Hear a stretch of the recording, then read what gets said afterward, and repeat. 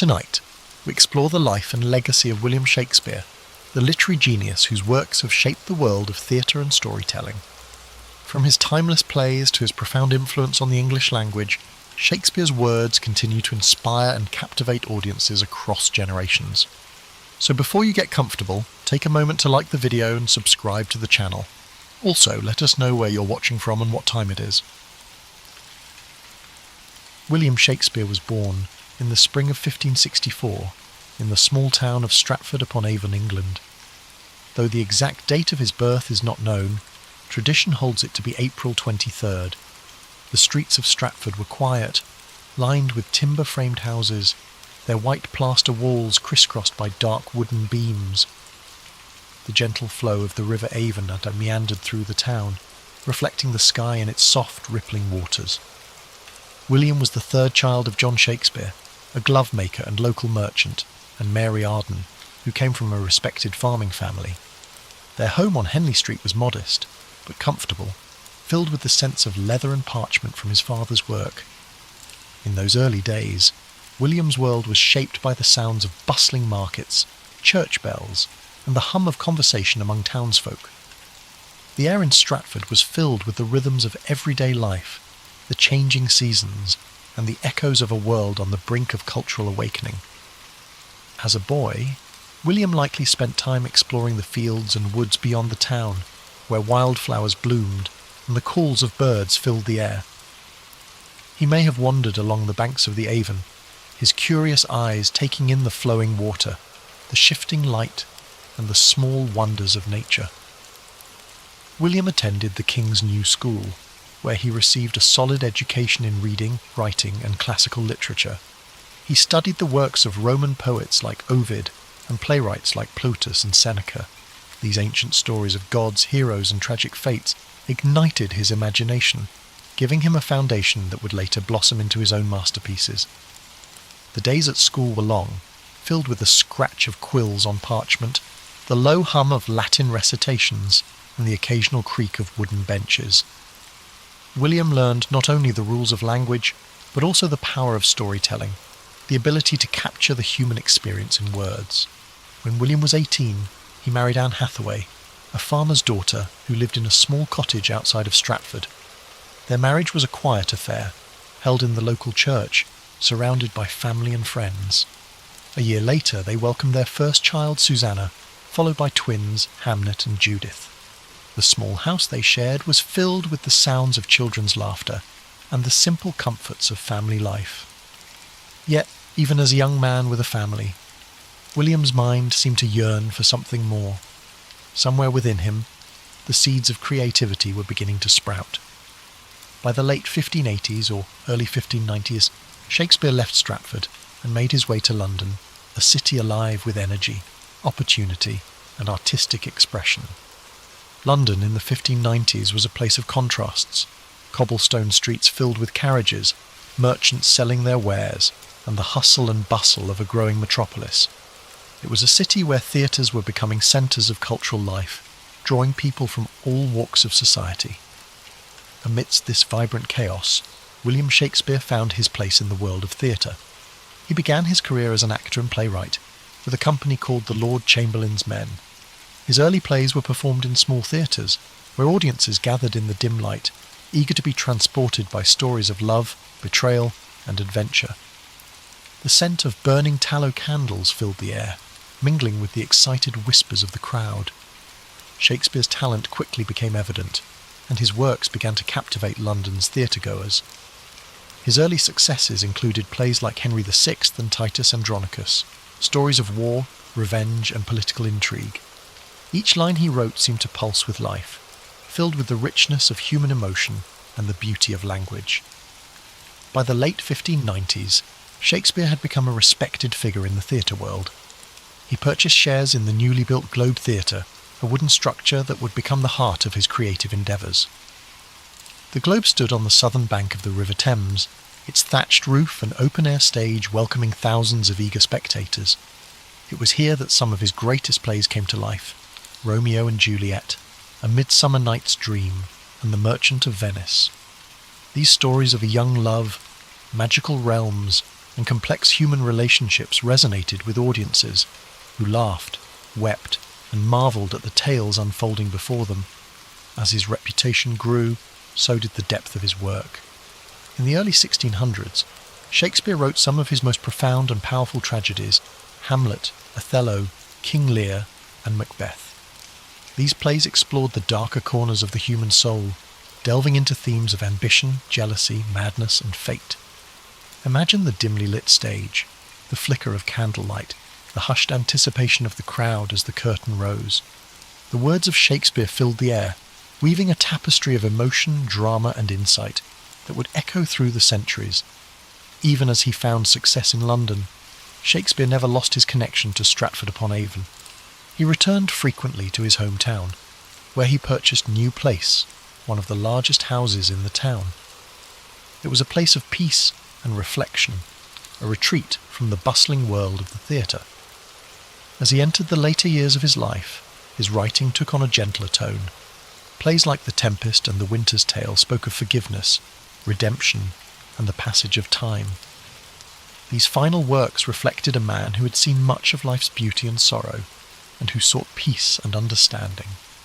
On April 23rd, 1616, at the age of 52, William Shakespeare passed away in his hometown of Stratford-upon-Avon. His life had been a journey of words, stories, and imagination, a journey that left an indelible mark on the world. He was buried in the chancel of Holy Trinity Church, and where his gravestone still rests today. As you breathe deeply now, let the story of William Shakespeare settle gently into your mind. His legacy lives on, in every play, every sonnet, and every line that continues to inspire generations. His words remind us of the beauty of language, the complexity of the human experience, and the power of storytelling.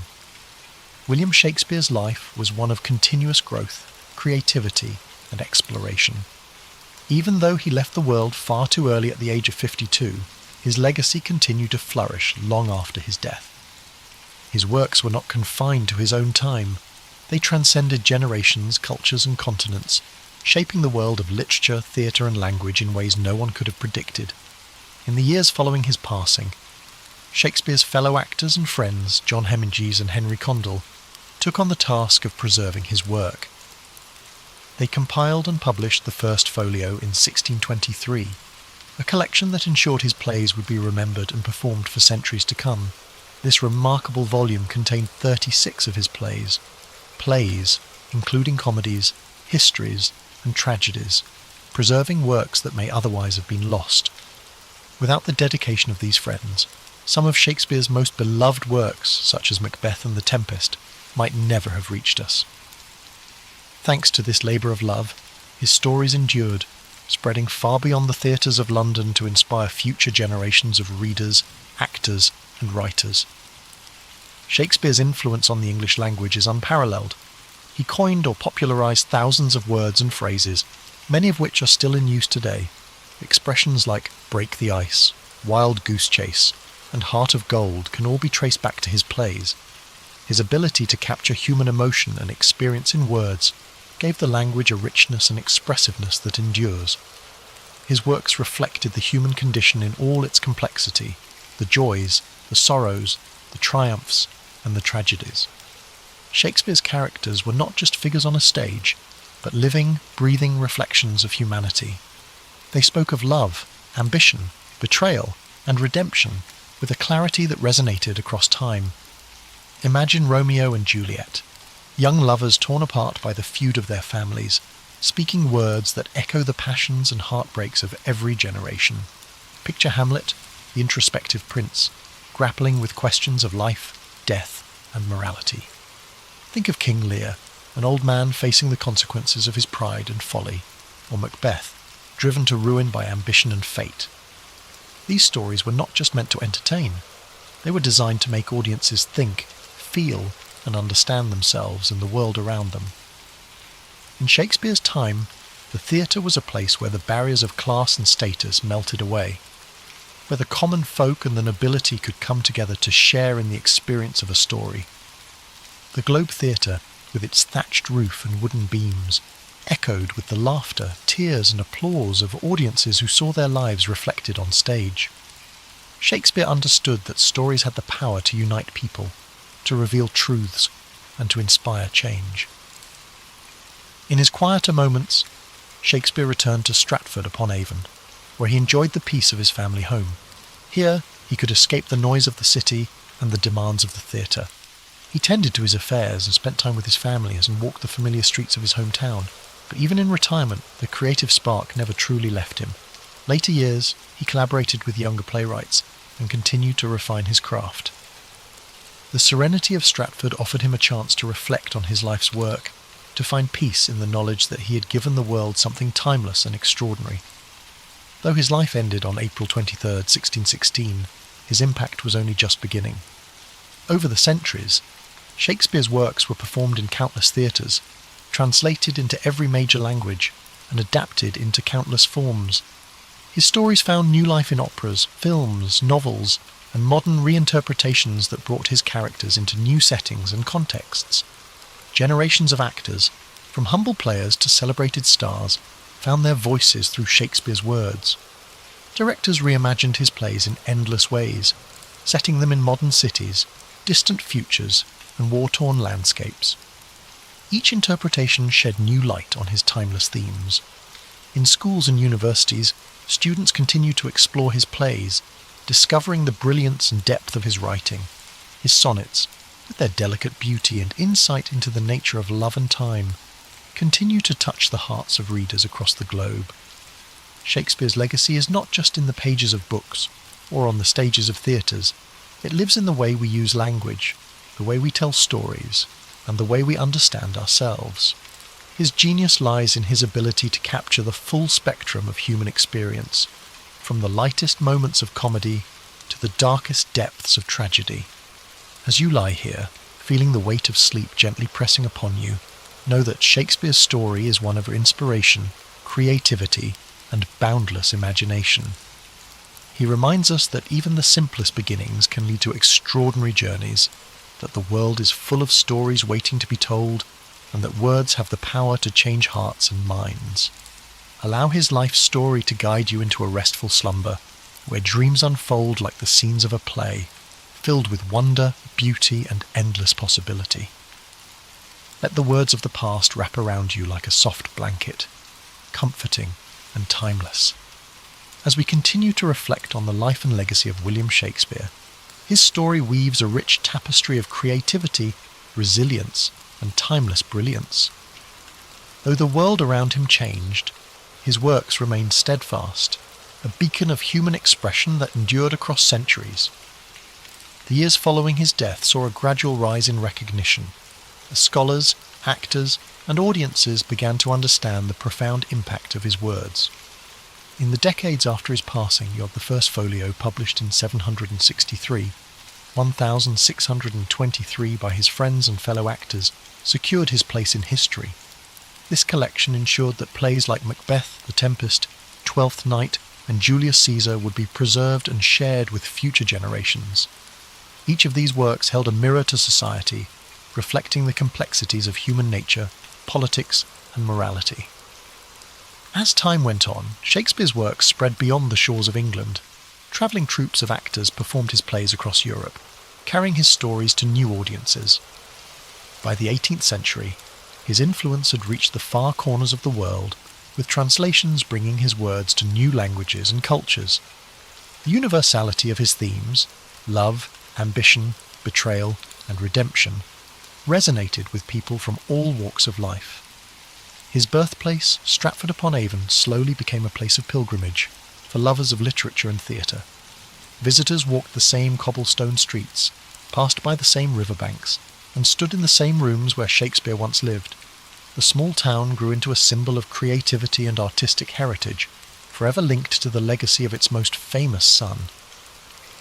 As the centuries progressed, Shakespeare's plays were studied in schools, performed in grand theatres, and adapted for new media. Actors found endless opportunities to breathe life into his characters, from the tragic figures of Hamlet and King Lear to the comedic brilliance of Much Ado About Nothing and A Midsummer Night's Dream. Directors reimagined his stories in modern settings, on battlefields, in boardrooms, and in far-off galaxies, proving that his themes remained ever relevant. His influence on the arts is immeasurable. Painters depicted scenes from his plays in rich, vibrant canvases. Composers like Felix Mendelssohn and Giuseppe Verdi turned his works into operas and orchestral pieces. Poets and writers drew inspiration from his words, finding new ways to explore the human experience. In the 19th century, Shakespearean festivals began to emerge, celebrating his works with performances, lectures, and readings.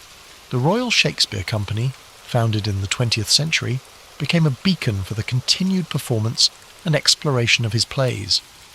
The dedication to his work ensured that his stories remained alive, evolving with each new interpretation and performance. Shakespeare's works also found a home in cinema, with directors like Laurence Olivier, Kenneth Branagh, and Baz Luhrmann bringing his plays to the silver screen. Films adapted from his plays reached audiences around the world, introducing his characters and stories to new generations. The power of cinema allowed his words to take on new dimensions, with stunning visuals and powerful performances amplifying their emotional depth. Even in the modern world, his influence persists. Expressions he penned over 400 years ago are part of everyday language. When someone speaks of wearing their heart on their sleeve, or describes a task as a wild goose chase, they are echoing Shakespeare's voice. His ability to capture the human condition ensured that his words would forever be woven into the fabric of our lives. As you lie comfortably, breathing gently, imagine the quiet streets of Stratford-upon-Avon, bathed in the soft glow of twilight.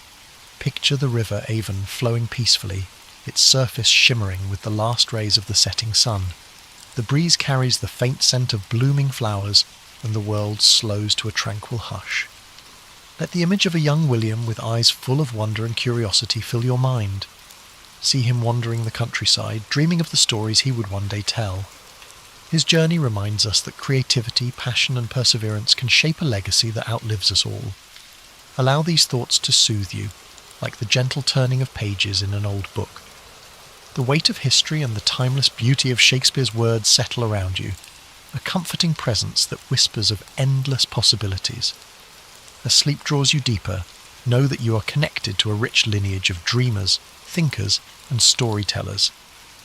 The same stories that moved audiences in Shakespeare's time continue to resonate today, bridging the gap between past and present. In the year 742 CE, the prosperous city-state of Khorasan glittered under the noonday sun. A nexus for caravan routes feeding distant empires, Khorasan thrived on the exchange of saffron, silk, star charts, and rumours whispered behind curtained alcoves. At its centre loomed a grand marketplace whose vaulted roof trapped the daily bustle in a ceaseless echo. Traders from Byzantium, Tang China, the Abbasid Caliphate, and beyond mingled among stalls stacked high with lapis lazuli, dried fruit, and perfumed sandalwood. Some hailed it as a marvel of cosmopolitan life, where fortunes might pivot in a single conversation. Among the people navigating the throng was Kariya bint Yazd, a travelling scholar whose lineage traced back to the once-renowned Zoroastrian priests of Persia. Her face betrayed concentration as she studied hieroglyphic notations in a weathered scroll. Unmarried and unconcerned with the expectations placed upon a woman of her station, she had roamed from one end of the Silk Road to the other, piecing together knowledge that seldom found its way into the official annals. The swirl of Khorasan's commerce did not distract her. She focused on a lead suggesting that rare manuscripts had surfaced in a private collection near the city's eastern quarter. This rumour, if proven true, could illuminate corners of history barely glimpsed by modern scholars. Kariya pressed deeper into a labyrinth of narrow lanes behind the main bazaar, guided by a coded map etched into her memory. Eager boys offered to carry her satchels for a coin, and watchful guards in brass-trimmed uniforms eyed each passer-by. She brushed off all offers of help. Too many watchers, too many ears. At last, she arrived at a courtyard hidden behind a plain wooden door. Its walls were plastered in cream white, while vines spiralled up lattices under a hazy afternoon sky. Within that secluded enclave stood an elderly bibliophile named Kazem al-Talibi, his hands trembling under the burden of a slender volume bound in jade-green leather. Their meeting was brief. Kariya offered him carefully wrapped objects, fragments of ancient mathematics tablets uncovered near Samarkand, and, in exchange, Kazem relinquished the jade-bound text. He warned her that certain circles would stop at nothing to keep these pages hidden, for they revealed knowledge rumoured to disrupt any empire reliant on controlling scholarship. She nodded gravely, accustomed to the shadows that dogged rare manuscripts. Across the years, she had learned that truth took many forms, each requiring a subtle approach to keep it from vanishing under official censure. Emerging once again into the main bazaar, Korea carefully hid the new acquisition beneath her travelling cloak. She knew better than to linger. Khorasan's seeming tolerance of foreign ideas could transform abruptly if power shifted. Memories of burned scrolls and harassed scribes in other dominions haunted her, fueling her determination to preserve the text at any cost. She arranged with a local caravan heading eastward, its leader a woman named Afsoon, who had a reputation for outmanoeuvring desert bandits. Without illusions, Carrier recognized that partnering with such a skilled merchant would cost her, yet safety for the jade-bound book was paramount. Before the caravan departed, Korea paid her respects at a small shrine dedicated to wise men of antiquity. A single candle flickered by the altar, illuminating offerings left by travellers praying for clear roads and fair weather. She exhaled a silent oath that she would not let ignorance devour the precious knowledge in her care. Beyond the city's gates lay an expanse of desert and studded with dunes and hammered by fierce winds, but her route led even farther, along mountain trails rumoured to house hidden monasteries and ephemeral oasis towns. The unstoppable pulse of curiosity drove her to press forward, regardless of perils that might lurk in the next bend of the road. Dawn arrived, painting the sky with ochre and salmon hues. Carrier joined Afsoon and the other travellers at the designated meeting point, where camels brayed and donkey drivers prepared loads of barley and dried fruit. The caravan's synergy was immediately evident. Each person had a distinct task, ensuring that by the time the sun fully breached the horizon, they were on the move. Korea walked near Afsoon, who shared glimpses of the terrain ahead and introduced Carrier to the caravan's unspoken rules: trust the signals, ration water meticulously, and never question the necessity of midnight halts. In these borderless regions, vigilance was currency. With the sun mounting, the caravan snaked through a parched plain dotted by twisted shrubs. A hush fell over them, broken only by the soft shuffling of hooves and the gentle clink of metal fastenings. Korea's thoughts drifted to the codex inside her bag. She had only glimpsed a few pages thus far. Intricate diagrams of planetary movement, cryptic references to an ancient empire that preceded the Achaemenids, and footnotes scrawled in an unfamiliar script. If accurate, these writings expanded the known timeline of advanced astronomy by centuries. She resolved to study every page once the caravan reached a safe haven. Afsoon signalled a halt near a cluster of sun-scorched boulders, granting the group respite from the crushing midday heat. While some dozed in makeshift shade, Korea took cautious sips from her water skin, feeling the dryness cling to her throat. A restlessness stirred within her, equal parts excitement and anxiety. She replayed Kazem al-Talabi's warning. Powerful figures had an interest in ensuring no one deciphered the text. For them, knowledge was a finite resource, best kept under strict watch. As a swirl of wind kicked sand across her path, Carrier gripped her satchel, silently vowing she would not be silenced. By twilight, the caravan approached a modest oasis, lined with date palms that cast long shadows across still water. Afsoon guided her camels into a semicircle, forming a protective barrier against stray wanderers. Several travellers set about erecting tents, while others gathered wood for small fires that would ward off the chill of desert night. Korea found herself drawn to the water's edge, where subdued conversation rose among weary merchants. Some speculated about the political tensions brewing in distant courts, others lamented the rising cost of salt. As darkness settled, the oasis took on an otherworldly hush. A crescent moon glimmered overhead, illuminating faint outlines of crumbling stone pillars, suggesting an abandoned settlement from a forgotten era. Under that quiet vault of stars, Korea couldn't resist scanning a few more pages of the jade-bound manuscript. Its text merged empirical observations with philosophical notes referencing the grand wheel of time. She recognized oblique references to astronomical systems older than the widely recognized Ptolemaic model. If deciphered fully, such knowledge might challenge many assumptions cherished by esteemed academies. Meanwhile, Afsoon stepped away from the main group, beckoning Korea to join her near a withered acacia. "You stand out among our company," the merchant remarked in a measured tone. "Your eyes never rest, and you guard that bag as if it carries the soul of a king." Caria, wary of revealing too much, offered that she was merely a scholar entrusted with a rare item. Efsoon nodded, but warned Caria that roving spies seeking advantage for rival factions often infiltrated caravans. She suggested Caria remain vigilant, especially given the extraordinary bustle in Khorasan, where rumour travelled like wildfire. Unable to sleep, Caria lingered by the embers of the fire after most travellers had dozed off.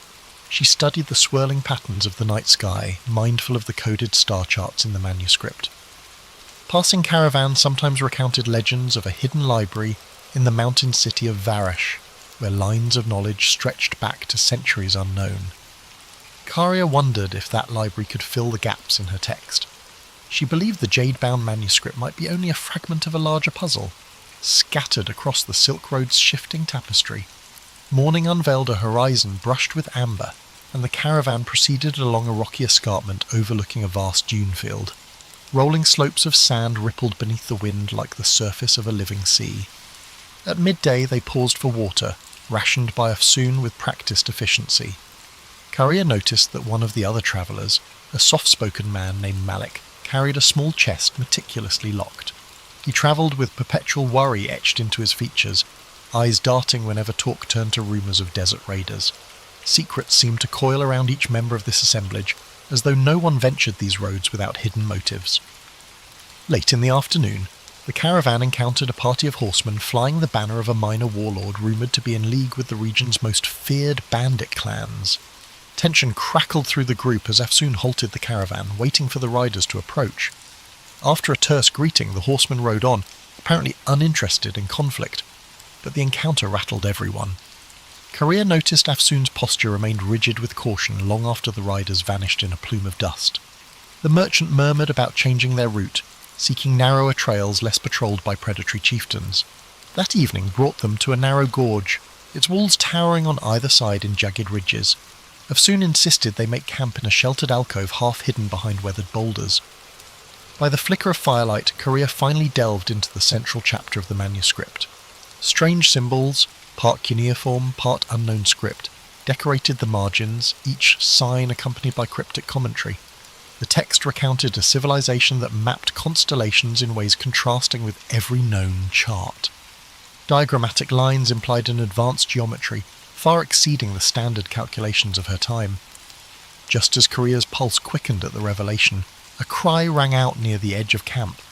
She rushed toward the commotion, heart pounding.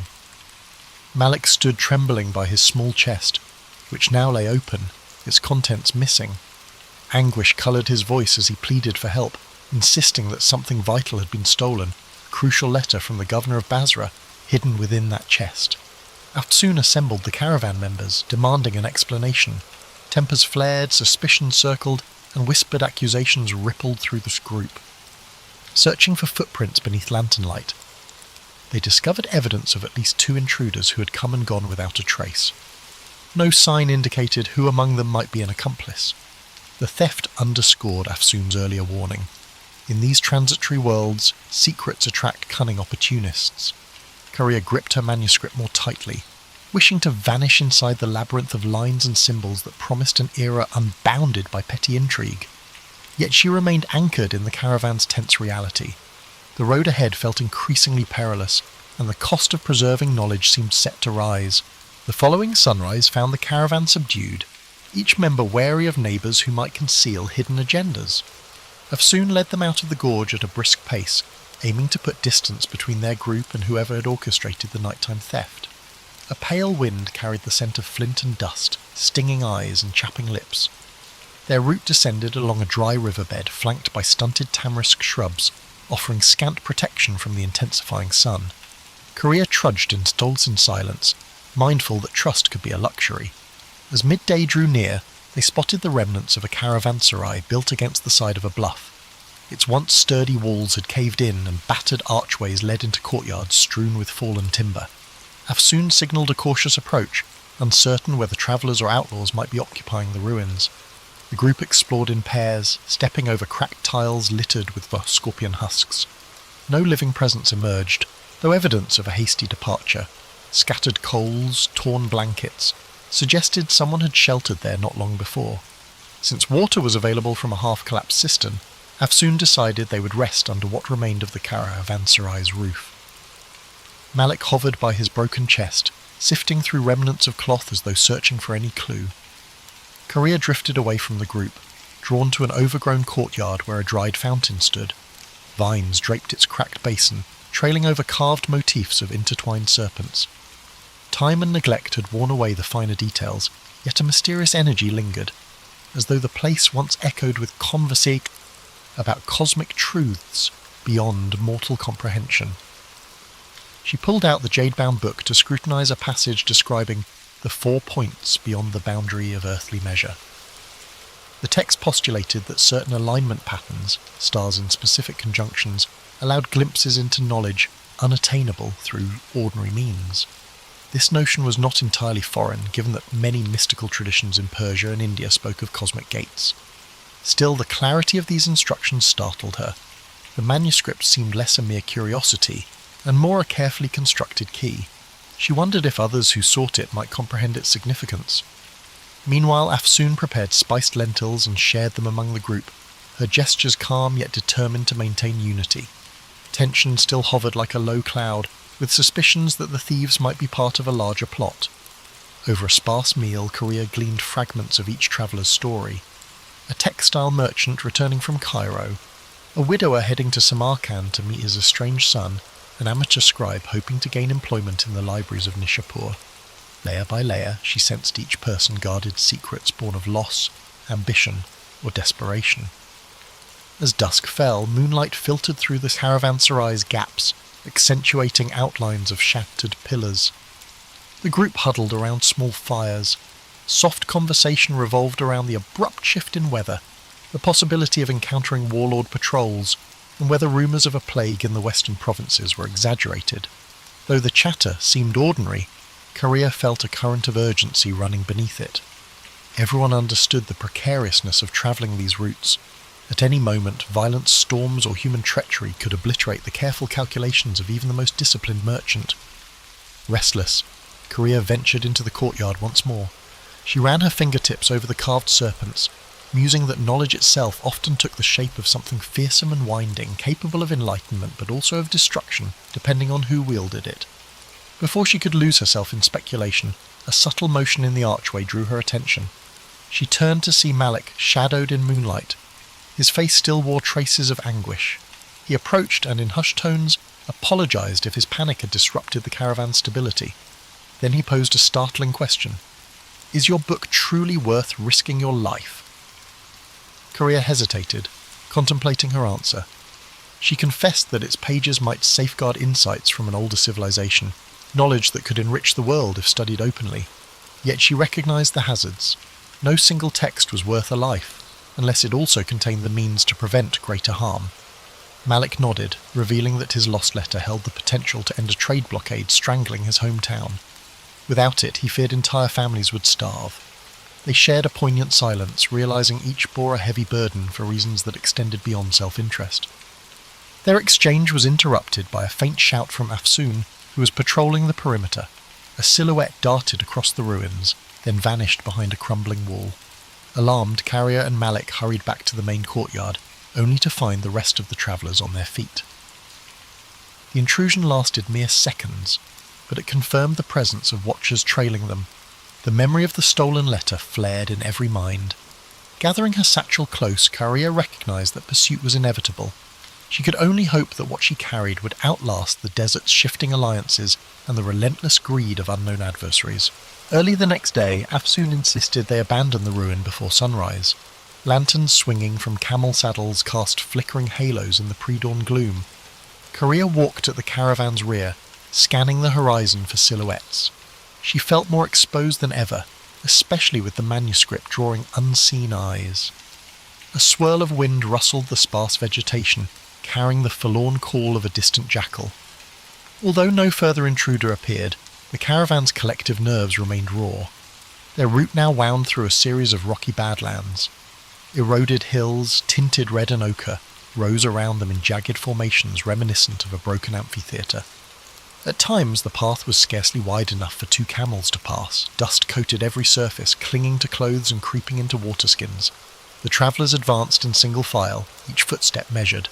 Malik, no longer shy, kept pace with Korea, forging an unspoken alliance based on empathy rather than shared purpose. By noon they reached an outcropping that afforded a sweeping view of the surrounding valleys. Afsoon pointed to a distant caravan crossing a ridge, its figures small as insects against the harsh light. "Better to let them move on without our paths intersecting," she murmured, concerned they might be bandits or rival merchants. She had planned a side route that skirted known bandit strongholds, though it meant trudging through more challenging terrain. No one objected. Safety trumped speed in these uncertain wilds. As the day wore on, the punishing sun pressed down. Some travellers began to show signs of heat exhaustion. Afsoon allotted extra water rations, mindful that supplies were finite. Korea's thoughts swirled with calculations. How many days until they reached an established town? Would the manuscript's possible revelations be worth the perils? She reminded herself that knowledge had never come cheap, especially not the kind that might undermine established systems of power. Still, she felt an undercurrent of apprehension. Unseen forces seemed determined to intercept their path. Twilight offered a brief respite. They pitched camp at a plateau peppered with hearty desert shrubs. Wind wove through the stony hollows, producing a low moan that set everyone on edge. This time, Afsoon posted watches in rotating pairs. Korea volunteered for the midnight shift, hoping to glean some solitude for reading. When her turn arrived, she positioned herself near a small fire, scanning the starlit horizon, while carefully turning pages of the jade-bound codex. A diagram, carefully inked, depicted a swirling cosmos dotted with unfamiliar constellations. The accompanying text mentioned a geometry bridging mind and universe, though the specifics remained cloaked in archaic jargon. She sensed movement at the edge of the firelight and gripped the book protectively, but it was only an elderly trader from their group, awakened by coughing. He approached, nodding politely. "I see that you carry more than curiosity," he said, glancing at the manuscript's glowing pages. He spoke of his younger days when he'd travelled to a mountaintop sanctuary, rumoured to house writings older than any empire. The priests there, he claimed, hinted that scattered relics across the Silk Road formed pieces of a grand puzzle. He stopped short of elaborating, perhaps wary of scaring her with improbable myths, or simply reluctant to resurrect memories best left buried. Karia nodded, intrigued yet cautious. She had heard variations of the mountaintop library tale in her journeys. One version placed it in Tibet, another in the highlands of Persia, and yet another in the Himalayas near the Indus. Regardless of location, the consistent theme was that a hidden repository of ancient texts might hold radical knowledge of mathematics, medicine, and astronomy. Could her manuscript be part of that lost legacy? She recalled hearing rumours that certain references connected the library's existence to the taboo notion of cyclical time, where civilizations rose and fell repeatedly, each leaving faint echoes for the next. The elderly trader coughed again and excused himself to rest. Alone, Korea gazed at the codex, a swirl of questions filling her mind. Just then, a sharp whistle pierced the night air. She sprang to her feet. Afsoon came running, sword in hand. A scout on the perimeter shouted news of footsteps on the far side of the plateau. Everyone scrambled for weapons. Adrenaline surged. Within moments, the intruders fled, vanishing as swiftly as they'd arrived, leaving only footprints. Afsoon suspected they were testing the caravan's defences. Tension soared. Though no battle ensued, the message was clear: someone to track them with precision. As the group attempted to settle back into a semblance of rest, Korea's mind refused to quiet. She wondered if the vanished intruders belonged to a clandestine order, or were simply bandits with a knack for intimidation. Either way, the manuscript's significance seemed amplified. In that uneasy darkness, she cradled her precious book, feeling the weight of unspoken centuries pressed between its covers. The next day would bring new confrontations, but for now she could only watch the flickering embers and await the uncertain dawn. Dawn arrived with a brittle clarity that rendered every stone, shrub, and wary expression in sharp focus. Afsoon wasted no time ordering a quick departure. The caravan assembled under a sky streaked with lavender and rose, a fleeting beauty overshadowed by a need for vigilance. Camels loaded, watch rotations decided, they moved out, following a narrow, winding track that descended toward lower elevations. The arid air tasted metallic, as if charged with pent-up tension. By mid-morning, the landscape began transitioning to hill country. Small streams, fed by recent rains, cut through the tough terrain, offering a chance to refill water skins. The travellers approached a shallow creek where reeds rustled in the wind. Carrier noticed footprints in the soggy earth. A separate group had passed here recently, heading in the same direction. Soon scowled, muttering about the possibility that they might be trailing those who had invaded their camps. Concern rippled through the caravan. Eager to stay ahead, Afsoon pushed the group onward at a grueling pace. Korea's calves ached as the trail zigzagged between rocky slopes and patches of thorny vegetation. In the distance, the outlines of a fortified town occasionally emerged, only to disappear behind ridgelines. She guessed it to be Garesh, a mid-sized trading post rumoured to host pilgrims from the Indus region. If they could reach Garesh by nightfall, the caravan would have a solid perimeter wall to shield them, at least temporarily. Eventually they spotted walls of pale stone crowned by watchtowers. Afsoon signalled for calm, reminding everyone that unknown dangers could lurk within a walled town as readily as outside. Approaching the gates, they encountered a row of guards wearing mismatched armour. After examining Afsoon's travel permits, the guards allowed them entry in exchange for a modest toll. Inside, the streets were cramped with stalls selling earthenware, dyed cloth and hammered bronze jewellery. The aromas of grilled meat and fresh bread teased weary travellers, but an undercurrent of wariness ran through the crowd. Afsoon found a secure compound where the caravan could rest. Stone walls enclosed a courtyard that provided storage for the camels and a small stable for donkeys. Carrier, anxious to glean any insight into who might be pursuing them, ventured into the town's winding lanes. She discovered a public square where men played strategy games on carved wooden boards. Nearby, a cluster of pilgrims chanted verses in a language unfamiliar to her. Amid these scenes, rumours floated.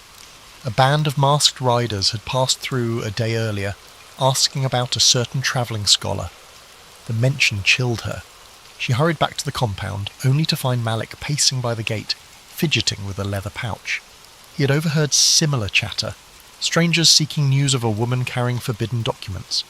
Korea realised the net was tightening. They still had a window to slip away, but not much of one. She conferred with Afsoon, who suggested leaving Garesh under cover of darkness, continuing east along seldom-used back roads. Although it entailed more risk, waiting might let their pursuers converge. After sunset, the caravan packed up stealthily. Torches were kept minimal, camels silenced with calm handling. A hush enveloped them as they slipped through Garesh's secondary gate, bribing a night watchman who scarcely looked at their faces. Outside the walls, moonlight glimmered on the grassland. Korea clutched the manuscript, absorbing the night's chill. She couldn't escape the conviction that her mission had become a race, one in which the cost of failure was irreparable loss, not just for her, but for an entire lineage of knowledge that might vanish again. Guided by Afsoon's careful planning, they pressed into a region of rolling hills shaped by centuries of flood and drought. Occasional clusters of cypress trees broke the monotony. Crickets chirped in the darkness. The group maintained strict silence, halting often to listen for sounds of pursuit. Each time the night breeze whispered through the brush, Korea braced for a distant hoofbeat or a flash of torchlight. Yet hours passed with no sign of the ambush. As the moon descended, they reached a shallow ravine dotted with smooth, ancient boulders. Afsoon called for a halt to rest the animals. Korea found a flat rock and sank onto it, physically spent but mentally alert. She glanced at Malik, whose eyes reflected the same exhaustion mixed with defiance. The sky above them showed the faint glow of approaching dawn. Tomorrow, or perhaps the next day, they would come upon the mountain routes leading to Varash, the rumoured city of hidden monasteries. If the caravan made it that far, the Jade manuscript might finally find a place where its arcane revelations could be deciphered without fear. But that hope remained fragile, like a candle flame in a gusty corridor. The first rays of morning lit the ravine, revealing dusty grass and scrub that offered little camouflage. Wearily the caravan assembled and continued, mindful that speed was their best defence. Over the next hours they traversed rolling slopes that ascended gradually into stony highlands. The trail grew hazardous, lined with the loose gravel and sharp descents. Several times a misstep nearly sent a donkey tumbling into a gorge. The group's morale, though frayed, held steady under Afsoon's firm direction. Korea noticed the air thinning as they climbed, accompanied by a crisp coolness that sharpened her senses. Tiny alpine flowers clung to crevices, their vivid petals a welcome contrast to weeks of unrelenting dust. From a vantage point overlooking a sprawling valley, she glimpsed distant peaks wrapped in mysterious haze. Locals called these the Thousand-Year Mountains, rumoured to shelter monastic retreats older than recorded dynasties. The prospect of reaching them bolstered her spirit, even as her body complained of fatigue. Near midday, the caravan stopped by a rivulet trickling through a rocky defile. While watering the animals, Afsoon and Korea consulted a hand-sketched map that indicated Varash lay 2 more days beyond the far ridges. The path ahead would be even more treacherous, cutting across unpredictable passes sometimes blocked by landslides.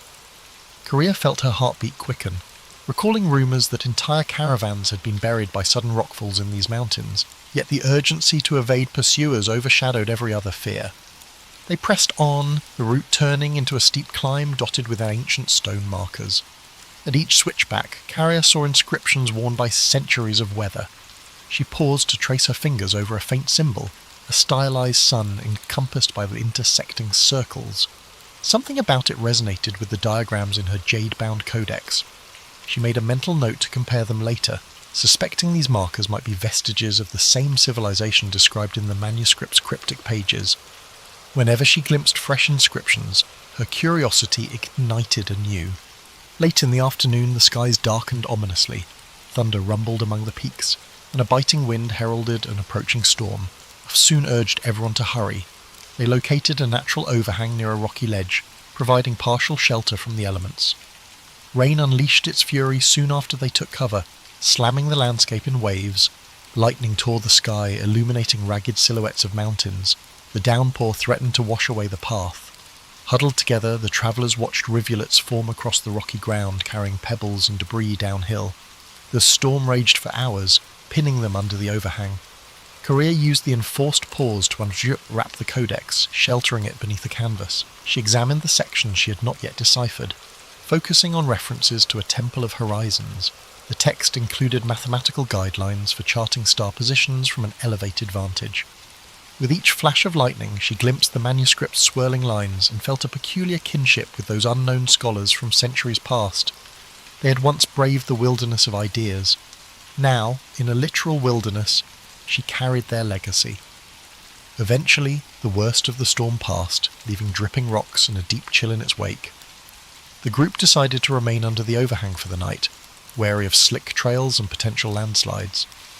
By flickering lamplight, Afsoon distributed dried figs and salted lamb.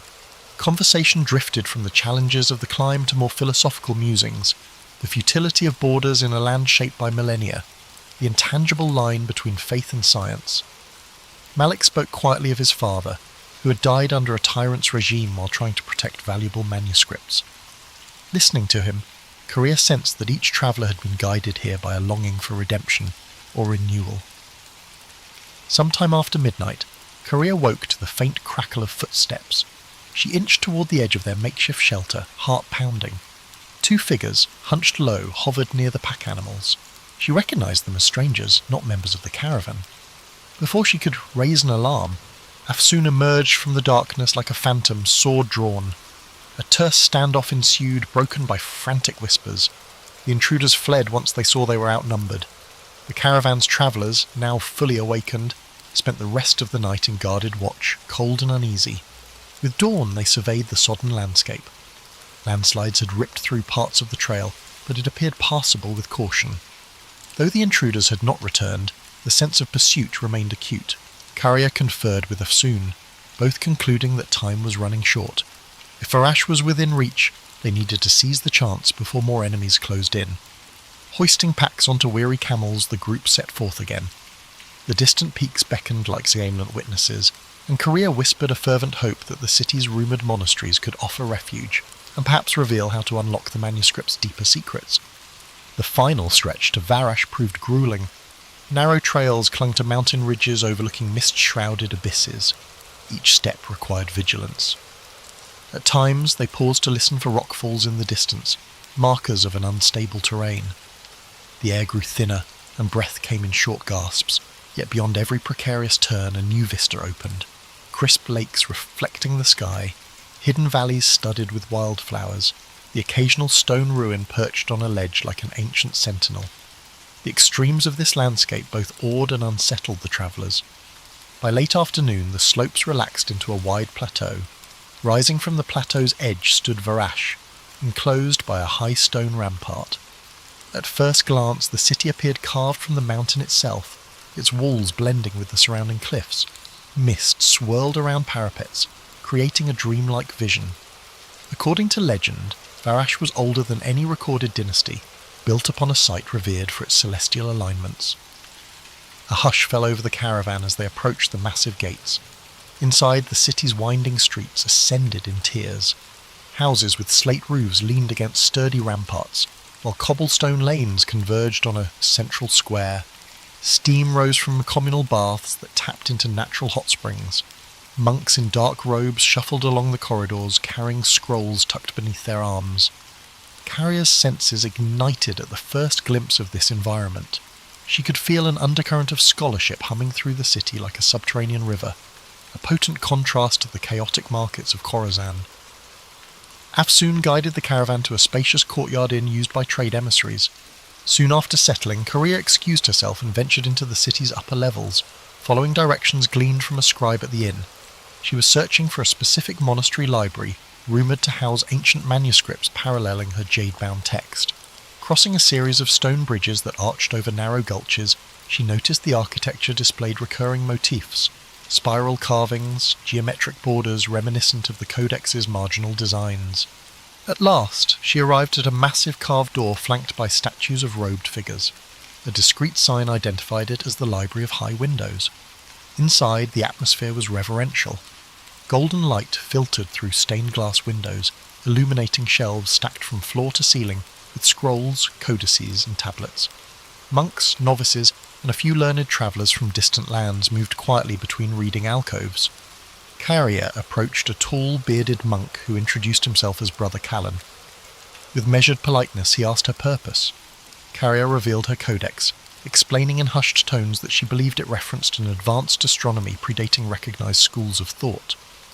Intrigued, Brother Callan led her to a private study chamber lit by oil lamps. There he produced a set of meticulously preserved star charts inscribed on leather. To Korea's amazement, certain passages aligned closely with the diagrams in her manuscript. Upon closer inspection, they found near-identical glyphs representing cardinal points beyond normal mapping. Brother Callan's eyes glimmered with excitement. These references appear in only our oldest records, believed to have been copied from texts salvaged millennia ago. As the evening deepened, they pieced together parallel lines of text, cross-referencing them with genealogies, sterolters, and cryptic commentaries. The synergy suggested that the jade-bound book might indeed be part of a nearly lost tradition. However, a vital section remained missing. It was rumoured that a sister manuscript lay in a monastery farther east, high in a remote range where few ventured. Carrier's heart sank, knowing the road ahead might hold even greater dangers. Yet she also felt invigorated. The puzzle had grown more intricate, weaving her fate with ancient legacies that demanded guardianship. Upon returning to the inn, she found Afsoon and Malik in heated discussion with the rest of the caravan. News had arrived that unidentified riders were poking around Varash's gates, questioning travellers about a woman scholar and her prized artefact. Their arrival here was no secret. For the moment, the city's laws prevented open aggression, but no one believed that protection would last indefinitely. Afsoon proposed they break the caravan into smaller groups for anonymity. Malik pledged to stand by Korea, recognising that her success might ripple far beyond personal gain. Under the inn's lantern glow, Korea shared what she and Brother Callan had uncovered. The group listened in solemn silence, understanding the gravity of her discovery. Perhaps it offered a new perspective on the cosmos, or perhaps it threatened structures built on carefully managed knowledge. Either way, their pursuers would not relent. Still, Korea felt a renewed determination. The tapestry of centuries had woven her path into this moment. With the city of Varash as an unlikely refuge, she now held a clearer vision of the manuscript's purpose. Dawn would bring decisions, whether to remain, to search for the sister text, or to brave unknown dangers. In that flickering moment of possibility, each traveller realised they had become part of a tale larger than themselves, a saga carried along by caravans, forged in hidden libraries, and destined to echo across the shifting dunes and precarious peaks of time. Over 2,000 years ago, in 469 BCE, Socrates was born in Athens, Greece. Athens was a city at the heart of the ancient world, a centre of art, culture, and intellectual thought. Socrates' early life, however, was modest. His father, Sophroniscus, was a stonemason, and his mother, Phaenorete, was a midwife. From these humble beginnings, Socrates would grow to become one of the most profound thinkers in human history. As a young man, Socrates likely followed in his father's footsteps as a stonemason, learning the craft of shaping stone and building structures. Yet, even then, his curiosity about the world and human nature set him apart. Socrates was not drawn to wealth or power. Instead, he found fulfillment in observing life, questioning beliefs, and seeking wisdom. Unlike many of his contemporaries, Socrates did not write books or leave behind written records of his teachings. Instead, we know about his life and philosophy through the writings of his students, particularly Plato. Through these accounts, we gain insight into Socrates' unique method of teaching and his relentless pursuit of truth. Socrates' approach to philosophy was deeply rooted in dialogue and inquiry. He believed that wisdom began with recognizing one's own ignorance. To him, admitting that we do not know everything opened the door to learning and growth. This idea became the foundation of the Socratic method, a process of asking and answering questions to stimulate critical thinking and uncover underlying truths.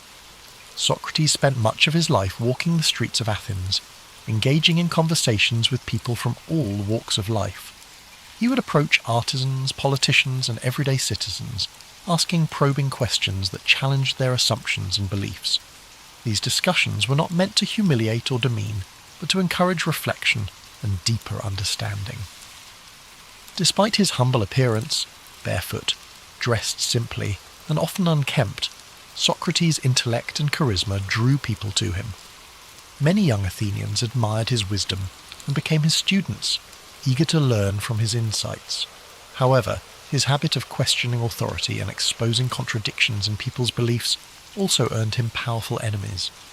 Socrates believed that a life worth living was one dedicated to virtue and the pursuit of truth. He often spoke of the importance of the soul and the need to care for it through ethical living. To Socrates, material wealth and social status were insignificant compared to the value of living a just and honourable life. Athens, during Socrates' lifetime, was a city in flux. It faced political turmoil, military conflicts, and shifting cultural values.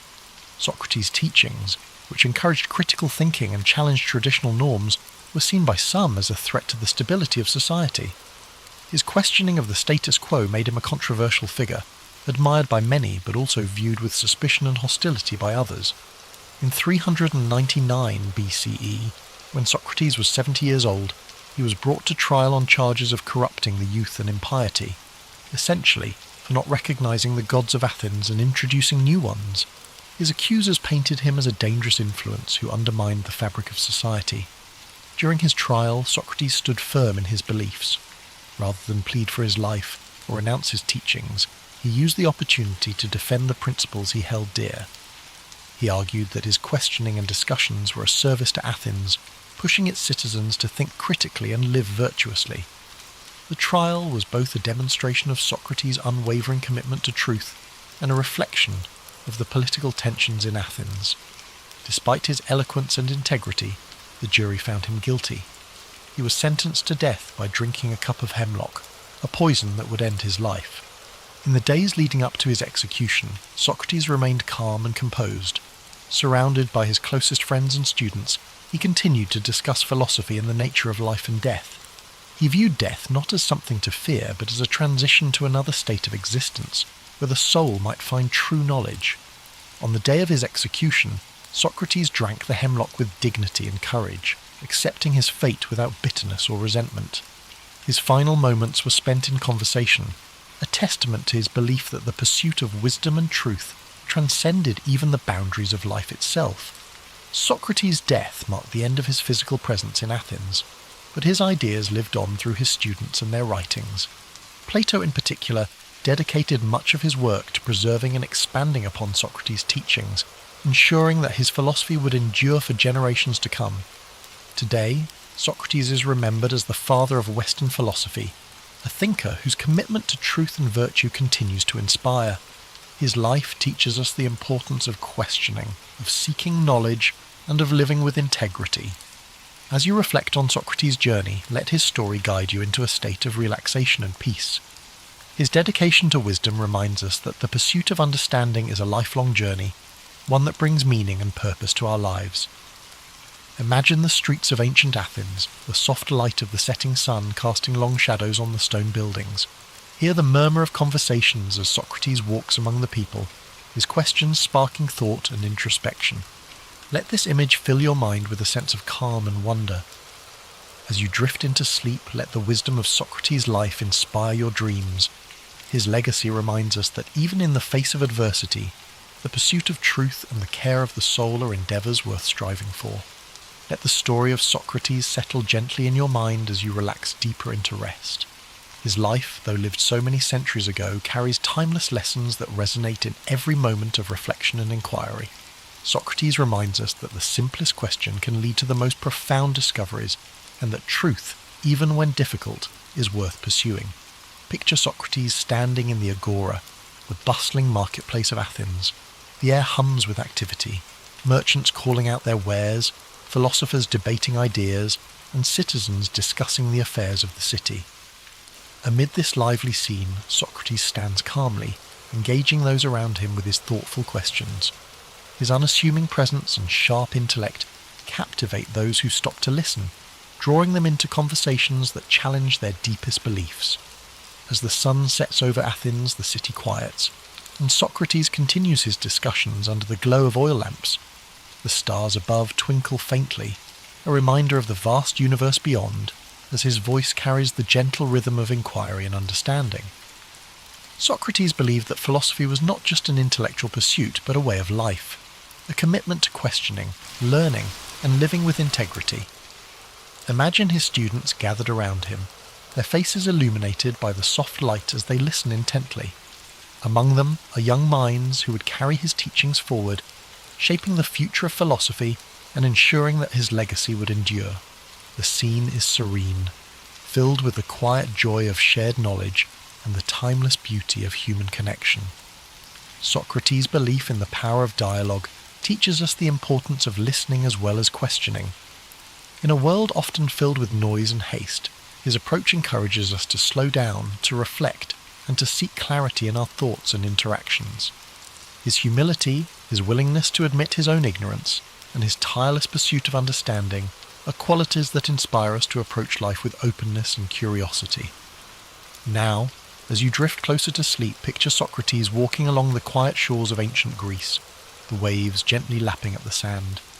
The moon casts a silver light over the sea, and the cool breeze carries the scent of salt and earth. Socrates walks slowly, his thoughts as calm and steady as the rhythm of the waves. In this peaceful moment, his dedication to truth and wisdom feels as vast and eternal as the ocean itself. Feel the serenity of this image envelop you as you rest. Socrates' life reminds us that even in moments of uncertainty, the search for meaning and understanding brings us closer to the essence of who we are. His courage to stand by his principles, even in the face of great adversity, is a gentle reminder to live with integrity and purpose. As you relax further, imagine the soft sound of sandals on stone as Socrates ascends the steps of a temple, the sky painted with the warm hues of dawn.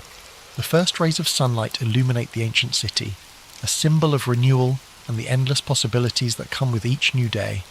Let this image fill you with a sense of hope and calm, a quiet reassurance that the pursuit of truth is always worth the effort. As you drift into a deep and restful sleep, carry with you the wisdom and spirit of Socrates. His life teaches us that even the simplest questions can open the door to profound insights, and that the search for understanding is a journey without end. As the gentle rhythm of Socrates' life story echoes in your mind, allow yourself to relax even further. His life, dedicated to the pursuit of wisdom and the betterment of the human soul, is a profound reminder that every question we ask is a step toward understanding the world and ourselves. Socrates believed that knowledge was not about having answers, but about the courage to ask and to seek. Picture the calm stillness of ancient Athens at night, the soft glow of lanterns lining narrow streets.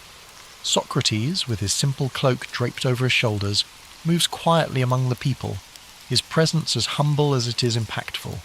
Each conversation he sparks is a journey into thought, a reminder to those around him that wisdom begins with wonder. Socrates' approach to life was marked by an unshakable commitment to virtue. He often spoke of the importance of living a life in harmony with one's values, of aligning actions with principles. To him, the care of the soul was the highest purpose, far more important than wealth, fame, or material success.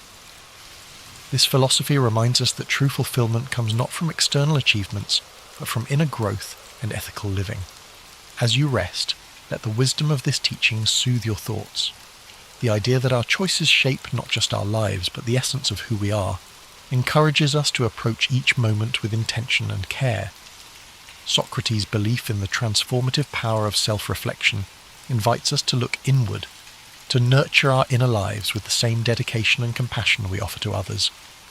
Now imagine the gentle breeze of a spring morning in ancient Greece, the hills around Athens bathed in golden light. Socrates walks with his students along a quiet path, the sounds of birdsong and rustling leaves creating a peaceful symphony. Their conversation flows naturally, filled with questions and ideas that challenge and inspire.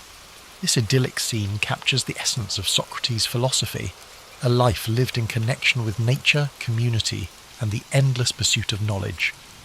As you drift deeper into relaxation, think of Socrates' courage in facing the end of his life. His calm acceptance of his fate, his willingness to stand by his beliefs, even in the face of death, is a testament to the strength of his character. He taught his students not to fear death, but to view it as a natural part of existence. A transition that, like life itself, holds the potential for learning and growth. Feel the serenity of Socrates' perspective as it envelops you like a warm blanket. His unwavering faith in the value of a life well lived reminds us that even in moments of uncertainty, we can find peace by staying true to our values and seeking the truth within ourselves. His life, though marked by challenges, was ultimately one of profound purpose and enduring legacy. As the night deepens, imagine Socrates standing on a hill overlooking Athens, the city lights twinkling below like stars fallen to earth. The wind carries with it the faint sounds of laughter and conversation, the echoes of a city alive with thought and creativity. In this quiet moment, Socrates reflects on the beauty of a world filled with questions and possibilities. Let this image guide you into a deep, restful sleep. The story of Socrates reminds us that life's greatest journeys are not measured by distance, but by the depth of our exploration. His commitment to wisdom, his humility in the face of the unknown, and his courage to challenge convention inspire us to live with authenticity and purpose. As the soothing story of Socrates carries you further into relaxation, let the timelessness of his teachings resonate deeply within you. His belief in the transformative power of questioning and reflection is a reminder that growth begins when we dare to examine our lives. Socrates once said, "The unexamined life is not worth living," a sentiment that invites us to seek meaning and purpose in even the smallest moments. Picture the serene landscape of ancient Athens at dawn. The first light of the sun spills over the Acropolis, painting the marble temples in soft hues of pink and gold. Socrates stands with his students in the quiet morning air, his voice calm and steady as he shares his thoughts. The city begins to wake, its streets gradually filling with life, but in this tranquil moment, the exchange of ideas feels timeless, as if the wisdom being shared is as eternal as the sun's light. Socrates' method of teaching was not about providing answers, but about encouraging others to think for themselves. He believed that through dialogue, one could uncover deeper truths and challenge assumptions. His way of guiding others with questions was both gentle and profound, a reminder that sometimes the best teachers are those who help us find our own way. As you let these thoughts settle, imagine the peaceful simplicity of Socrates' life. Despite living in a city known for its grandeur, Socrates valued humility and lived with few possessions. He found joy not in material wealth, but in the richness of thought and the connections he forged with others. This simplicity is a reminder that contentment often lies not in having more, but in appreciating what truly matters. Now, as you drift deeper into rest, imagine the stars above Athens twinkling softly in the night sky. Socrates, seated with his students, gazes upward, his mind pondering the mysteries of the universe. The Ninth Legion, known as Legio IX Hispana, was one of the most battle-hardened and feared units in the Roman army, its origins tracing back to the violent civil wars of the late Republic. Raised by Julius Caesar in the mid-1st century BCE, the Ninth fought fiercely in the Gallic Wars, earning a reputation for unyielding discipline and brutal efficiency. Over the decades, it became a cornerstone of Roman military power, participating in some of the empire's most pivotal campaigns. It battled in Spain, Germania, and across the vast landscapes of Britannia, Rome's most rebellious frontier. But for all its glory, the Ninth would become a ghost in history, vanishing from records as if erased by time itself. By the early 2nd century CE, the Ninth Legion had already seen centuries of bloodshed. Under the rule of Emperor Hadrian, Rome's grip on Britain was fragile. The island had been a thorn in the empire's side since the conquest began in 43 CE under Emperor Claudius. While the Romans had established towns and fortresses, they never fully tamed the wild, mist-covered north, lands inhabited by fierce tribes like the Caledonians and Picts, warriors who resisted Roman rule with unrelenting ferocity. Rome had built walls, roads and forts to control Britannia, but their presence was never secure. The Ninth was stationed at Eburacum, modern-day York, tasked with enforcing order in an increasingly volatile land. Then, at some point between 108 CE and 120 CE, the Ninth Legion disappeared from history. Unlike other Roman legions, whose movements were meticulously documented, the Ninth simply vanished, its name never appearing in imperial records again. Historians have debated its fate for centuries.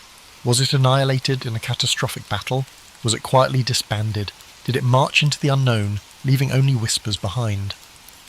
The most widely accepted theory is that the Ninth was sent north, into the uncharted highlands of Caledonia, on a mission that ended in disaster. Rome had suffered crushing defeats before, the infamous Teutoburg forest massacre of 9 CE, where 3 entire legions were wiped out by Germanic tribes, proved that even the mighty Roman war machine was not invincible.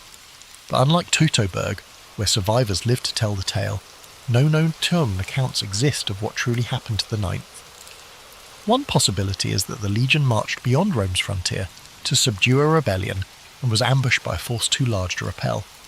The Caledonians were masters of guerrilla warfare, using the dense forests and rugged terrain to launch swift, devastating attacks. If the Ninth was lured into an unfamiliar landscape, perhaps pursuing an enemy deeper into the highlands, it could have been surrounded and slaughtered to the last man, its survivors hunted down in the shadows of the mountains, no messengers, no escape, no trace, a combat and total obliteration. Another theory suggests an internal mutiny, that the Ninth soldiers, worn down by endless campaigns, harsh conditions and poor supplies, turned against their officers. If rebellion broke out within the ranks and the legion fragmented, it could explain why Rome never acknowledged its fate. A rogue legion was a dangerous thing, a stain upon the empire's reputation that Hadrian may have preferred to erase. The Ninth's disappearance coincides suspiciously with the emperor's decision to construct Hadrian's Wall, a vast stone barrier that cut Britannia in half, sealing Rome away from the unconquered north. Could this wall have been a silent admission that the Ninth's destruction proved Caledonia was beyond Rome's reach? Whatever happened, the Ninth was never reformed. Unlike other legions that suffered heavy losses but were later reconstituted, the Ninth was erased from history as if it had never existed. No triumphal inscriptions were made in its honour. No poets sang of its bravery. A unit that had fought for over a century across 3 continents was simply gone, leaving only speculation in its wake. Its disappearance remains one of Rome's greatest mysteries, a shadow in the empire's annals, a silence where history should be. Did the Ninth meet its end in one final savage battle in the mist-shrouded hills of the north? Or did it disappear for reasons Rome dared not reveal? The answers may forever remain buried beneath the earth of Britannia, lost in the echoes of time. Somewhere beyond the Roman frontier, deep in shadowy Caledonian highlands, lay the probable fate of the Ninth Legion. Contrary to the well-patrolled roads of southern Britannia, beyond Eburacum, known today as York, loomed an unforgiving wilderness of heavy forests, icy rivers, and endless hills perpetually shrouded in grey mist. An unyielding place, the Romans had previously suffered a couple of very critical defeats at the hands of local tribes. If it did, the Ninth Legion marched north for one last campaign, perhaps into the jaws of annihilation, never to return. One such theory says that around 117 CE, the Ninth was sent to put down an uprising in Caledonia. Roman historian Fronto mentioned severe losses suffered in Britain at about this time, hinting at unrest beyond the frontier. It is probable that the newly appointed governor of Britannia, Quintus Pompeius Falco, ordered the Ninth to strike north against rebellious tribes. The Romans, with their heavy armour and rectangular shields and disciplined formations, would have been an unstoppable force, but the Caledonians fought on their own terms in their own country, where the rigid tactics of Rome could be broken as easily as shattered stone. The Caledonians were past masters at ambush and in guerrilla warfare. They did not fight in formations, nor were they challenging the Romans in an open field, but they were using their acquaintanceship of the terrain best by striking out from the forest, cutting off isolated units to melt back in the mist again before the Roman could react. It is just as likely that the Ninth Legion was lured into some unrecorded valley or thick forest, out of which the entire force could be surrounded, attacked from all possible directions, and systematically wiped out before they could rally themselves. Whereas in other battles the Roman forces faced defeat but did not annihilate, and the soldiers left some message for those who stayed back, the Ninth left behind no messengers, no written records, no word of what happened.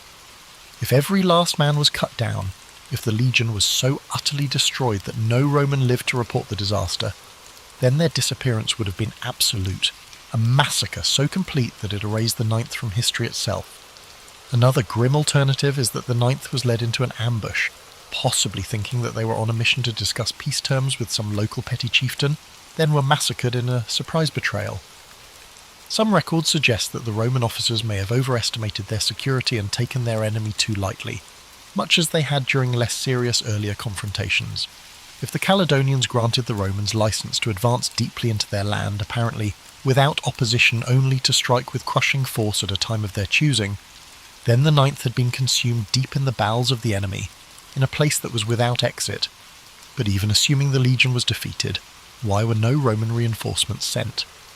If one of its legions was in trouble, Rome did not spare any expense in answering by using overwhelming force. If the Ninth had been destroyed, the Roman military should have sent out scouts, reinforcements, or at the very least a search party, yet no such records exist. Could it be that the Roman authorities knew what happened, but deliberately buried the truth? Some historians speculate that the destruction of the Ninth was too embarrassing to acknowledge, that Hadrian, who came to power in 117 CE, the same time the legion may have vanished, chose to erase the event from history. The timing is striking.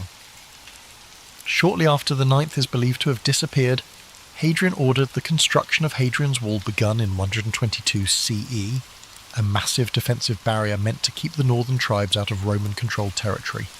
Might the wall have been an unspoken admission that the north was beyond Rome's grasp, that the loss of the Ninth proved further expansion impossible? Other theories suggest the Ninth did not get annihilated, but rather broken up, moved or reappointed to another frontier. Records even reveal that remnants of the legion might have been shifted to Germania, or the eastern provinces. But if indeed that was the case, why was the name never reused? Rome revived legions which had been defeated. Why was the Ninth completely erased?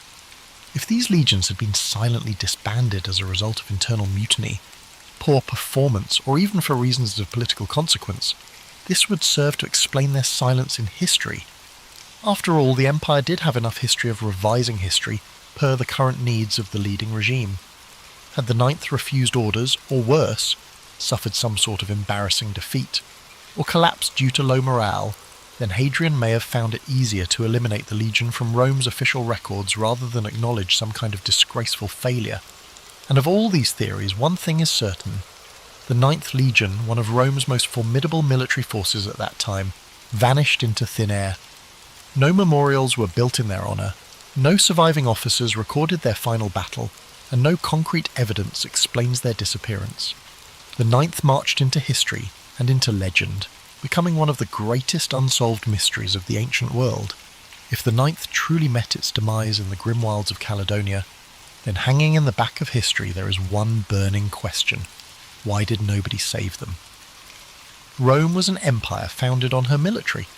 Thus, when the legion faced an existential threat, whether to reclaim lost territory or to avenge their fallen comrades, reinforcements were usually dispatched.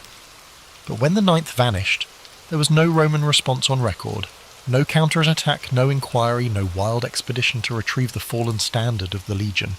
The Ninth simply disappeared from history. It is an unsettling prospect that can be put as a question. How can more than 5,000 trained men vanish without this being noticed by anyone? In the best scenarios, maybe Rome never actually found out. If the Ninth had been lured onto hostile soil, say tricked into believing they were marching towards some kind of skirmish, only to be completely surrounded, the slaughter could have been so swift and total that no messenger survived to report back. In the days before modern communications, legions depended upon runners and scouts for delivering information. In any one cataclysmic battle, if the Ninth had been destroyed, no one would have lived to issue the call for rescue. Another theory is that Rome knew what danger the Ninth was in and simply abandoned it. By the early 2nd century CE, the empire was overextended with many fronts on which military action was needed. To the east, Rome was locked in bitter struggles against the Parthians, while across the Rhine in Germania, hostile tribes threatened the empire's borders. His predecessor, Emperor Trajan, had been aggressively expanding Rome's borders, annexing Dacia, modern-day Romania, and waging costly wars that depleted Rome's treasury. By the time Hadrian was crowned in the year 117 CE, he had but one option: to maintain Rome's tenuous grasp on Britannia or turn his attention to shoring up the empire's more valuable provinces. Hadrian's decision was clear. He gave up the policy of expansion in Britain and fortified its borders. Only a few years after the disappearance of the Ninth, Hadrian ordered the construction of Hadrian's Wall, begun in 122 CE, a huge defensive fortification across northern Britannia. Was this wall the silent admission of Rome's defeat? Did Hadrian finally realise that the no-man's land frontier up north was too hazardous to maintain? That the Ninth's annihilation proved further conquest impossible? There is also the chilling possibility that the Ninth was sacrificed for political reasons. Some historians speculate that the legion's commanders may have been involved in a failed rebellion or mutiny, leading Rome to erase them from history rather than acknowledge an embarrassing internal conflict. The Roman Empire was hardly unaware of rewriting history. It frequently happened that the names and figures of emperors were expunged from the records as if they had never lived. If the Ninth had risen against Roman rule, then it is very possible that Hadrian simply ordered them erased, thereby having their fate never recorded. Even granting the unlikely event that the Ninth was destroyed on the battlefield rather than by treachery, the Romans repressed news of military defeats. The empire, after all, was sustained by propaganda and illusions of invincibility. To let news get out that an entire legion had been wiped out could encourage further rebellions against Rome's enemies. It could have been easier for Hadrian's administration to simply bury the truth and leave the fate of the Ninth unknown. However, there are other theories that the Ninth was not destroyed but was simply removed from the records for far less sensational reasons. Some believe that the legion was quietly reassigned to another part of the empire, perhaps to the eastern provinces, since many Roman military units were stationed there against Parthian invasions. There is, however, some evidence that elements of the Ninth may have appeared in records in the Middle East decades later, but without any clear chain of command, it cannot be confirmed whether this was the same unit or just rebranding of another legion. One more troubling possibility is that the Ninth simply walked away from Rome. If this legion had endured years of harsh conditions, thinning supplies and incompetent leadership, is it possible they could have deserted en masse, melting into the wilds of Caledonia? There are accounts of Roman soldiers deserting their posts and integrating themselves into the local tribes against impossible odds. They will also have realised that they had been abandoned, and if the Ninth voted to take their leave of Rome, then they could have simply dispersed among the native people, their descendants melting into the population of Scotland without trace. Whatever the truth, the disappearance of the Ninth Legion is one of history's greatest unsolved mysteries. If they were truly annihilated in battle, their bones may yet remain beneath the hills of northern Britain, buried in forgotten mass graves. If silenced by the political machine of Rome, they will forever be lost to the mists of time. And if to disappear on their terms, leaving behind an empire that did not serve them anymore, then perhaps their legend is greater than history remembers. The disappearance of the Ninth Legion has evolved over the centuries from a mere historical mystery to a full-blown legend, serving as the catalyst for a great deal of speculation, folklore, and even conspiracy theories.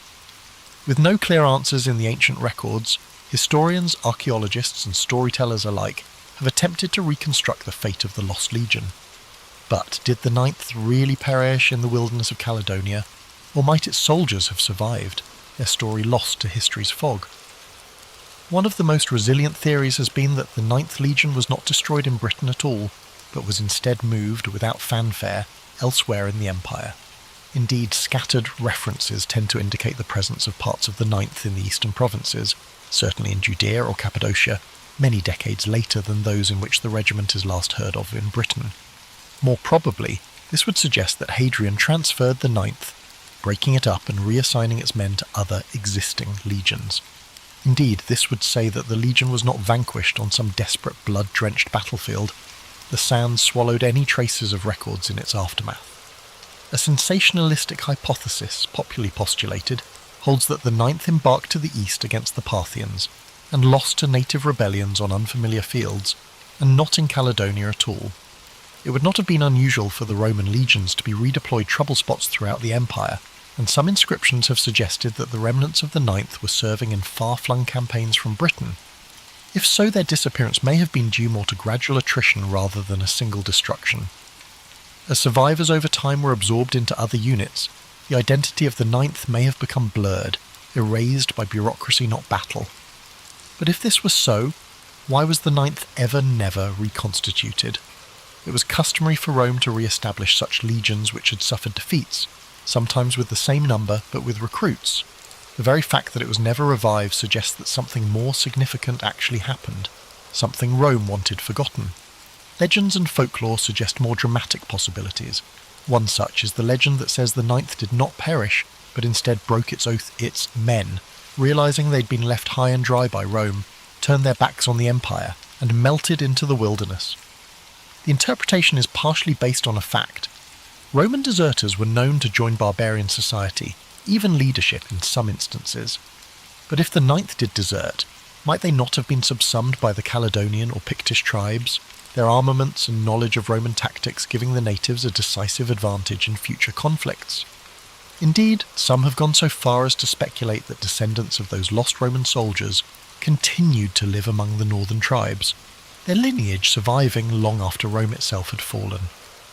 This has been the inspiration for several works of fiction, most notably Rosemary Sutcliffe's novel The Eagle of the Ninth, where the remnants of the legion escape into the highlands, hiding amongst the tribes and keeping their Roman identity secret. Of course, it is highly speculative, but the idea of a Roman legion abandoning its empire and disappearing into the mist-covered hills is a tantalizing prospect, one that inflames the imagination as much as any historical theory. Then there are more supernatural accounts, the whispered rumours of ghost legions, accursed battlefields, and restless spirits. Various local legends say it never left Britain at all, but was instead wiped out in a battle so fierce that their spirits still haunt the land. For centuries, stories have been passed down of Roman ghosts that march along countryside roads in Scotland. On misty nights, some say, the faint din of clashing swords and rhythmic tramp of iron-clad feet can still be heard echoing through the hills. The truth of what happened to the Ninth Legion may never be fully revealed. Their bodies, if they were destroyed in battle, still lie buried beneath the earth of Scotland, awaiting archaeologists to find where they lie. If they were quietly reassigned, the last remnants of their history might be tucked away in forgotten inscriptions on crumbling Roman monuments. But had they run, were leaving Rome, beginning to reinvent anew, far up north, then this is a story not about vanishing but of reinvention, about the few who wanted more than to choose between liberty and empire, and by that choice would become the stuff of legends. Whatever the truth, the Ninth Legion is one of Rome's greatest mysteries, a shadow in the annals of history, a whisper of a force that once marched beneath the eagle standard, but whose fate is unknown. Its story stays out there in the fog, beyond the reach of certainty, waiting for those who would uncover the past. Centuries have seen both historians and archaeologists look through the Roman records, analyse ancient inscriptions, and excavate various battle sites in Britannia in order to find evidence that might confirm the ultimate fate of the Ninth Legion. Yet the answer continues to elude them. A piece in a game of jigsaw. A tale half buried beneath the earth. The first known history of the Ninth Legion dates back to the time of Julius Caesar, who had raised this very legion during his Gallic campaigns in the 1st century BCE. Over time, records trace its movements across the empire from Hispania to Germania, and finally to Britannia, playing a major role in suppressing the revolts and defending Roman rule. Yet, after 117 CE, its trail goes abruptly missing from history. For many years, the prevailing theory among scholars was that the ninth ended its days in Britain, most likely in a catastrophic defeat at the hands of the northern tribes. This view had been apparently substantiated by what seemed to be the most relevant piece of evidence, a stone inscription found in Eburacum, modern York, dated around 108 CE, recording the ninth instation in Britannia. This has been the last sure notice of the Legion on British soil, yet no Roman sources actually report its destruction, and that begs a question. If the ninth was wiped out, why is there no written account of its defeat? Rome was not at all shy about recording the deaths of legions. When the Teutoburg forest disaster of 9 CE led to the destruction of 3 Roman legions, it was well documented. For the ninth, there is only silence. This silence has engendered other theories in which the ninth was not destroyed in Britain, but moved elsewhere within the empire. Some other scholars believe that this could have been transferred to the eastern provinces, probably Judea or Cappadocia, to assist in conflicts against the Parthians or Jewish revolts.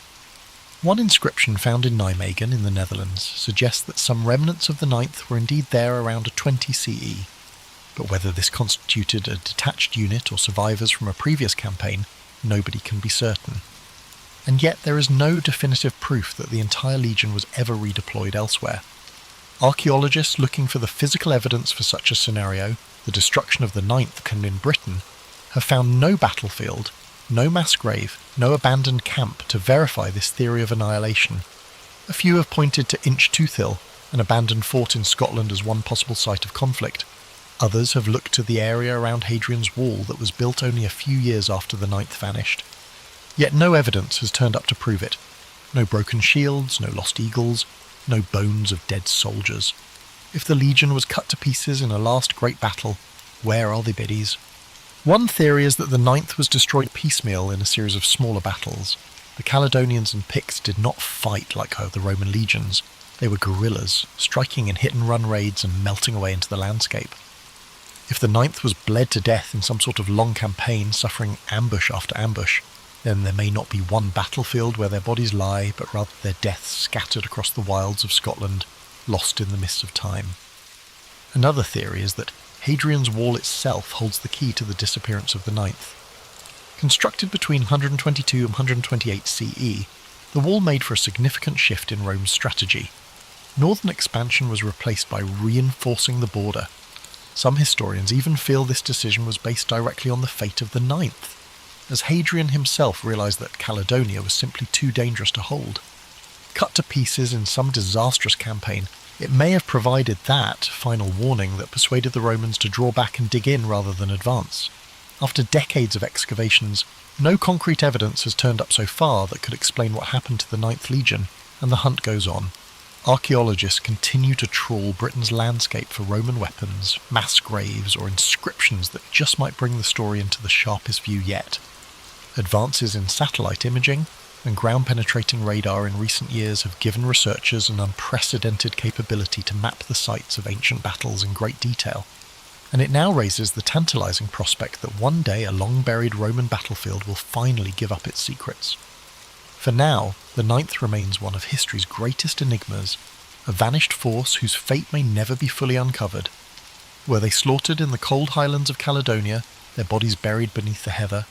Were they reassigned and forgotten, their legacy erased by Rome's shifting priorities? Or did they desert their post, choosing to disappear into the north and abandon the empire that had left them behind? Whatever the truth, the Ninth Legion presses on through the mind of the historian, the archaeologist, and anyone intrigued with the enigmas of the past. Their story is a story of battle, betrayal, and the unknown. A whisper of steel and blood, lost in time, merely waiting for a voice that might tell it. The Ninth Legion's tale has largely been lost in the rear view of history. We don't actually know what happened to them. Their last journey is but a distant rumour nowadays. Nobody actually knows what happened.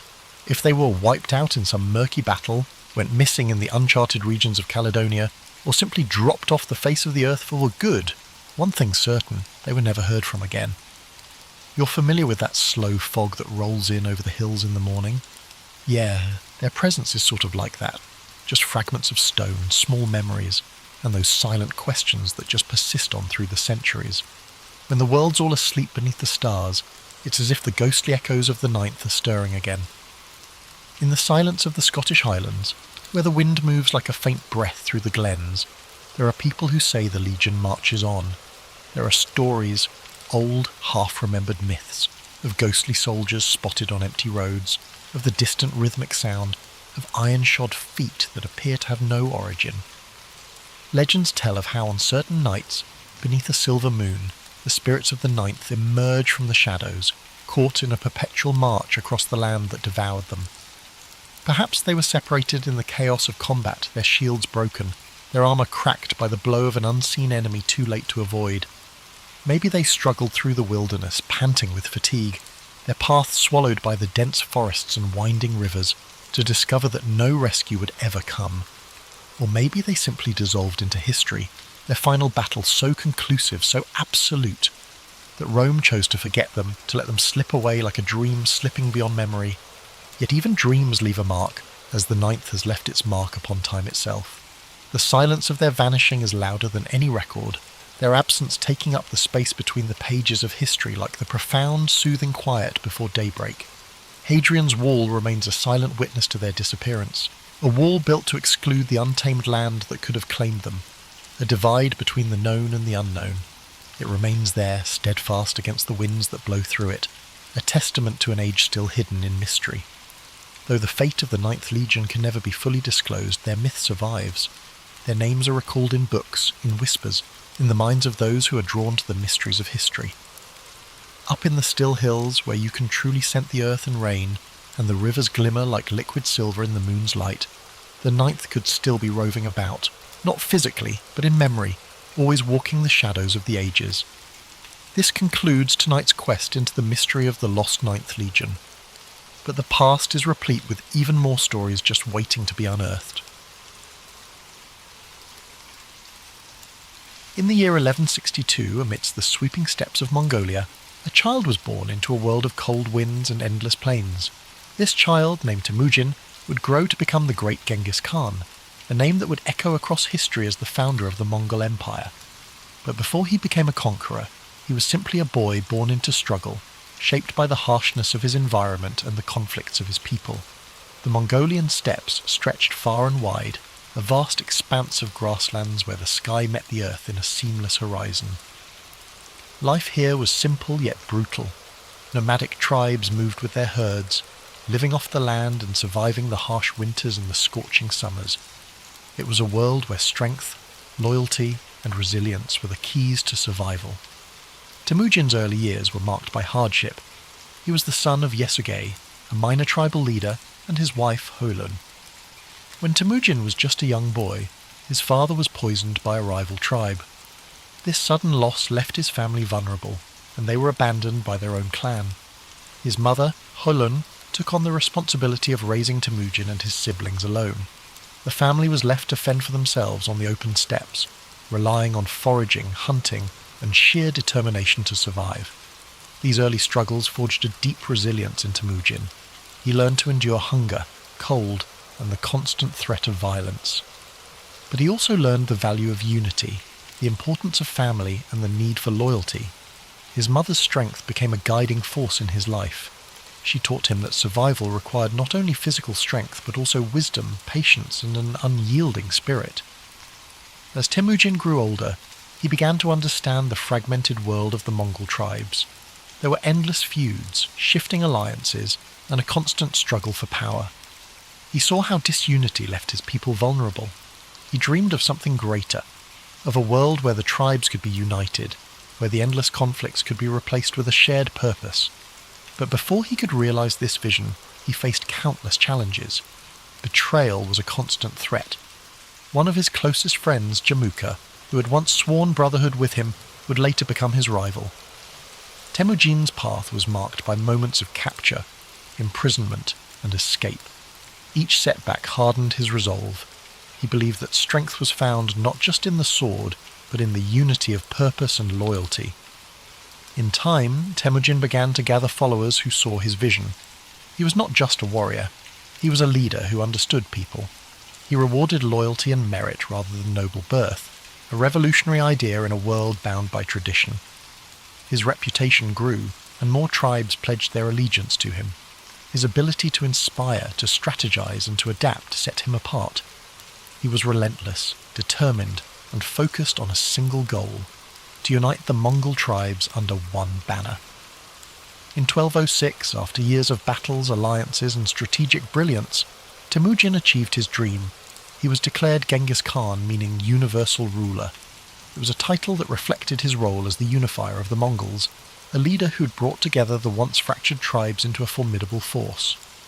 But Genghis Khan's vision did not stop at the borders of Mongolia. He saw beyond the steppes, beyond the horizon. His ambition was to create a world where his people could thrive, where the divisions that had weakened them for centuries could be replaced by a new order. His armies, skilled horsemen and fierce warriors, began to expand the Mongol territory.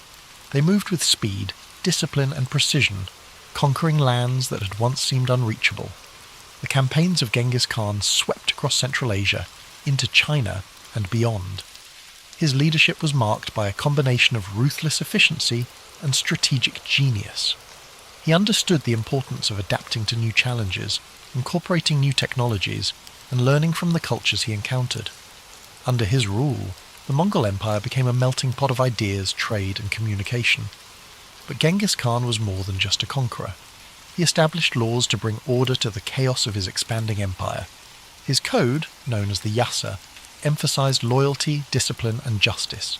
He promoted religious tolerance, recognizing that unity required respecting the beliefs of diverse peoples. He created systems of communication, trade routes, and infrastructure that connected distant parts of his empire. The Silk Road, once a dangerous route, flourished under Mongol protection, facilitating the exchange of goods, ideas, and cultures. As you breathe in deeply, picture the vast Mongolian steppes under a night sky filled with stars. The grass sways gently in the breeze, and the world is quiet except for the soft sounds of horses and the distant crackle of campfires. Genghis Khan's legacy stretches across these plains, a reminder of a leader who dared to dream of unity, who faced the harshness of his world with an unbreakable spirit. His life was a journey of resilience, vision, and transformation. He turned adversity into strength, chaos into order, and disunity into a vast and enduring empire. Though his methods were fierce, his impact on the world was profound. The connections he forged between East and West reshaped history, leaving a legacy that endures to this day. As you sink deeper into relaxation, let the story of Genghis Khan remind you of the power of perseverance, the strength found in unity, and the importance of vision. His life, filled with challenges and triumphs, speaks to the boundless potential within each of us, the ability to overcome, to lead, and to create lasting change. As you drift even deeper into the calming embrace of sleep, let the echoes of Genghis Khan's journey gently guide your thoughts. His story, one of struggle, vision, and unrelenting determination, is a reminder of the strength that lies within every challenge we face and the boundless potential we possess to shape our own destinies. Picture the endless Mongolian steppes beneath a vast night sky, where the stars shine like scattered diamonds, illuminating the dark plains below. The wind moves softly, whispering tales of ancient conquests and unification, carrying with it the faint scent of grasslands and distant fires. This is the world where Genghis Khan forged his legacy, a world where survival was harsh, but the spirit of resilience was even stronger. As his empire expanded, so too did his influence.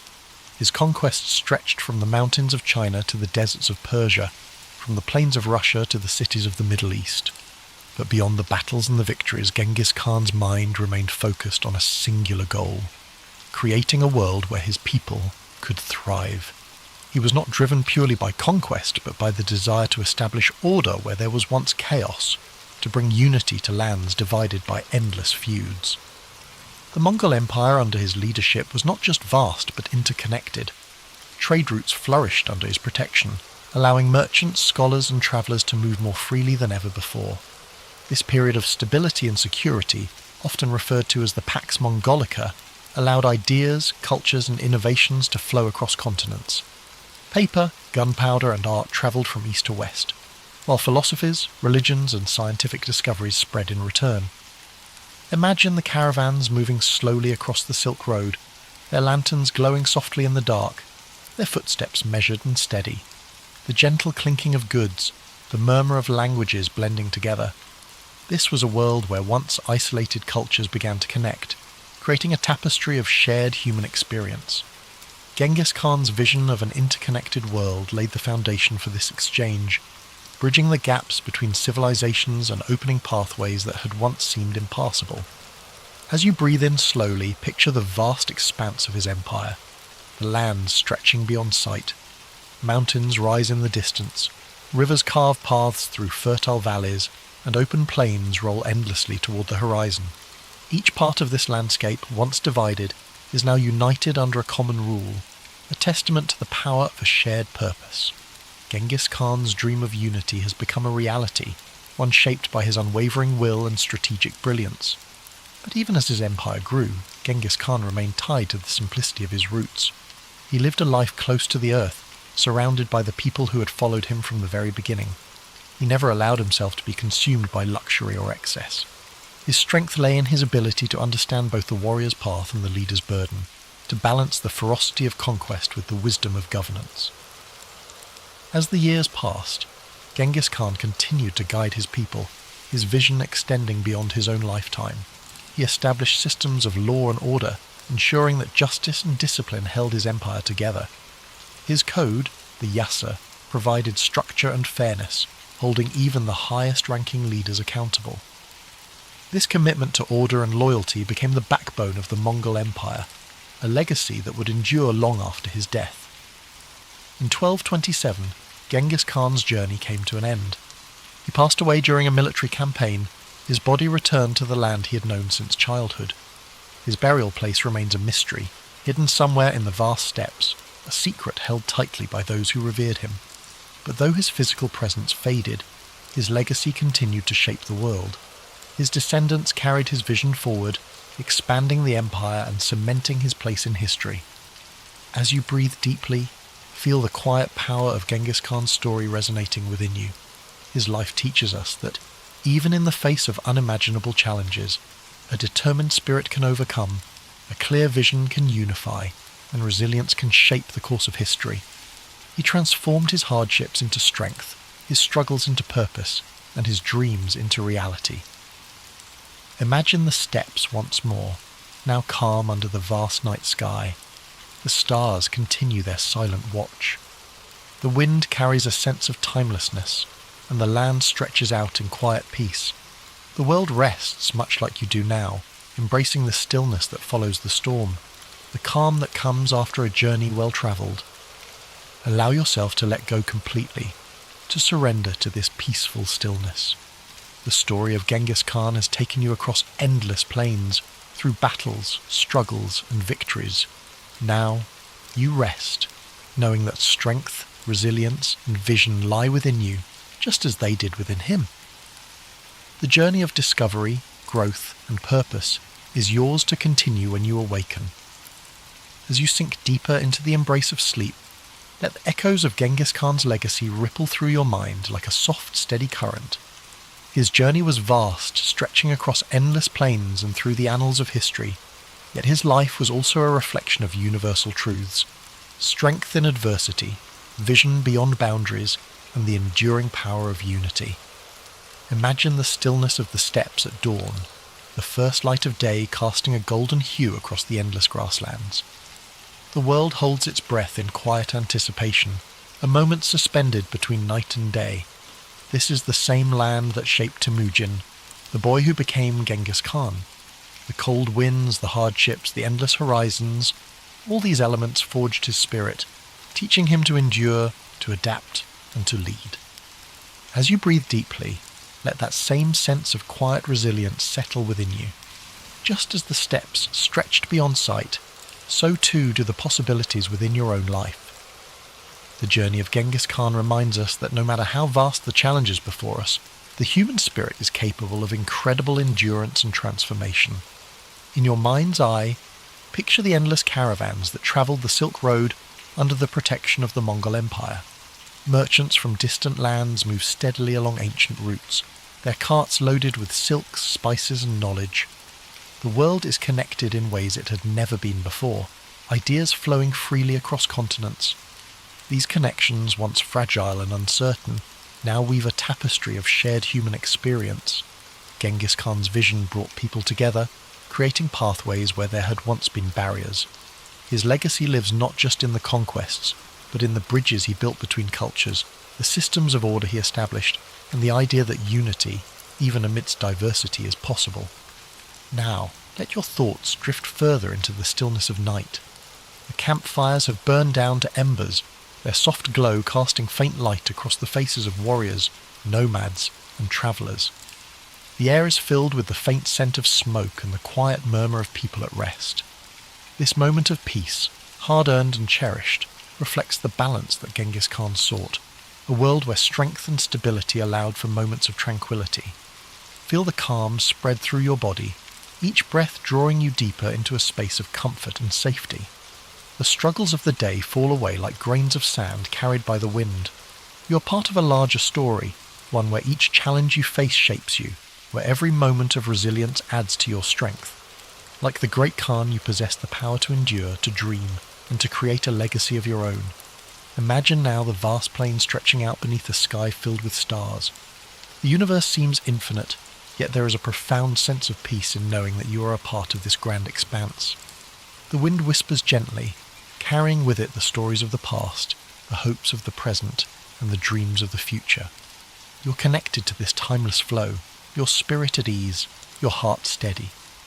As your mind drifts further into sleep, let the essence of Genghis Khan's story remain with you. His life, shaped by hardship and triumph, reminds us that within every challenge lies an opportunity for growth. His journey from a boy abandoned on the steppes to a ruler who united vast lands is a testament to the power of determination and vision. You too carry that same potential within you, the ability to overcome, to rise and to transform. The world outside grows softer now, the edges of reality blurring as you surrender to rest. Your breath is slow, steady, and calm. Each inhale fills you with a sense of possibility. Each exhale releases any tension you've been holding. The night wraps around you like a warm cloak, protecting and soothing you as you drift further into peaceful sleep. As you drift even deeper into the embrace of sleep, the vast plains of history stretch endlessly before you, serene and timeless. The gentle rhythm of your breath mirrors the calm, steady winds of the Mongolian steppes, whispering stories of courage, resilience, and transformation.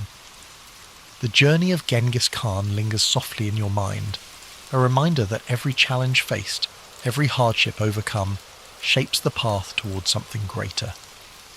In this peaceful expanse, the world feels limitless. The night sky, filled with an infinite sea of stars, reflects the boundless potential within you. Each star glimmers with a quiet brilliance, a beacon of possibility, hope, and the dreams that lie waiting beyond the horizon. Just as Genghis Khan dared to look beyond the confines of his world, you too are capable of breaking through barriers, of envisioning new paths, of creating a life defined by your own resilience and purpose. Imagine the quiet of the ancient world. No city lights, no noise of modern life, just the pure, unbroken silence of the night. The grass beneath you is soft, cool, and fragrant. The air is crisp, carrying the scent of earth and distant fires. The only sounds are the faint rustling of the wind and the occasional soft nicker of a horse standing watch. This tranquility is a gift, a space where you can let go, breathe deeply, and allow your mind to float freely. As you inhale, draw in a sense of calm strength. With each exhale, release the burdens of the day, the worries that cling like shadows. In this space, there is no need to rush, no need to struggle. You are safe, held gently by the vastness of history and the quiet wisdom it offers. Like the open steppes, your mind expands, free from constraints, filled with possibility. The story of Genghis Khan is one of transformation, of a young boy who endured pain and loss, but who rose to become a leader who reshaped the world. His journey reminds us that strength is born in moments of adversity, that the spirit is forged in the fires of challenge. His vision was clear, his resolve unbreakable, and within you too lies that same seed of potential, that same capacity for growth, for vision, for resilience. Picture the endless plains bathed in the soft glow of dawn. The first rays of sunlight touch the horizon, casting a warm golden light over the land. The sky shifts from deep indigo to gentle hues of pink and orange. The world awakens slowly, peacefully, as the night gives way to a new day. This transition from darkness to light is a symbol of hope, a reminder that no matter how long the night may seem, the dawn always comes. Let this thought settle gently in your mind. Just as the night must yield to the morning, every struggle you face, every challenge you endure holds the promise of renewal, of new beginnings, of possibilities yet to be realized. The journey of life, like the journey of Genghis Khan, is one of cycles, of hardship and triumph, of darkness and light, of endings and new beginnings. Feel your body relax even further, each muscle letting go, your mind sinking deeper into the comfort of sleep. The weight of the world lifts away, leaving you light, free, and at peace. The winds of the steppes, the vast horizons, and the quiet strength of history envelop you in a cocoon of serenity. In this state of deep relaxation, know that you are part of something timeless. The struggles, the victories, the dreams of those who came before you live on, whispering their wisdom and encouragement. You are connected to this greater tapestry of humanity, a thread woven through the fabric of time, resilient and unbroken. As the 16th century dawned, Italy stood as one of the most vibrant and culturally rich regions in Europe. It was the heart of the Renaissance, its cities alive with art, science, and intellectual thought. Yet beneath this brilliance lay a fragmented political landscape that would spark decades of turmoil. Unlike the unified kingdoms of France and Spain, Italy was a collection of fiercely independent city-states and kingdoms, each vying for dominance. From the maritime might of Venice to the artistic hub of Florence, from the papal states wielding both spiritual and temporal authority to the militarized Duchy of Milan, the Italian peninsula was a patchwork of ambition and rivalry. This division made Italy uniquely vulnerable. The city-states frequently clashed over territory and trade routes, expending resources and forming unstable alliances. Instead of uniting against external threats, they often sought outside powers as allies in their internal disputes. France, Spain, and the Holy Roman Empire, each with their eyes on Italy's wealth and strategic importance, were quick to exploit these divisions. To them, Italy was not just a cultural treasure trove, it was a gateway to greater influence in Europe and the Mediterranean. Adding to this complex web of politics was the immense power of the papacy. Popes of this era were not merely religious leaders, but political figures deeply involved in Italy's affairs. They negotiated alliances, raised armies, and often pursued personal and familial ambitions under the guise of defending Christendom. The Church's wealth and land holdings made it a significant player in the power struggles that shaped the region. Popes like Alexander VI and Julius II used their positions to influence the balance of power, turning Rome into both a battleground and a prize. The Renaissance further heightened the stakes. Italian cities were not only politically and economically important, they were also cultural beacons. The competition among states to sponsor the greatest artists, thinkers, and architects added another layer of rivalry. Florence became synonymous with innovation, Venice dominated trade, and Milan built its reputation on military strength and strategic alliances. These states, despite their brilliance, often overestimated their ability to control the forces they unleashed when inviting foreign powers to intervene in their disputes. The spark that ignited the Italian wars came in 1494, when Charles VIII of France, claiming a dynastic right to the Kingdom of Naples, marched his army across the Alps. His invasion was the result of years of political manoeuvring and alliances gone awry. Florence, Naples, and Milan had all played roles in drawing France into Italian affairs, hoping to use Charles's ambitions to their advantage. Instead, they unleashed a force far greater than they anticipated. The French army, with its modern artillery and disciplined soldiers, overwhelmed local defences, setting off a chain reaction that drew in Spain, the Holy Roman Empire, and eventually even the Ottoman Empire. The Italian wars were not a single conflict, but a series of battles and campaigns lasting over 6 decades. They were fought not just for territorial control, but for dominance over Europe itself. Italy became the battleground where the ambitions of France, Spain, and the Holy Roman Empire clashed, with Italian city-states caught in the middle. The fragmented nature of the Italian peninsula, once a source of cultural diversity and wealth, now became its greatest vulnerability. As you reflect on this intricate political landscape, imagine the bustling cities of Renaissance Italy, filled with life and brilliance, yet shadowed by uncertainty. Picture the delicate balance of power, like a fine thread stretched too tightly, waiting to unravel. Let the rhythm of this story settle over you, its complexity and beauty easing your mind as you relax further into a state of calm. The first act of the Italian Wars began in 1494 when Charles VIII of France launched his invasion of Italy, claiming his dynastic right to the Kingdom of Naples. This campaign marked the first time a major European power would openly stake its claim to Italian lands, setting off a chain reaction that would embroil the continent in conflict for over 60 years. The decision to invade was driven by a combination of ambition, opportunity, and the fractured political state of Italy itself. Charles VIII saw Italy as a land of immense wealth and prestige, its city-states filled with treasures that could bolster his power and finance his ambitions in Europe. Yet his claim to Naples was not entirely self-driven. He had been encouraged by Ludovico Sforza, the Duke of Milan, who sought to use French support to consolidate his own power and counter his rivals in Florence and Venice. This invitation would prove a double-edged sword, for while Charles's army marched with incredible strength, it also disrupted the delicate balance of power that had kept Italy relatively stable. The French army was unlike anything Italy had faced before. Equipped with advanced artillery and professional soldiers, it swept through northern Italy with alarming speed. The city-states, unprepared for such a modern force, quickly capitulated or offered little resistance. Florence, long a hub of Renaissance brilliance, was forced to submit to Charles's demands, its leader Piero de' Medici attempting to placate the French with territorial concessions. This sparked outrage among the Florentine people, leading to the ousting of the Medici family and a period of tumult in the city. As Charles pressed southward, his campaign continued to unsettle Italy.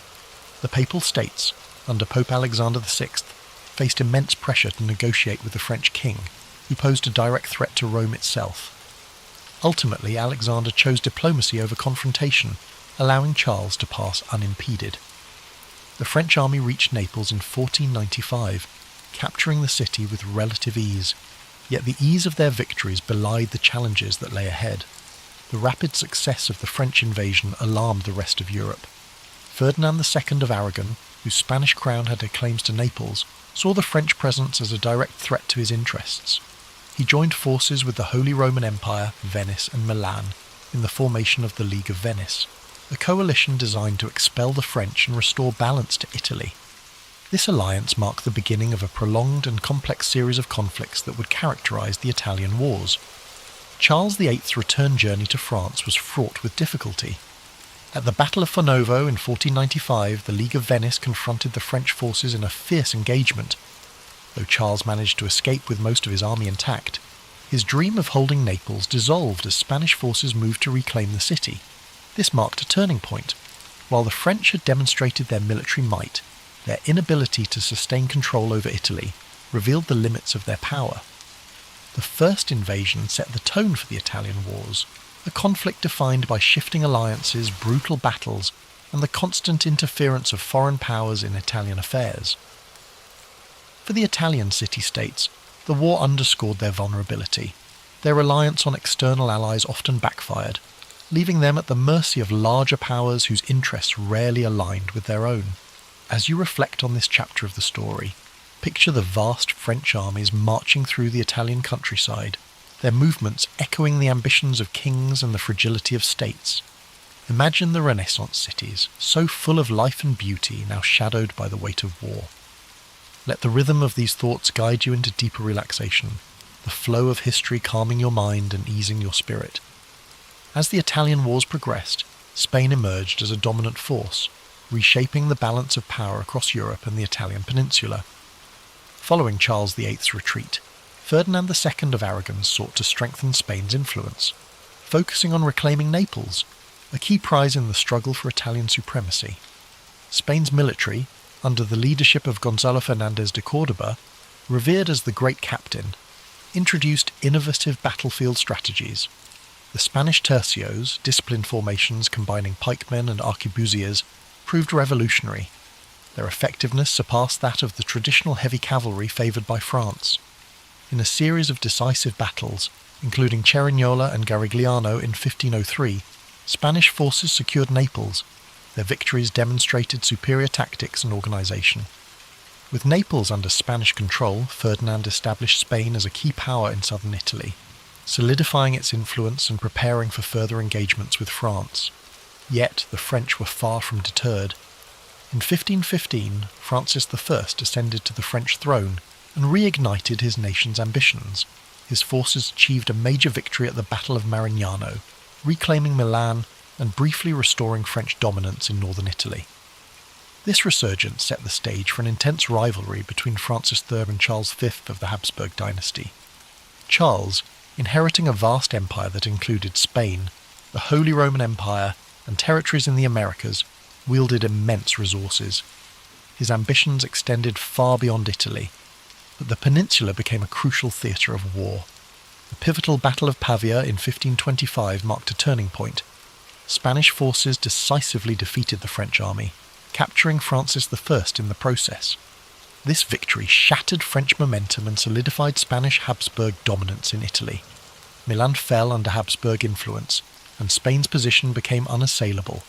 Despite these triumphs, the Italian wars were far from settled. France continued its efforts to reclaim lost ground. However, Spain's wealth from its burgeoning empire in the Americas provided the resources needed to sustain prolonged campaigns. This economic advantage, combined with strategic alliances and military innovation, ensured Spain's supremacy.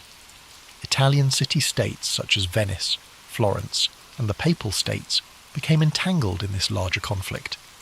Their independence increasingly compromised as foreign powers dictated the region's fate. The conflict reshaped Italy, turning it into the epicenter of European power struggles. Its vibrant cities and cultural landmarks endured cycles of war and occupation. Yet through it all, the resilience of its people shone. They continued to create art, foster innovation, and maintain their identity even amid turmoil, while you drift further in sleep. Picture the rolling hills of Italy and the bustling cities of the Renaissance, their beauty and complexity undiminished despite the shadow of war. Imagine the measured rhythm of history, the ebb and flow of ambition and resilience, and let the cadence of these thoughts guide you toward peace. Each detail of this story invites you to unwind, to let go of the day's tension as the calm of the past eases your mind. By the early 1520s, the Italian wars reached a brutal and transformative juncture, a moment that underscored the devastating consequences of prolonged conflict. The sack of Rome in 1527, carried out by the forces of Charles V, Holy Roman Emperor, marked one of the darkest chapters of the era. It exposed the vulnerability of even the most powerful institutions, including the papacy, to the chaos of war. This catastrophic event was not entirely planned. It was the result of unpaid and unruly soldiers, primarily Spanish and German mercenaries, who had grown discontented with their leaders. These troops, driven by desperation and greed, turned their frustrations toward the city of Rome. On May 6, 1527, they breached the city's walls. Their assault was swift and merciless, reducing the Eternal City to a scene of horror. Thousands of civilians were slaughtered, churches and homes were looted, and priceless works of art were destroyed or stolen. The Pope himself, Clement VII, was forced to seek refuge in the Castel Sant'Angelo, where he remained under siege for months. The sack of Rome sent shockwaves throughout Europe. It demonstrated that no city, no matter how revered or powerful, was immune to the ravages of war. This act of violence shattered the image of the Holy Roman Empire as a protector of Christendom. Instead, it revealed the unpredictable nature of power struggles when greed and chaos overtook strategic planning. The symbolic heart of Catholicism had been desecrated, leaving a lasting scar on the Italian wars and a sobering reminder of the stakes involved. The fallout from this event led to a re-evaluation of alliances and power dynamics. The Pope, who had previously aligned with France and other anti-Habsburg factions, was forced to reconcile with Charles V. This uneasy alliance reshaped the political landscape of Italy, placing the papacy firmly under Habsburg influence. For the French, the sack represented another setback in their ambitions to dominate Italy. The devastation of Rome weakened their potential ally, leaving them increasingly isolated in the conflict. As the dust settled, the sack of Rome came to symbolise the broader toll of the Italian wars. The conflict had begun as a battle for territorial control, but it had evolved into a far-reaching struggle that disrupted the cultural, economic and political fabric of Italy. The Renaissance ideals of beauty, innovation and humanism were overshadowed by the relentless march of armies and the ambitions of rulers. Even amid this devastation, Italy's resilience persisted. The people of Rome began to rebuild their city, reclaiming their identity and striving to restore its former glory. Artists, writers and thinkers carried forward the flame of the Renaissance, their works a testament to the enduring spirit of a land caught in the crossfire of history. As you look back on this pivotal moment, imagine the quiet streets of Rome after the storm, the strength of its people as they turned chaos into renewal. Let these thoughts ease your mind, and the flow of history soothe your spirit as you drift into deeper relaxation. The story of the sack of Rome reminds us that even in the darkest times, recovery and renewal are possible. The Italian wars, though technically concluded with various treaties and shifting allegiances, left Italy deeply fragmented and politically unstable. By the late 16th century, the city-states that once flourished during the Renaissance had been absorbed by the larger European powers or reduced to minor players in the geopolitical theatre. The outcome of the wars had profound consequences, not only for Italy, but for the balance of power across Europe. After the sack of Rome in 1527, the political situation in Italy grew more complicated. The papacy, weakened and diminished in prestige, was now firmly under Habsburg influence. Pope Clement VII, despite his earlier resistance, was forced to sign a peace treaty with Emperor Charles V, marking the start of a period of Habsburg dominance in Italy. The French, now dealing with internal turmoil and an empire stretched thin, were no longer able to exert as much influence over Italian affairs. Milan, once a powerful independent duchy, had fallen under Habsburg control following the French defeat at Pavia and the subsequent Treaty of Madrid. Similarly, Naples and other southern Italian regions were now under Spanish rule. Venice, though still a powerful republic, found itself increasingly isolated, unable to maintain its former influence in the face of Habsburg and French competition. Florence, once the heart of the Renaissance, experienced a dramatic shift in power. The Medici family, exiled during the wars, were restored to power with the help of the papacy and the Habsburgs. Under their rule, Florence became a duchy, ending its Republican era and cementing Medici control. This marked the end of an era for the city, which had once been a beacon of artistic and political independence. The fragmentation of Italy was not only political but cultural. The wars had disrupted the flow of ideas and artistic movements that had flourished during the Renaissance. Many of Italy's greatest artists, including Leonardo da Vinci and Raphael, had already passed, and those who remained found themselves working under foreign rulers who had little interest in maintaining the cultural vibrancy that had once defined the peninsula. The wars also set the stage for future conflicts. The power vacuum left in Italy, coupled with the continuing rivalry between France and Spain, ensured that Italy would remain a battleground for European ambitions well into the 17th century. The Italian states, once autonomous and rich in their diversity, had been transformed into pawns in a larger game of European politics. Yet, even in the aftermath of destruction and division, Italy's identity remained intact. The Renaissance had planted seeds of intellectual, artistic and scientific achievement that would continue to influence the world long after the wars had ended. Italy's cities, though scarred by years of warfare, would eventually rise again, fueled by the legacy of those who had once shaped the course of history. As you reflect on this final phase of the Italian wars, picture Italy, its cities, landscapes and people, rebuilding in the wake of centuries of conflict. Let these thoughts soothe your mind, the quiet endurance of a nation marked by the passage of time. Feel the ebb and flow of history calm your spirit as the struggles of the past slowly fade into the background, leaving only peace. As we bring this story to a close, it's important to summarise the deep legacy left behind by the Italian wars. Though the wars themselves were marked by conflict, power struggles and shifting allegiances, Italy's resilience and cultural spirit endured beyond the violence. The wars may have fragmented the peninsula politically. However, the intellectual, artistic and cultural achievements that flourished during the Renaissance would continue to shape the world for generations to come. The devastating toll of the wars, especially the sack of Rome and the subsequent political upheavals, left visible scars on Italy's landscape. But even in the midst of destruction, Italy's cities, its people, and its rich cultural heritage would rise again. Florence, Venice, Rome, and Milan, though under foreign rule, maintained the essence of their identity, always connected to their storied past, and each continuing to contribute to the broader European narrative. As you lie back and reflect on this powerful chapter in history, allow yourself to feel the weight of time, the rise and fall of empires, the rebuilding of cities, and the ever-present determination of the people. Imagine the sun setting gently over the Italian hills, the soft whisper of the wind as it sweeps over the ancient streets, a reminder of both struggle and renewal.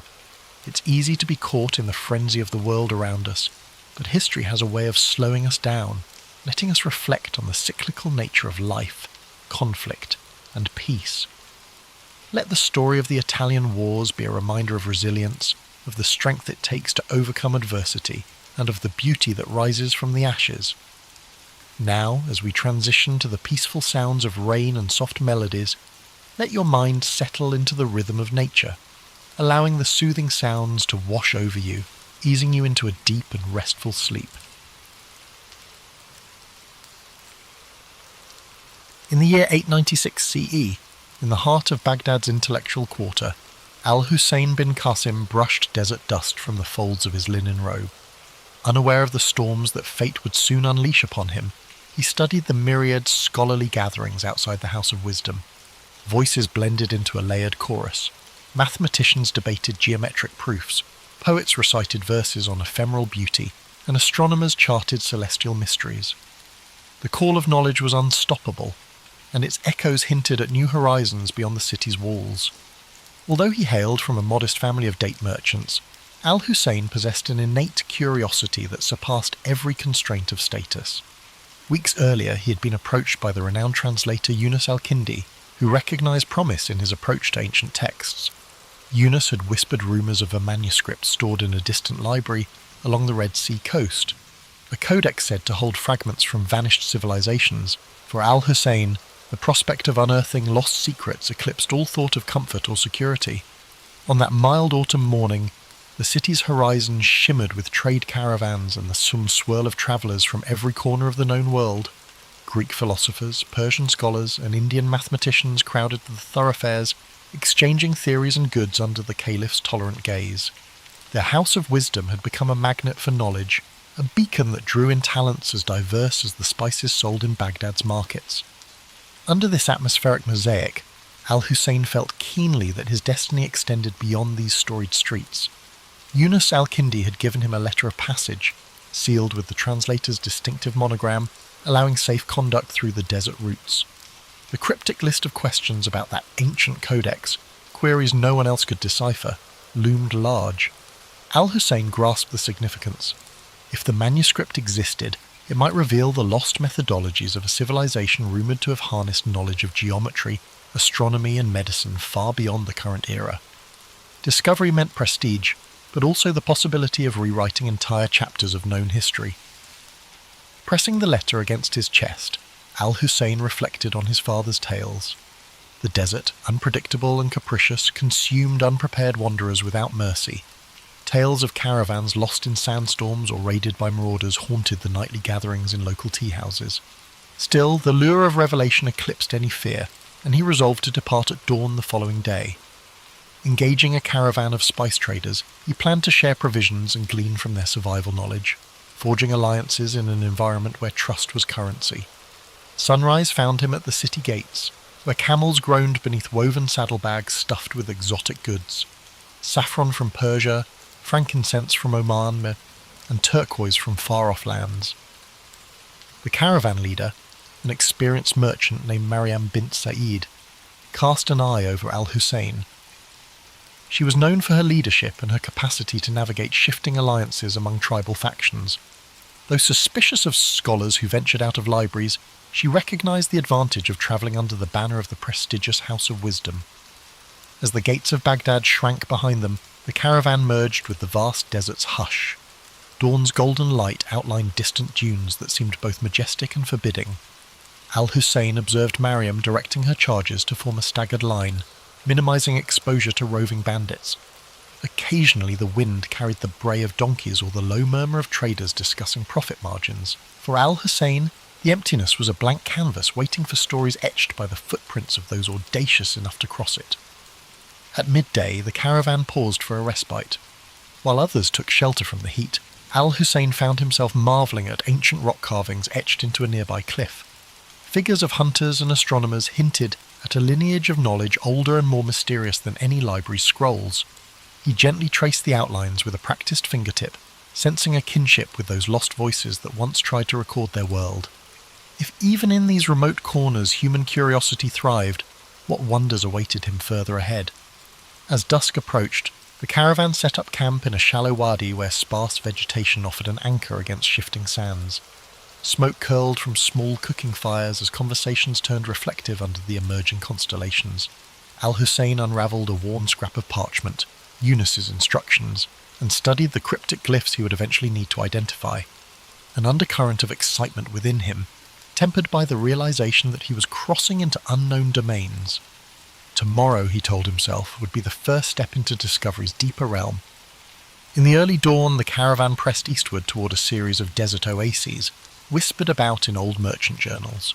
Each oasis served as a precarious lifeline against the relentless, punishing heat, and Mariam's leadership ensured their small group navigated meticulously. She brokered safe passage with tribal patrols, offering tokens of trade in return for unimpeded travel. Meanwhile, Al-Hussein keenly observed everything: the subtle changes in wind direction, the traces of ancient pathways etched into sandstone, and the silent resilience of his fellow travellers. The first oasis they reached was little more than a cluster of date palms around a seep of brackish water. A half-crumbled stone marker bore inscriptions so worn that Al-Hussein could decipher only fragments. Something about an old boundary line, perhaps delineating the domain of a once powerful clan. While camels drank, he sketched these faint markings onto a scrap of parchment. He felt an inexplicable sense of kinship with the countless travellers who had paused here, bridging centuries with a simple act of thirst-quenching. Under midday's glare, mirages shimmered like spilled quicksilver on the horizon, testing the caravan's resolve. Mariam instructed everyone to conserve water. No idle talk, no unnecessary movement. The group fell silent except for the shuffle of feet and the jingle of harnesses. Al-Hussein, though parched, studied the desert floor for any sign of hidden paths. He noticed shards of rock that might have been left by travellers or storms. Each shard, he thought, was an artefact, a clue to this vast land's deeper story. Late that afternoon, they encountered a wandering nomad who carried a battered lute. His desert-weathered face spoke of countless roads travelled. In exchange for water, he offered a ballad about a hidden city said to rise from the sands once every century. A place with alabaster walls, if legend could be trusted, concealing a trove of scrolls older than Babylon. Al-Hussein listened, heart quickening. Though Mariam dismissed it as a fanciful tale, the scholar within him sparked at the thought of such a discovery. They arrived at the second oasis by dusk, greeted by the scent of wet earth. The moon's reflection quivered on the water, a promise in the darkness.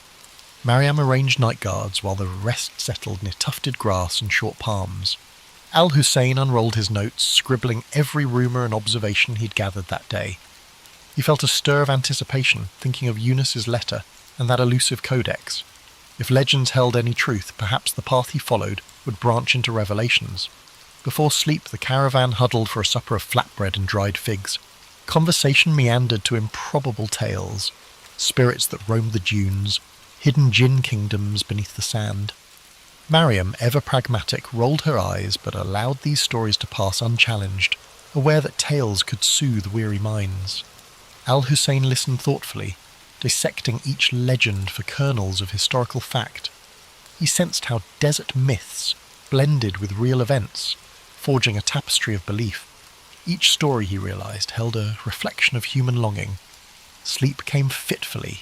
Between ragged gusts of wind that rattled the palms, Al-Hussein dreamed of an endless corridor lined with doors of sandstone. Behind one door lay the hidden city the nomad described, behind another, the Red Sea Library. He awoke to the howling of a jackal, unsure if the dream was an omen or mere fantasy. Still his conviction remained firm. He would continue chasing knowledge across these shifting landscapes, trusting that destiny might reveal itself within the margins of the unknown. By morning, a layer of sand dusted every surface, and the caravan resumed its cautious advance. The air felt thick with unspoken tensions. They reached a rocky pass where looming sandstone pillars resembled silent sentinels. Mariam signalled a halt, sensing something amiss. Al-Hussein peered into the ravines, half expecting bandits or lurking predators. Instead, he found stillness. However, the unease remained. Sometimes the desert concealed its perils in plain sight, biding time. The caravan pressed on, anxious to leave those brooding columns behind.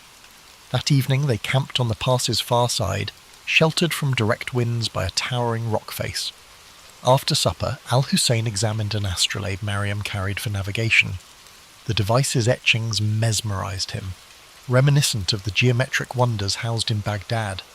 He wondered if the rumoured codex might expand upon such celestial insights. As the fire died down, he sat, reflecting on how each horizon revealed new questions, not answers. Perhaps the desert's greatest secret was its power to kindle an unending quest. Beyond the pass, dawn unveiled a stark plateau where the wind carried the faint tang of salt. Mariam reckoned they were approaching the edges of a vast basin leading toward the Red Sea. Al-Hussein noted the powdery residue that clung to his sandals, forming a pale crust whenever the wind surged. Fragments of shells occasionally glittered underfoot, relics of a primordial sea that had long since receded. In that silent expanse, the ancient interplay of water and desert seemed to whisper clues of hidden transitions. Moving carefully, the caravan traced a path across parched flats where cracks laced the ground in elaborate patterns. Each fissure suggested the land was thirsting for a rain that might never come. Al-Hussein lingered over a particular cleft that formed a near-perfect star shape. He sketched it in his notebook, contemplating how geometry surfaced in nature's own design. The interplay of shapes and lines called to mind the rumoured codex, possibly containing knowledge that bridged the gap between the natural world and human understanding. By midday the heat intensified, pressing against them like an unseen hand. Water became precious currency.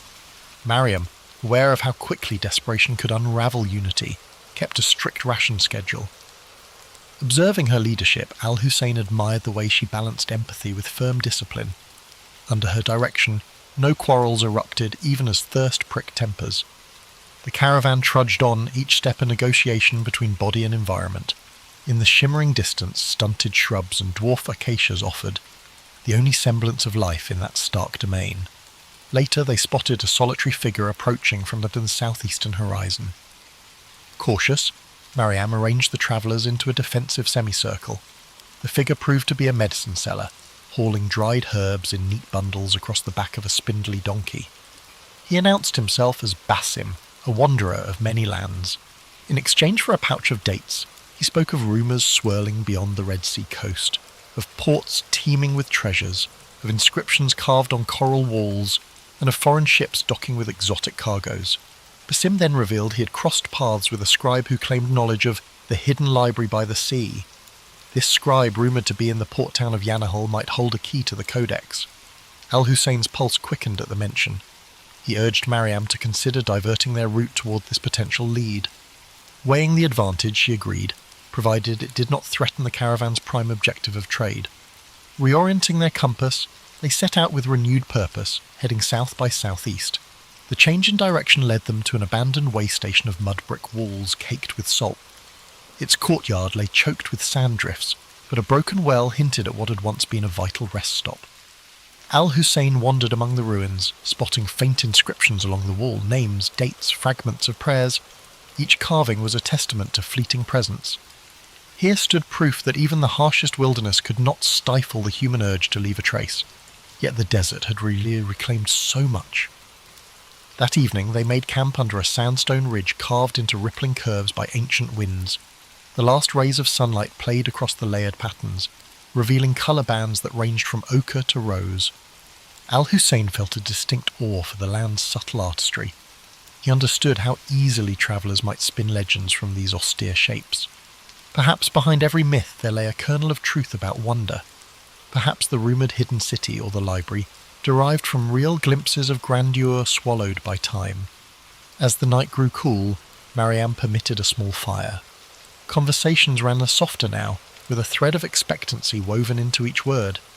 Basim spoke of trade centres bustling with sailors from distant empires, Zanj, Gujarat, even the far-flung kingdoms beyond the Indian Ocean. He also mentioned the region's swirl of local legends, a half-buried temple near the coast, the rumoured tomb of a prophet whose name had slipped from memory. Al-Hussein took careful notes, determined to sift the improbable from the verifiable. Before sleep, Al-Hussein pulled out Eunice's cryptic questions, scanning the faded script by firelight.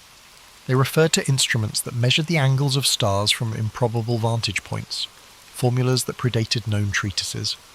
Could the Red Sea Library truly hold such ancient feats of intellect? He felt the subtle pull of destiny, the sense that each conversation, each dusty ruin, brought him closer. The desert had not broken him. Instead, it was shaping him into something sharper. Morrow would carry them nearer to that beckoning shoreline.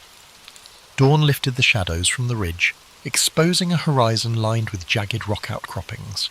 The caravan continued toward Yanahal, keen on reaching its port before supplies ran dangerously low. A subtle but steady breeze carried the faint smell of salt, confirming they were inching closer to coastal winds. Al-Hussein noticed changes in the environment. Scattered gulls wheeling overhead, traces of sea-polished stones littering the path. These small signals revived the group's spirits, reminding them that a new chapter of their journey lay ahead. By midday they encountered a caravan heading north. Mariam negotiated a swift exchange of information.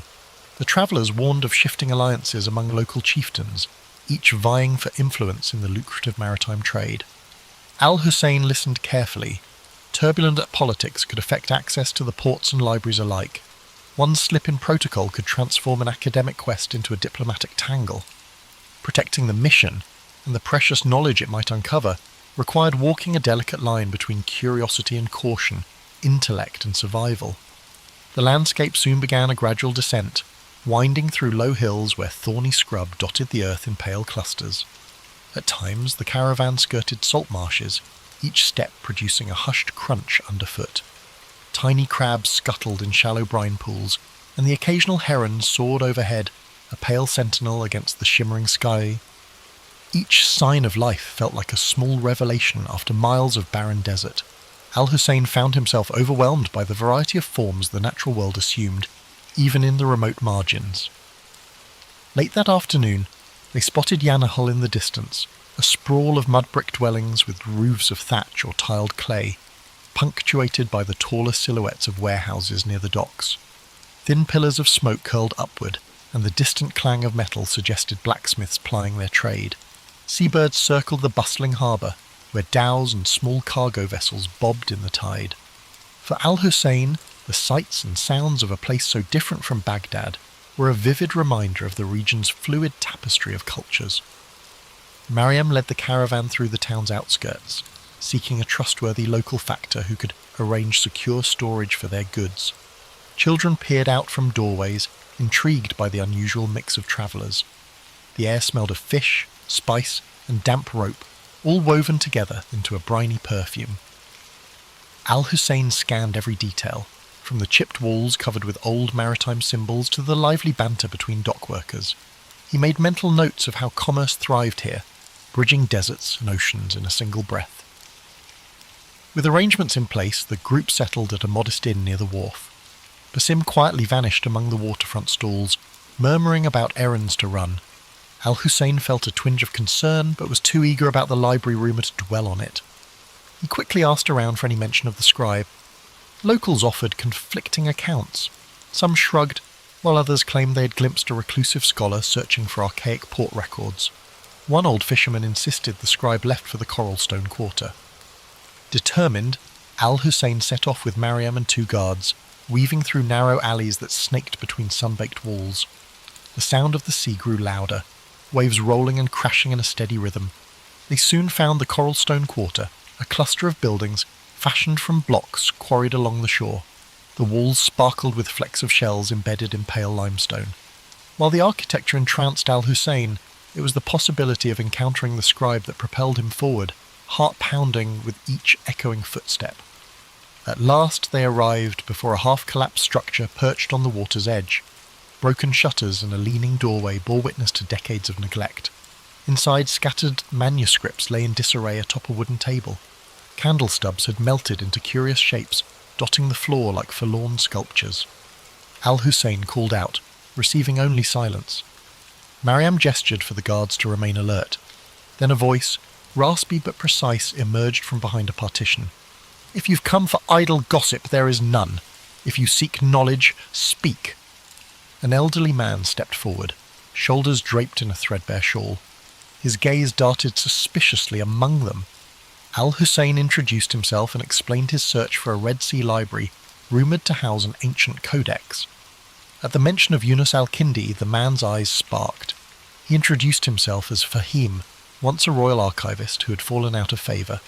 Fahim claimed to know the codex's general whereabouts, but warned of obstacles, political and supernatural. Despite his guarded manner, he pointed to a scroll. "There," he said, "the trail begins." Under the scribe's watchful glare, Al-Hussein unrolled the scroll Fahim indicated. Faded script described a coastal stronghold called Makshaf, famed for its labyrinthine archives. Though the text offered scant details, it named a certain scholar, Ibrahim of Kulzum, who had once catalogued manuscripts within its walls. Fahim revealed that a naval blockade centuries earlier had forced the stronghold into obscurity. Few in Yanahal even recalled its name. The old archivist smirked. "If you wish to risk your neck, go. But be warned, those halls remain unforgiving."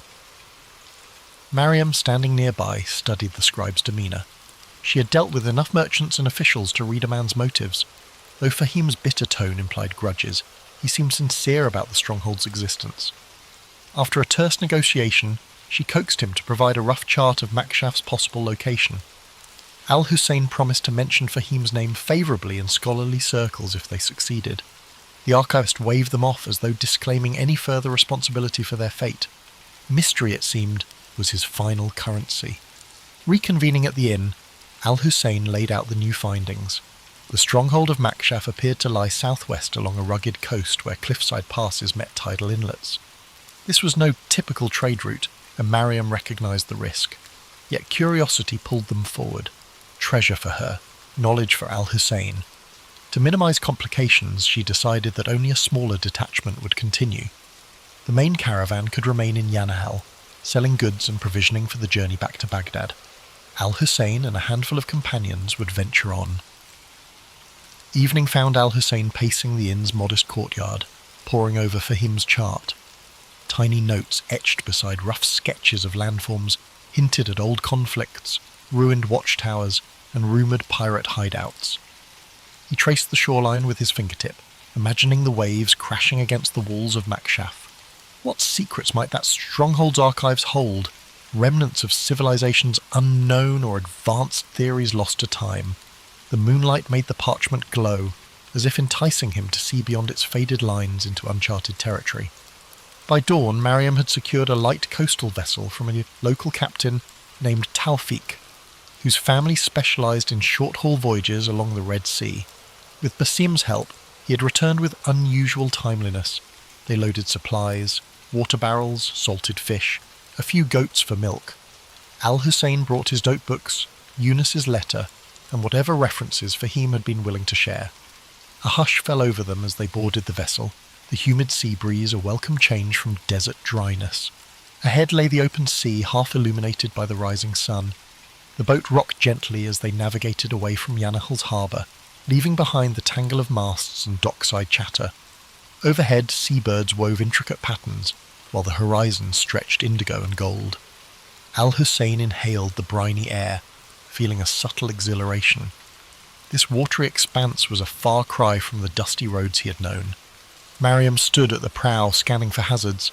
Despite the calm surface, she understood storms could blow in with devastating force. The Red Sea, like the desert, demanded vigilance. During the voyage, Tawfik recounted local lore about hidden coves where pirates once stashed plunder or reefs that glowed with phosphorescence at night. Basim listened, occasionally offering a sly anecdote of his own. Al-Hussein jotted down each tale, uncertain which threads might lead to truth. The swirl of rumour only deepened his conviction that knowledge often lurked in the unlikeliest corners. Meanwhile, the coastline revealed layers of cliffs, dotted with vegetation clinging to cracks in the rock. Small huts or fishing camps occasionally dotted the beaches. On the second day at sea, dark clouds brewed on the horizon. Tawfik urged them to find shelter before the squall hit. They steered toward a narrow inlet sheltered by limestone bluffs. Waves churned with increasing ferocity, and the wind whipped spray across the deck. Mariam and Basim helped secure the sails while Al-Hussein clung to the boat's railing, heart pounding. Thunder boomed overhead as they finally slipped into the inlet. There the water remained calmer, though the storm raged just beyond the protective cliffs. Huddled against the rain, they waited for the tempest to subside. Al-Hussein's mind raced. If the codex contained advanced understanding of astronomy, it might also hint at meteorological patterns. Could ancient scholars have deciphered the desert's or the sea's hidden rhythms? The storm's fury felt like a primeval test, warning him of the forces that shaped this realm. Perhaps Makshaf's long-sealed archives held not just forgotten texts, but an entire worldview alien to their era. As lightning flared overhead, he vowed that neither fear nor storm would deter him. With the morning sun came a deceptive calm. Clouds still hovered, but the winds had eased. Tawfik guided the boat cautiously out of the inlet, skirting churning waters. The storm had left debris afloat, broken branches, strips of torn sail from some unlucky craft. Mariam eyed the horizon. Though the worst seemed past, the sea remained unsettled, each wave a reminder of nature's caprices. Al-Hussein, pages damp but intact, felt a renewed urgency. The storm's violence had sharpened his resolve to reach Makshaf and uncover its secrets. As they followed the coastline, steep cliffs rose, their bases gnawed by waves. Occasionally they glimpsed narrow ledges or goat paths zigzagging upward, suggesting that people once traversed these heights. Tawfik pointed out a distant structure atop a cliff, a toppled watchtower, perhaps a remnant of Makshaf's old defences. The sight quickened everyone's pace. If that tower marked the outskirts of the stronghold, they were close. Still, the approach looked treacherous, with no easy landing place visible among the rocks and swirling currents. They eventually located a craggy beach where erosion had carved out a small pebbled cove. Unloading the vessel was a precarious dance of timing each wave's retreat. Mariam directed the transfer of provisions while Tawfik secured the boat to a natural cleft in the rock. Overhead, seabirds screeched, and the wind whipped salt-laden spray against their faces. Al-Hussein carefully shielded the charts and manuscripts, mindful that a single misstep could end his entire quest. This shoreline felt like a threshold between rumour and tangible discovery. A short climb inland revealed a rocky plateau dotted with tough grasses and scattered boulders. Amid the distant cliffs, fragments of a fortification jutted skyward, tumbled walls and half-collapsed arches. Basim let out a low whistle, marvelling that such ruins still lingered after centuries of neglect. Mariam maintained her measured composure, though Al-Hussein guessed she shared the group's rising anticipation. Makshaf's silent outline beckoned. For all anyone knew, they were the first to set foot here in generations. Perhaps they stood at the edge of a dormant legacy. They advanced through a steep ravine, its sides etched with old chisel marks. Al-Hussein paused to examine them, suspecting that earlier inhabitants had quarried stone for the stronghold's construction. The ravine opened into a hidden valley where an arched gateway lay partially buried by debris. Time and storms had battered its keystone, leaving a sizable gap. Carefully they picked their way through fallen stones, each footstep sending echoes through the still air. A faint tang of seaweed permeated the ruins, as if the ocean had invaded this bastion long ago. Beyond the gateway stretched a courtyard choked with rubble and invasive plants. Broken pillars hinted at what might once have been an open colonnade. A series of corridors branched off from the far side, one leading to a stone staircase descending underground.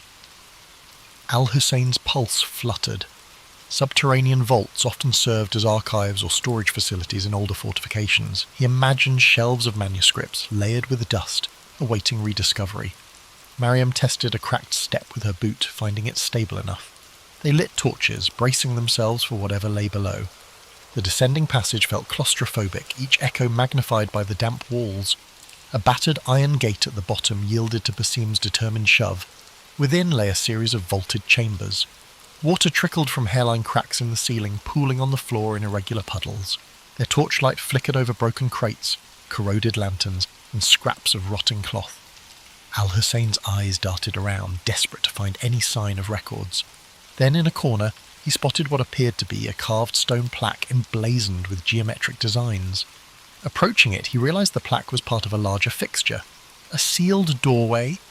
Intricate lines fanned outward from a central motif, echoing the patterns in Eunice's cryptic notes.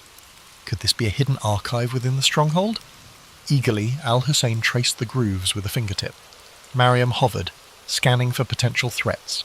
Basim ran his hand along the wall's perimeter, eventually finding the faint outline of a release mechanism. When he pressed it, the plaque shuddered, revealing a narrow gap. Stale air seeped out, carrying hints of mould and ancient parchment. Torchlight spilling through the gap illuminated a cramped chamber lined with stone shelves. Al-Hussein's heart soared. Rolled manuscripts lay scattered, some disintegrating at the touch of the moist air. He gingerly lifted a small codex bound in faded leather, its cover emblazoned with unfamiliar symbols. Though the text was partially illegible, diagrams of star charts and geometric constructs were visible, aware that he was crossing into the realm of legends made real. With mounting excitement, Al-Hussein and Mariam inspected the shelves, hoping for a more complete find. Many manuscripts had succumbed to rot or water damage, leaving illegible stains where words once lived. Still, glimpses of diagrams, star maps, and cryptic notations sparked Al-Hussein's imagination. Each surviving scrap offered a puzzle, references to advanced mathematics, mentions of distant lands, and hints of medical treatises.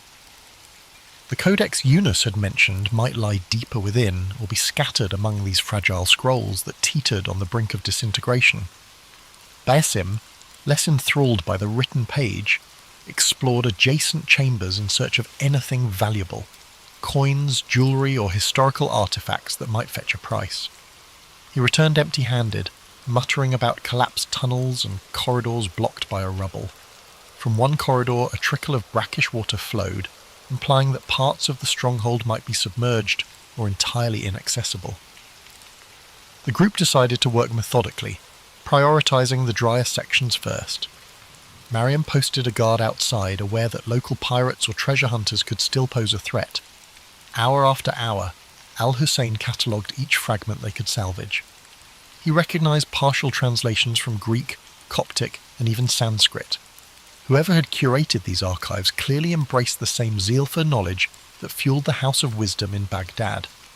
Occasionally he stumbled upon a page detailing astronomical observations far more advanced than anything he'd encountered. He dreamed that if he could reconstruct these texts, they might reshape contemporary understanding of the cosmos, bridging centuries of lost scholarship. He remembered Eunice's cryptic list and felt a surge of vindication. Progress was slow, the air in the buried chambers remained thick, occasionally forcing them to retreat above ground for fresh air. In the process, they discovered an intact storeroom near the courtyard containing clay jars sealed with ancient wax.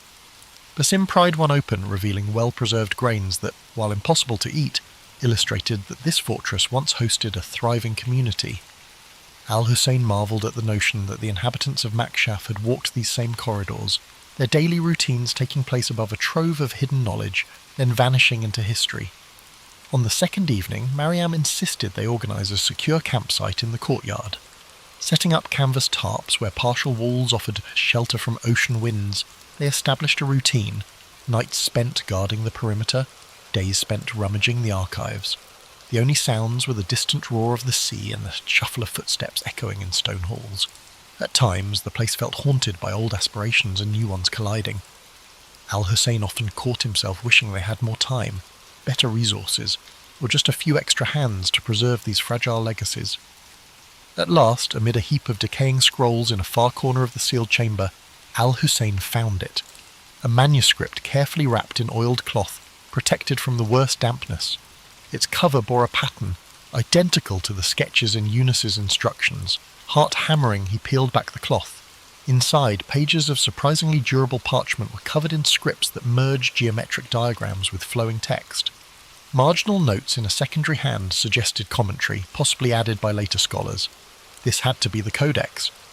A quick survey revealed passages on astronomical alignments, references to mathematical proofs that predated known treatises, and arcane symbols that defied immediate interpretation. One section even described medical herbs rumoured to thrive in remote regions. Al-Hussein felt as though he were holding an entire lost epoch in his hands. Mariam, seeing his awe, asked if this was truly what they had risked so much to find. He nodded, tears brimming unbidden. The Codex might reshape fields of learning, if only it could be safely transported and studied. Next came the dilemma of extraction. The Codex was too precious to leave behind, but the path back was fraught with uncertainty. The sea journey, the threat of storms, and the watchful eyes of potential bandits all loomed large. Mariam proposed packing the Codex in multiple layers of protective cloth and assigning it round-the-clock guards. Basim chimed in with a plan to mask their departure by spreading rumours of a fruitless search, hoping to deter opportunists. Al-Hussein agreed, recognising that knowledge could be as dangerous a treasure as gold. With their plans set, they gathered what manuscripts they could carry, focusing on the Codex and a few other promising relics. Standing at the fortress threshold, Al-Hussein took one last reverent look at the silent corridors. He imagined the generations who might have come here seeking truth, only to vanish beneath time's shifting sands. Now he held proof that their efforts had not faded entirely. As the group stepped out into the briny dusk, he realised his journey was far from complete. The desert had tested him, and the sea had threatened him, but this triumph opened countless new doors. History was not a fixed tapestry, it was ever unfolding, waiting for those willing to traverse the unknown in search of revelation. Napoleon Bonaparte was born on August 15th, 1769, on the island of Corsica, a small but strategically significant island in the Mediterranean. His family was of minor nobility, with his father, Carlo Buonaparte, serving as a lawyer and political representative for Corsica. Despite their noble status, the Bonaparte family was not wealthy, and young Napoleon grew up in a modest household. Napoleon's childhood was shaped by the unique blend of Corsican pride and French influence that surrounded him. Corsica had been acquired by France shortly before his birth, and the island's culture reflected a mix of independence and French authority. From an early age, Napoleon displayed a keen intellect and a fiery determination. He excelled in his studies, particularly in mathematics and history, which would later serve him well in his military career. At the age of 9, Napoleon left Corsica to attend school in mainland France. His father had secured a scholarship for him to study at a prestigious military academy, where he trained to become an artillery officer. This period of his life was not without challenges. As a Corsican in a French institution, Napoleon often faced discrimination from his peers, yet he remained focused on his goals, using his intelligence and discipline to rise above the prejudice. Napoleon graduated from the École Militaire in Paris at the age of 16, becoming a second lieutenant in the French army. He began his career at a time of great upheaval. The French Revolution was transforming the nation, dismantling the old monarchy and reshaping France into a republic. For Napoleon, this period of political and social turmoil presented both challenges and opportunities. During the Revolution, Napoleon's strategic brilliance began to emerge. His first major success came during the Siege of Toulon in 1793. As a young officer, he devised a bold plan to capture the city, which was held by royalist forces supported by the British. His strategy was a resounding success, earning him recognition and promotion. Napoleon's star was rising, and his ability to combine tactical innovation with decisive action became his hallmark. In 1796, Napoleon was given command of the French army of Italy. This was his first significant leadership role, and he wasted no time in proving his abilities. Despite being outnumbered and poorly equipped, Napoleon led his troops to a series of stunning victories against Austrian and Piedmontese forces. His Italian campaign not only solidified his reputation as a military genius, but also brought him wealth and fame. Napoleon's rise to power was meteoric, and by 1799 he had become one of the most influential figures in France. That year, he staged a coup d'état, overthrowing the government and establishing himself as first consul. This marked the beginning of his rule and set the stage for his transformation of France. As ruler, Napoleon implemented sweeping reforms. He reorganized the French government, established the Napoleonic Code, a legal framework that influenced legal systems worldwide, and strengthened the country's finances. He also invested in infrastructure, education and the arts, leaving a lasting legacy on French society. In 1804, Napoleon declared himself Emperor of France. The coronation ceremony was a grand and symbolic event, with Napoleon famously placing the crown on his own head, a gesture that underscored his belief in self-made power. As emperor, Napoleon expanded his ambitions beyond France, embarking on campaigns that would change the map of Europe. The Napoleonic Wars were a series of conflicts that pitted France against a coalition of European powers. These wars showcased Napoleon's strategic brilliance and determination, but they also tested his limits. His victories at battles like Austerlitz and Jena cemented his reputation as one of history's greatest military commanders. However, his campaigns also came at a great cost, both in lives and in resources. One of the most ambitious and ultimately disastrous undertakings of Napoleon's career was the invasion of Russia in 1812. Initially, he achieved some success, but the campaign turned into a nightmare as his army faced harsh winter conditions, dwindling supplies, and fierce resistance from Russian forces. The retreat from Moscow was a devastating blow, marking a turning point in Napoleon's fortunes. Despite setbacks, Napoleon's resilience and charisma kept him in power for a time. However, by 1814, his enemies had formed a powerful coalition, and Paris was captured. Napoleon was forced to abdicate and was exiled to the island of Elba. Yet, even in defeat, his determination remained unshaken.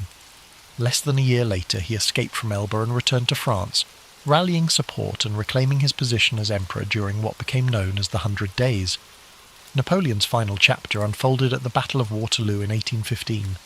Facing a coalition led by the Duke of Wellington and the Prussian army, Napoleon fought valiantly but was ultimately defeated. This marked the end of his reign and his dreams of empire. He was exiled once more, this time to the remote island of St. Helena in the South Atlantic. On St. Helena, Napoleon spent the final years of his life in relative isolation.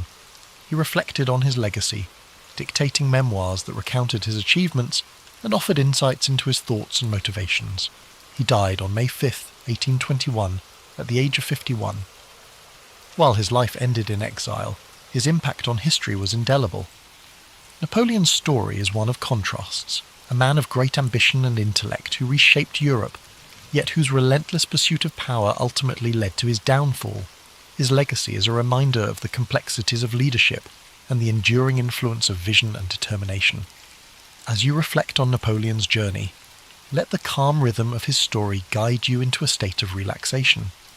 His life, filled with triumphs and challenges, serves as a reminder that greatness often comes with both light and shadow. Imagine the quiet halls of the École Militaire, where a young Napoleon first honed his skills, or the grand boulevards of Paris during his reign. Picture the serene beaches of Corsica, where his journey began, and the windswept shores of St. Helena, where it ended. These images, filled with history and humanity, bring a sense of peace and connection. As the gentle narrative of Napoleon's life carries you further into relaxation, consider the enduring lessons his story offers. His life was a testament to the power of vision, determination, and adaptability. From the shores of Corsica to the grand battlefields of Europe, Napoleon's journey was one of extraordinary highs and profound lows, each moment shaping his legacy and the world around him. Imagine the streets of Paris during the height of Napoleon's rule, bustling with activity as citizens moved through a city transformed by his reforms. The grand architecture, the sounds of carriages, and the whispers of admiration for the leader who had reshaped France into a powerful empire fill the air. Napoleon's vision for his country was ambitious, rooted in the belief that strong leadership and progressive policies could bring unity and prosperity. Napoleon's Napoleonic Code, one of his most enduring achievements, remains a symbol of his commitment to order and justice. By creating a clear and organized legal framework, he provided a foundation for modern law that still influences societies worldwide. This accomplishment reflects his ability to think beyond the immediate and to consider the lasting impact of his actions, a hallmark of great leadership. Now, as you drift deeper into rest, picture the vast and open battlefields where Napoleon's strategies unfolded. His ability to read a situation, adapt to challenges, and inspire his troops set him apart as a military genius. Yet these victories came with sacrifices, reminding us that even the greatest achievements carry weight and consequence. Let this thought settle into your mind as a reminder of the complexities of life and the balance required in pursuit of success. As the night deepens, imagine the quiet solitude of Napoleon's exile on St. Helena. The crashing waves against the rocky shores and the distant horizon create a peaceful yet contemplative scene. In these final years, Napoleon reflected on his life, his choices, and his impact on the world. His memoirs, filled with introspection and insight, reveal a man who, despite his flaws, remained dedicated to the ideals of progress and legacy. Feel the calm and serenity of this moment as you think about Napoleon's resilience. Even in defeat, he maintained his dignity and continued to shape his story. His ability to adapt, to rise again, and to reflect on his journey offers a powerful lesson about perseverance and the human spirit. Picture Napoleon's childhood in Corsica, the simplicity of life on the island, and the spark of ambition that drove him to dream of a future beyond its shores. His journey reminds us that greatness often begins with humble beginnings, and that with determination we can overcome the obstacles that stand in our way. As you relax further, imagine the quiet moments Napoleon spent in thought, planning his next move or contemplating the lessons of the past. These moments of reflection, like the ones we take before sleep, are a chance to find clarity and purpose in our lives. Let the story of Napoleon inspire you to approach each challenge with courage and each success with humility. The story of Napoleon Bonaparte is not just one of conquest and power. It is a story of vision, resilience, and humanity. His life teaches us that even the most ambitious dreams are within reach if we are willing to work for them, and that true greatness lies in the ability to adapt, learn, and persevere. The soothing rhythm of Napoleon's story continues, so let it guide you deeper into a state of calm and rest. His life, with all its triumphs and trials, serves as a reminder of the complexities of leadership and the enduring power of ambition tempered by reflection. Each chapter of his journey holds lessons about perseverance, the importance of vision, and the balance required in any great endeavour.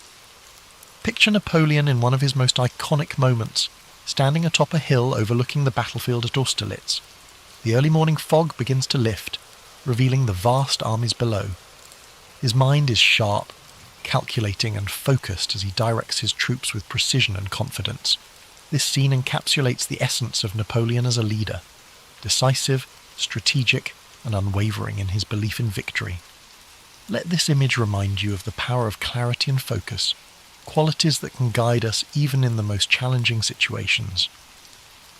Now shift your thoughts to the quieter moments of Napoleon's life, moments spent in introspection and planning. Perhaps he's seated at a desk, surrounded by maps and letters, the flicker of a candle casting a soft glow on his face. These moments of preparation and thoughtfulness were the foundation of his successes, showing that even the most remarkable achievements begin with careful planning and deliberate action.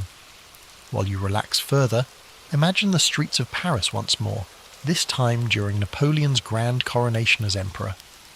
The city buzzes with excitement and anticipation, the sounds of trumpets echoing through the air as crowds gather to witness history being made.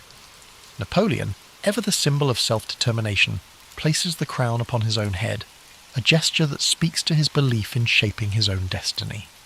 This powerful act reminds us of the importance of taking charge of our lives and pursuing our goals with determination.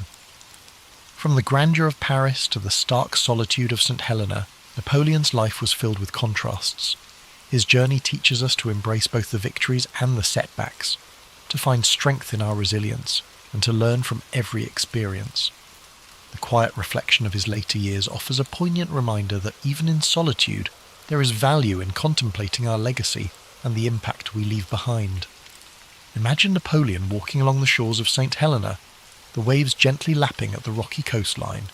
The horizon stretches endlessly before him, a symbol of both the limits of his exile and the boundless scope of his influence. In this serene moment, there is a sense of acceptance and peace, a reminder that even the most ambitious lives eventually find stillness. While you drift further into sleep, let the echoes of Napoleon's life guide your dreams. His journey, marked by extraordinary achievements and profound lessons, is a testament to the power of vision, courage, and reflection. His story reminds us that greatness is not measured solely by success, but by the depth of our character and the impact we have on the world around us. As the narrative of Napoleon's life gently lingers, allow yourself to sink even deeper into relaxation. His story, so full of ambition, brilliance, and humanity, is a powerful reminder of the potential that lies within all of us. Napoleon's determination to rise above his circumstances and his willingness to face challenges head-on show us the value of perseverance and the strength that comes from unwavering resolve. The simplicity of Napoleon's early life on Corsica, an island of rugged beauty and quiet charm. As a young boy, he roamed the hills, his mind already filled with dreams of greatness. The sound of the sea, the scent of the olive trees, and the warmth of the Corsican sun shaped the foundation of the man he would become. These early days remind us of the power of humble beginnings and how even the most unassuming origins can lead to extraordinary paths. As Napoleon grew into a young man, his move to France marked the beginning of his transformation. At the military academy, he honed his skills, his discipline setting him apart. Despite facing prejudice as a Corsican, he remained focused on his goals, showing a resilience that would define his career. These formative years teach us the importance of persistence and the ability to adapt in the face of adversity. Now let your thoughts drift to the grand halls of the French court during Napoleon's rise to power. Imagine the opulence, the polished marble floors, and the chandeliers casting their light across a room filled with dignitaries and leaders. In this environment, Napoleon's intellect and charisma shone brightly, propelling him to heights few could have imagined. His rise reminds us of the importance of self-belief and the courage to seize opportunities. Even in moments of defeat, Napoleon demonstrated a remarkable ability to reflect and regroup. The exile to Elba could have been the end of his story, but instead he used it as a time to plan his return. His resilience during the 100 Days, when he reclaimed his empire, speaks to his determination to fight for what he believed in, even against overwhelming odds. As you relax further, imagine the quiet dignity of Napoleon's final years on St. Helena. The isolation of the island offered him time to reflect on his life, his choices, and his legacy. The crashing waves and the vast expanse of the ocean became the backdrop to his thoughts. In his solitude, he dictated memoirs that revealed not only his strategic mind, but also his humanity. This chapter of his life reminds us of the value of introspection and the importance of finding peace within ourselves.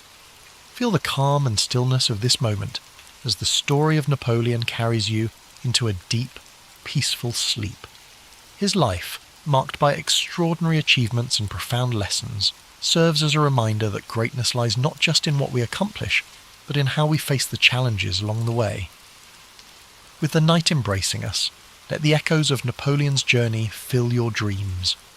Imagine the vast battlefields, the bustling streets of Paris, and the quiet shores of St. Helena, each scene a testament to the resilience and complexity of his life. His story reminds us that every step of the journey, whether triumphant or challenging, shapes who we are and leaves a legacy that endures. In the cool dawn of February 12th, 1809, a boy was born in a small one-room log cabin in Hardin County, Kentucky, an area now known as LaRue County.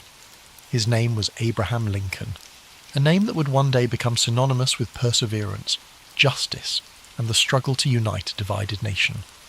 But on that day, he was simply the son of Thomas Lincoln and Nancy Hanks Lincoln, a humble family living in the rugged wilderness. Abraham's childhood was one of simplicity, hardship, and constant toil. His father, Thomas, was a hard-working farmer and carpenter who taught Abraham the value of labor and self-sufficiency. His mother, Nancy, was gentle and kind, instilling in young Abraham a sense of compassion and morality. The wilderness around them was vast and unyielding, a place where survival depended on resilience, resourcefulness, and community.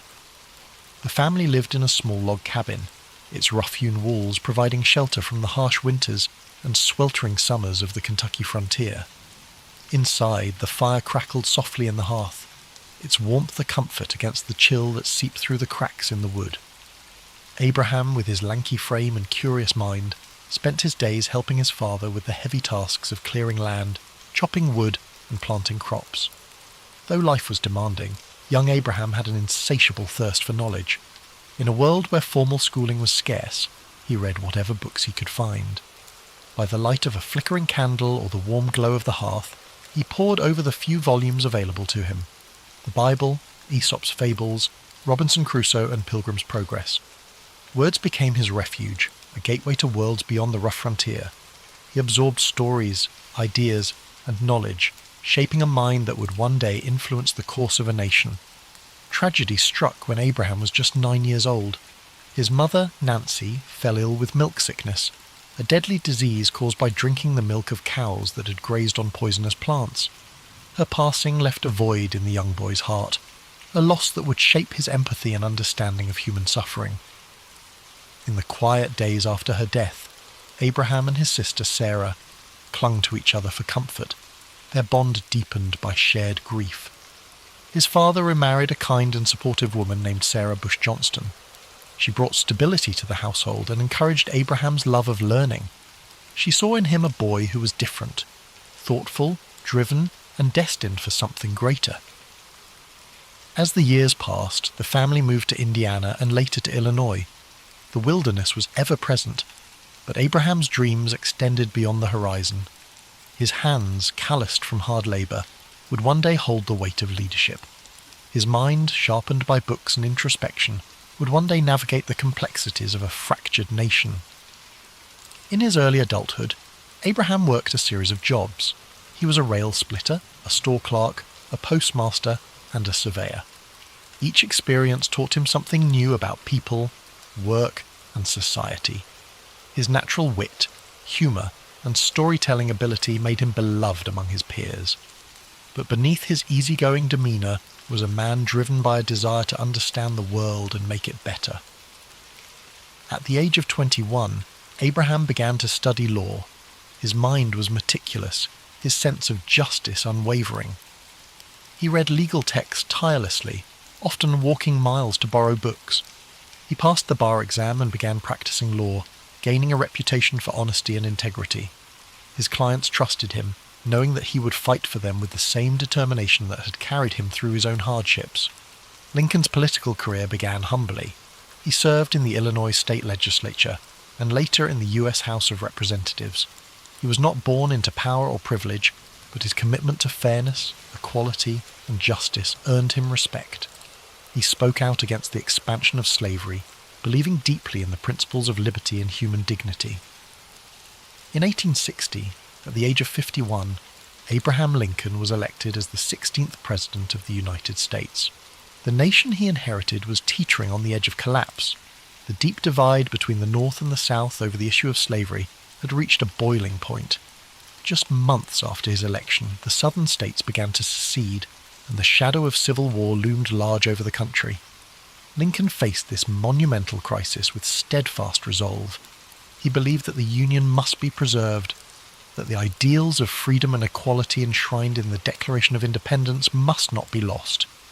His speeches, delivered in his calm and measured voice, sought to heal the nation's wounds even as war erupted. The years of the Civil War were grueling.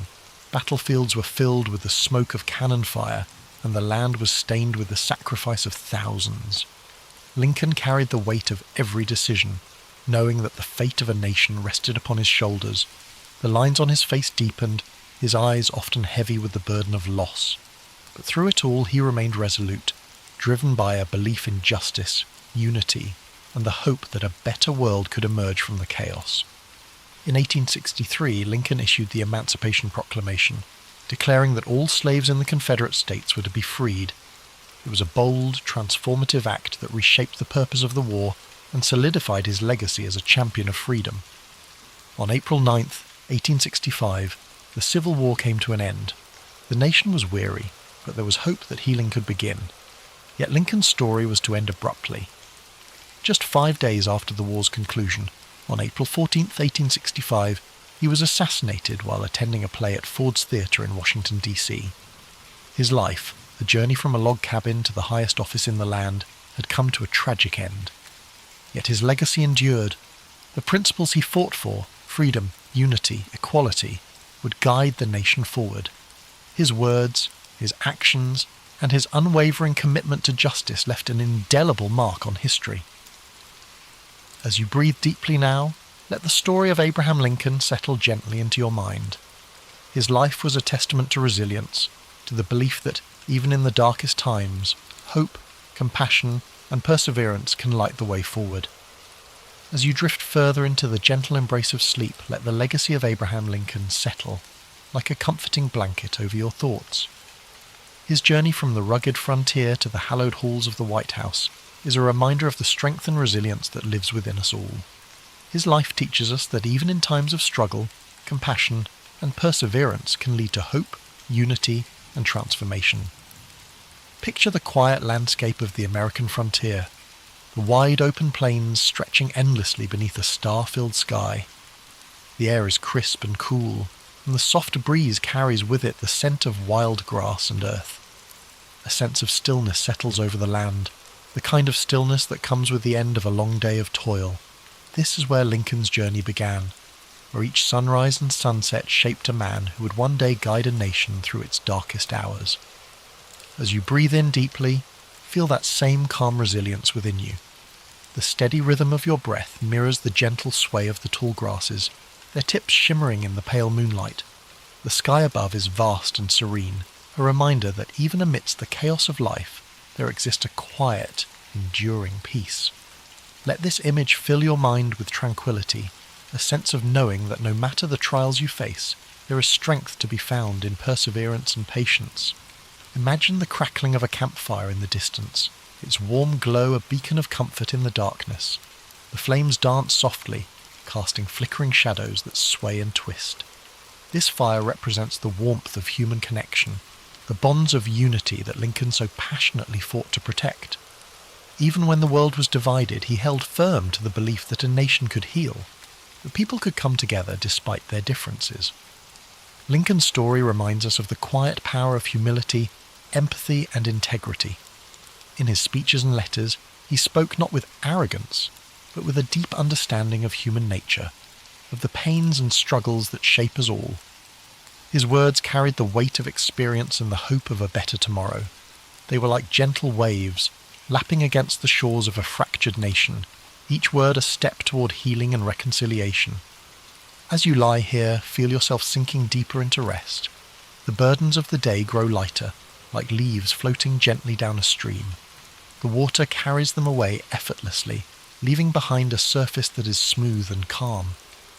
Allow your mind to let go of worries, doubts, and fears, knowing that the path forward, though sometimes difficult, is always illuminated by the quiet light of hope. The soft whisper of the wind through the trees mirrors the quiet resolve that Lincoln carried within him. His journey was not one of ease, but of purpose. Each challenge, each setback, was met with patience and fortitude. He understood that change, real and lasting change, takes time and steady effort. In the face of adversity, he chose to act with dignity, knowing that his choices would shape the future for generations to come. As you drift deeper, imagine standing in the stillness of a forest at twilight. The world is hushed, the last rays of sunlight filtering through the branches, casting long golden shadows on the ground. This is a place of reflection, of quiet contemplation. The air is filled with the faint sounds of nature, a distant owl calling softly, the rustle of leaves in the breeze. Here you feel a connection to the world around you, a sense of being part of something much greater than yourself. Lincoln's life, with its moments of triumph and tragedy, is a reminder that each of us has the power to shape our own legacy. His belief in justice, equality, and unity is a flame that continues to burn, a beacon that guides us through the darkness. His story encourages us to act with kindness, to stand firm in our principles, and to seek peace even in turbulent times. Breathe in deeply, the air filling your lungs with a sense of calm and clarity. With each exhale, let go of any tension or unease. Feel your body relax further, each muscle softening, your mind becoming lighter. The steady rhythm of your heart is like a gentle drumbeat, grounding you in this peaceful moment. The night envelops you now, a cocoon of warmth and safety. The stars above shimmer softly, their light a reminder that even in the vastness of the universe you're not alone. You are part of a story that stretches across time and space, connected to the dreams, struggles and triumphs of those who came before you. As you continue to relax, let Lincoln's story inspire a sense of quiet resolve within you. His life is a testament to the idea that courage, empathy, and perseverance can overcome even the greatest challenges. His journey, though filled with hardship, ultimately brought hope and healing to a fractured world. You too carry that potential within you, the power to face challenges with grace and to find peace in the midst of uncertainty. Thank you for joining us tonight on History and Sleep. May the story of Abraham Lincoln fill your dreams with calm, strength, and the knowledge that you are capable of overcoming any obstacle. Remember to like, comment and subscribe for more soothing stories of history's greatest figures. Now, let go completely. The night holds you gently, the stars keep watch, and your dreams unfold like the quiet pages of a storybook. Sleep deeply, knowing that you are safe, that you are strong, and that tomorrow holds new possibilities, new paths to explore, and new moments of peace. As you drift even deeper into the comforting depths of sleep, let the quiet strength of Abraham Lincoln's story continue to guide you. His journey, one marked by perseverance, compassion, and unwavering resolve, reminds you that within every moment of stillness lies the potential for growth and healing. The night wraps around you like a warm, protective embrace, and your mind settles further into a place of deep relaxation. Imagine now a gentle breeze whispering through the fields of the American Midwest, where the tall grass sways like waves upon a sea of green and gold. The landscape is bathed in the silvery light of the moon, casting long shadows that dance across the open plains. This is the land where Lincoln grew up, where he learned the value of hard work, the weight of responsibility, and the simple joys of a life lived close to nature. The distant sound of a slow-moving river meanders through the air, its waters reflecting the soft light of the stars. Each ripple is like a thought, gentle and fluid, carrying away the worries of the day. You're standing on the banks of this tranquil river, feeling the cool, damp earth beneath your feet. The water flows endlessly, reminding you that life, with all its challenges and triumphs, moves forward in its own steady rhythm. In the distance, you see a campfire glowing softly, its flickering flames casting a warm, golden light. The warmth of the fire reaches out to you, offering comfort and reassurance. It represents the quiet resolve and inner strength that guided Lincoln throughout his life. The flames dance and sway, whispering stories of perseverance, courage, and the enduring power of hope. Lincoln's life, though filled with challenges and loss, was also a testament to the beauty of simple joys, the laughter of loved ones, the satisfaction of hard work, and the solace of quiet reflection. His humility and integrity, even in the face of great adversity, remind us that true strength is not always loud or forceful. Sometimes it is found in the quiet determination to do what is right. As you breathe in deeply, feel that same sense of quiet strength fill your being. Each breath brings with it a wave of calm, washing away tension and worry. With every exhale, you release the weight of the day, allowing your mind to sink further into the peaceful flow of the night. The world around you is hushed, the night filled with a serene stillness. The stars twinkle softly above, like tiny beacons of hope, each one a reminder of the infinite possibilities that lie within you. Their gentle light is a guide, leading you through the darkness and into a place of rest and renewal. Imagine now that you are walking along a well-worn path, the soft grass cushioning your every step. The path winds gently through a landscape of rolling hills and quiet forests, each step bringing you closer to a place of complete relaxation. The air is cool and refreshing, filled with the faint scent of pine and wildflowers. The sounds of nature surround you, the rustling of leaves, the distant call of a night bird, and the soft murmur of the breeze. This path represents your journey, a journey that is uniquely yours. Just as Abraham Lincoln faced his own trials with courage and resilience, you too have the strength to navigate whatever challenges lie before you. The path may twist and turn, but with each step you're moving forward, growing stronger, and finding peace within. As you continue along this path, you come to a quiet clearing. The ground is soft and inviting, the air filled with a profound sense of stillness. Here, you feel a deep connection to the world around you and to the quiet power within yourself. This is a place of rest, a place where you can let go completely, knowing that you're safe, supported, and at peace. The night sky stretches above you, vast and endless, a reminder that you are part of something much greater than yourself. The gentle glow of the stars fills you with a sense of wonder and calm. You're exactly where you need to be, and in this moment, everything is as it should be. As you settle into this peaceful clearing, allow yourself to drift even further into the depths of sleep. Your breath is slow and steady, your body relaxed and weightless. The world fades away, leaving only the comforting darkness and the quiet rhythm of your heart. Thomas Alva Edison was born on February 11th, 1847, in the small town of Milan, Ohio, in the United States. He was the youngest of 7 children, and his parents, Samuel and Nancy Edison, were hard-working and resourceful. Samuel was a political activist and entrepreneur, while Nancy was a former schoolteacher who nurtured her children's curiosity and learning. From an early age, Edison showed signs of a restless and inquisitive mind. However, his education was far from conventional. He attended school for only a few months before his teacher labelled him as addled, a term used at the time to describe someone with a scattered or confused mind. This harsh judgment prompted his mother to take his education into her own hands. Nancy Edison believed in her son's potential and homeschooled him, instilling a love of reading and self-directed learning that would stay with him for life. Edison's childhood was marked by curiosity and experimentation. He set up a small laboratory in the family basement, where he conducted simple experiments and explored the wonders of chemistry. However, his thirst for knowledge extended beyond science.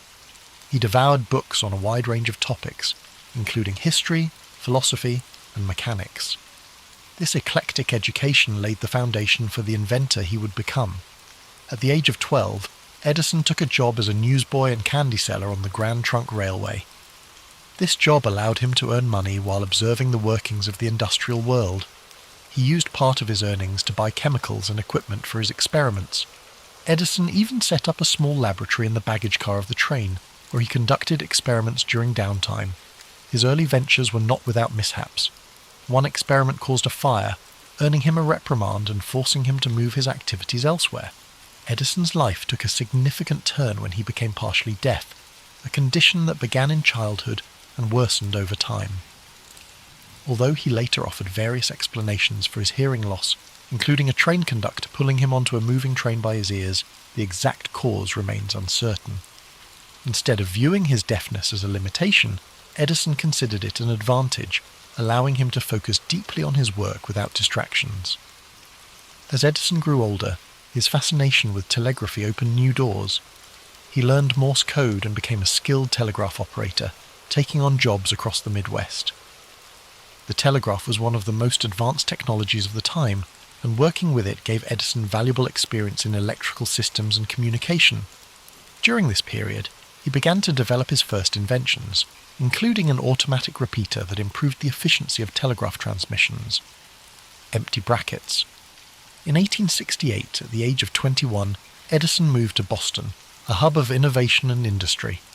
It was here that he created his first patented invention, an electric vote recorder designed to speed up the voting process in legislative bodies. Unfortunately, the device failed to gain traction, teaching Edison a valuable lesson about the importance of creating inventions that met practical needs. This setback did not deter him. Instead, it fueled his determination to succeed. Edison's career really took off in 1876 when he established his first research laboratory in Menlo Park, New Jersey. This facility became a center of creativity and innovation, earning Edison the nickname the Wizard of Menlo Park. Here, he assembled a team of talented assistants who collaborated on a wide range of projects. Edison's approach to invention was systematic and collaborative, a stark contrast to the solitary inventor stereotype. One of Edison's most famous inventions emerged from this period, the phonograph. In 1877, he developed a device that could record and reproduce sound, a groundbreaking achievement that amazed the public.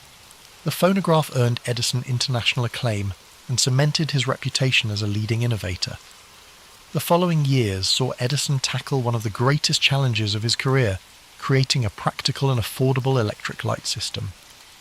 While others had experimented with electric lighting, Edison was determined to develop a complete system, including generators, wiring, and light bulbs that could bring electricity to homes and businesses.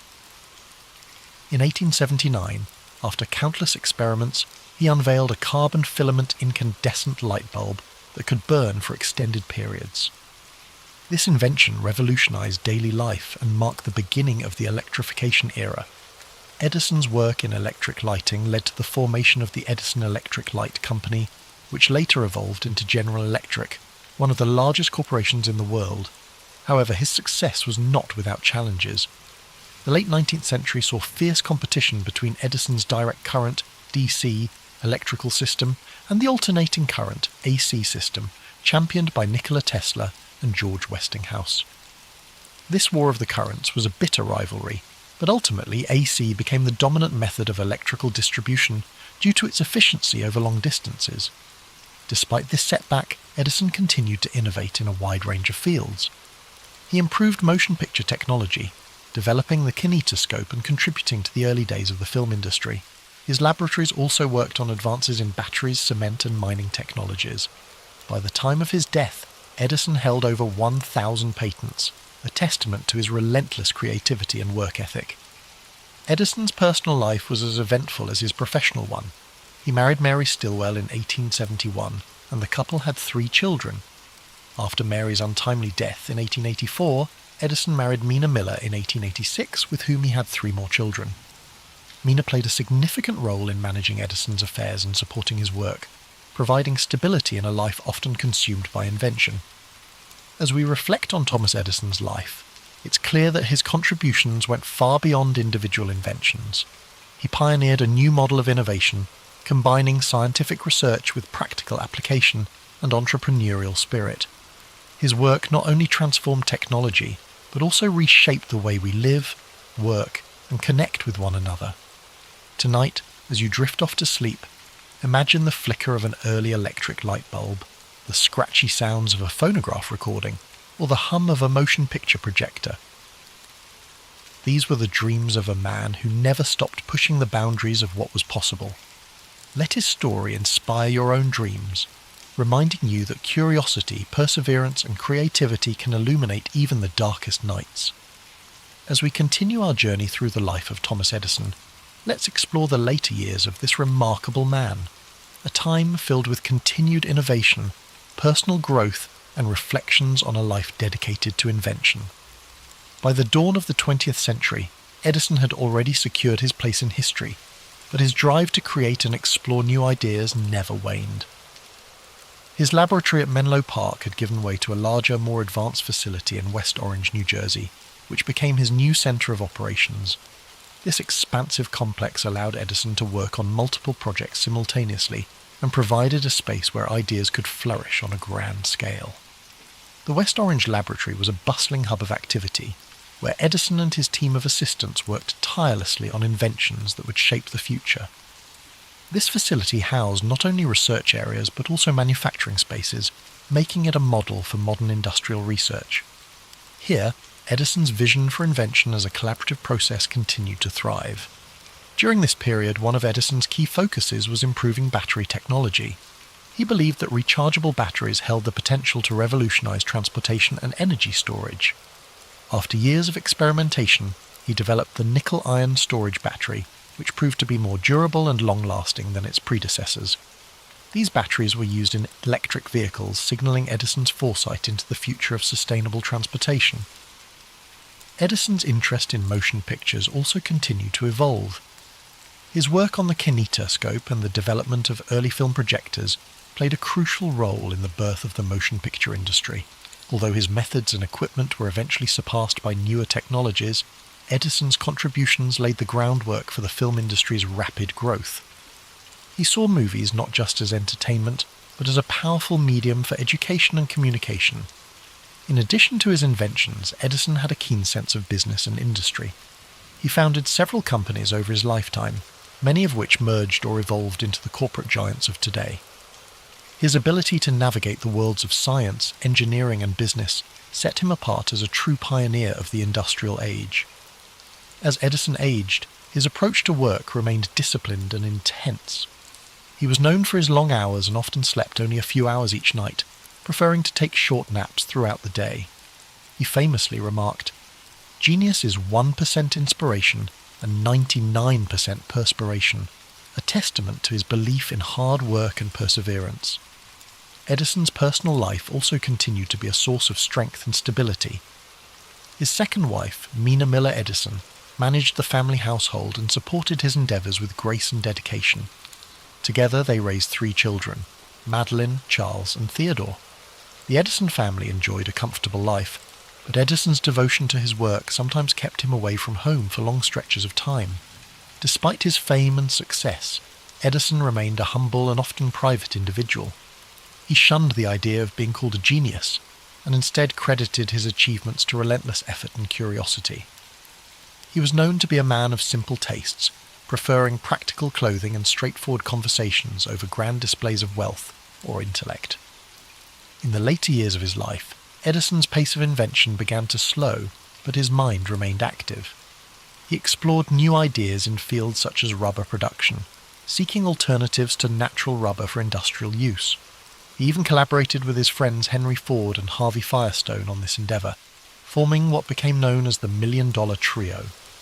Their combined efforts reflected the spirit of collaboration and innovation that defined Edison's career. As he approached his twilight years, Edison became more reflective about the changes he had witnessed. Born before the widespread use of electricity, he lived to see a world transformed by his inventions. The cities of his youth, once dimly lit by gas lamps and candles, now gleamed with electric lights. The hum of machines, powered by electricity, filled factories and homes alike. The world had grown smaller through communication technologies like the telegraph, the telephone and motion pictures, all fields where Edison had left his mark. In 1929, to celebrate the 50th anniversary of the electric light bulb, a grand event was held in Edison's honour at his laboratory in West Orange. Attended by prominent figures such as President Herbert Hoover and industrialists like Henry Ford, the event was a tribute to a man whose ideas had changed the world. Despite the accolades, Edison remained modest, focusing instead on the future and the possibilities yet to be explored. On October 18, 1931, at the age of 84, Thomas Edison passed away in his home in West Orange, New Jersey. His death marked the end of an era, but his legacy lived on. In tribute to his memory, people across the United States dimmed their electric lights for a moment of silence. It was a poignant reminder of how deeply Edison's work had illuminated their lives. Edison left behind more than just his inventions. He left a philosophy of innovation, a belief that curiosity, hard work, and a willingness to experiment could change the world.